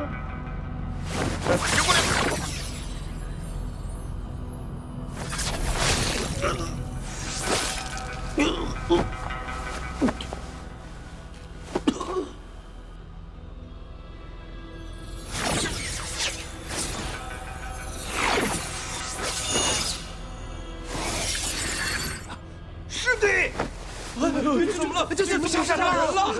这究竟是什么剑，竟然拥有如此恐怖的杀意？光天化日之下，你竟敢当众行凶！好叫诸位仙师知晓，这个凶徒正是朝廷追缉的要犯，2年来杀害了近100人，作恶多端，切莫让他给逃了。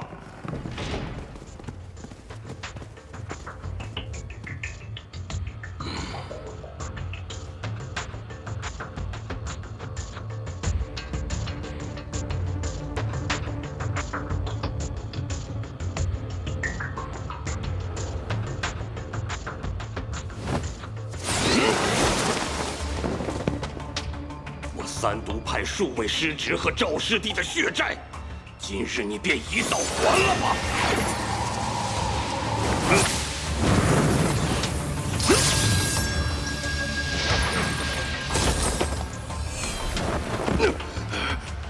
林英良，你疯了吗？难道青山宗还想包庇这妖女不成？赵无极对我师叔无礼，自然该死。你师叔什么师叔啊？师叔啊，原来是这个关系。妖嵩山见过神墨峰主，见过景长老。这个妖女，哦，不是少女，难道就是新任神墨峰主赵腊月？想不到啊，原来是青山神墨峰主大驾光临，令我四海宴蓬荜生辉啊！更想不到，景九道友竟是青山宗的长老，方才本王失礼了，还请见谅。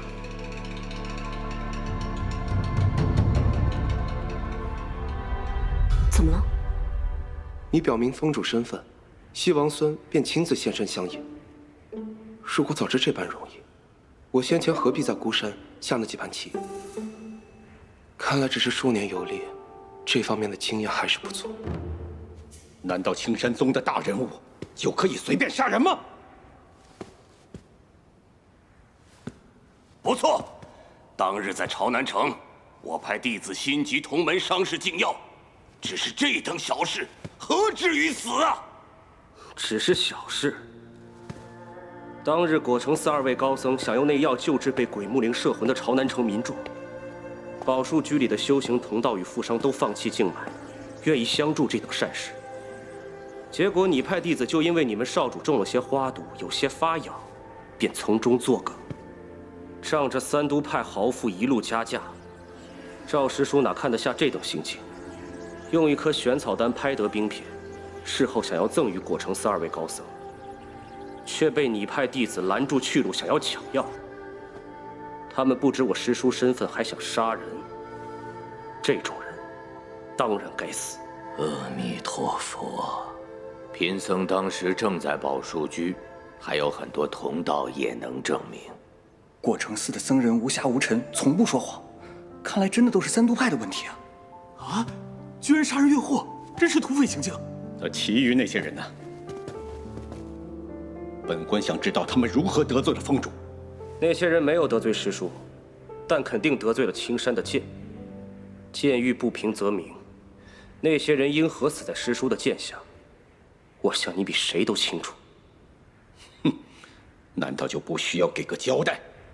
我青山剑宗杀几个贼人还要交代？啊，师兄此言不妥。即便欲不平而拔剑，试涉性命，总还是应该慎重些。这也未免太滥杀了。是啊，这么人太过分了，问题太重了。连三月是你师叔？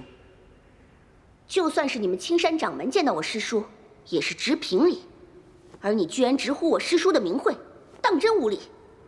你可知你师叔为何叫连三月？当年雪国南下，皇朝正统中断，世间大乱，百姓流离失所，生灵涂炭，更有匪兵当道，以难民为军粮。你师叔刚好下山，3个月内连杀4万人，烧了17家匪寨，世称烽火连三月，然后他才有了这个名字。你瞎说什么？我师叔性情温和，怎会行事如此？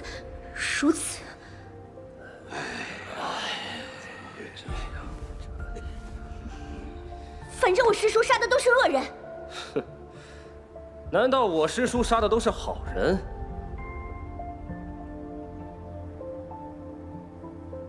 走吧，回青山。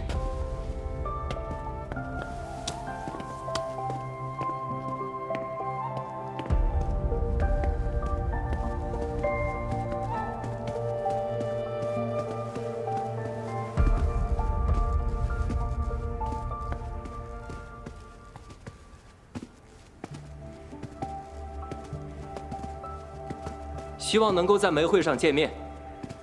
我说过，你不行，让你师兄来。他说的师兄莫非是指，自然就是童颜，修道天赋冠绝中州的童颜公子。腊月新师这句话是什么意思？是代表闭口禅可以不用修了。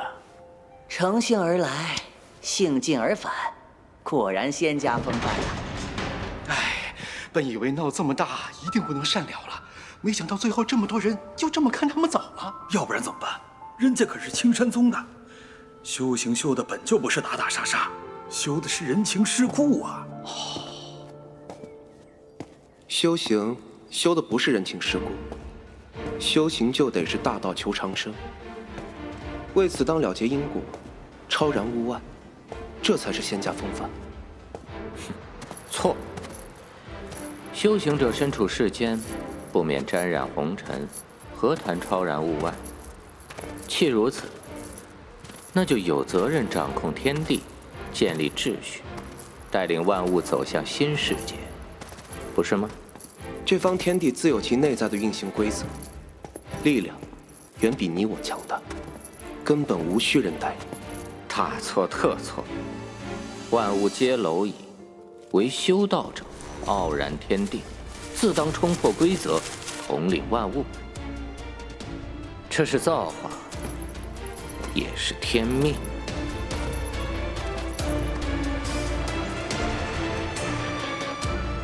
大道朝天，各走一边。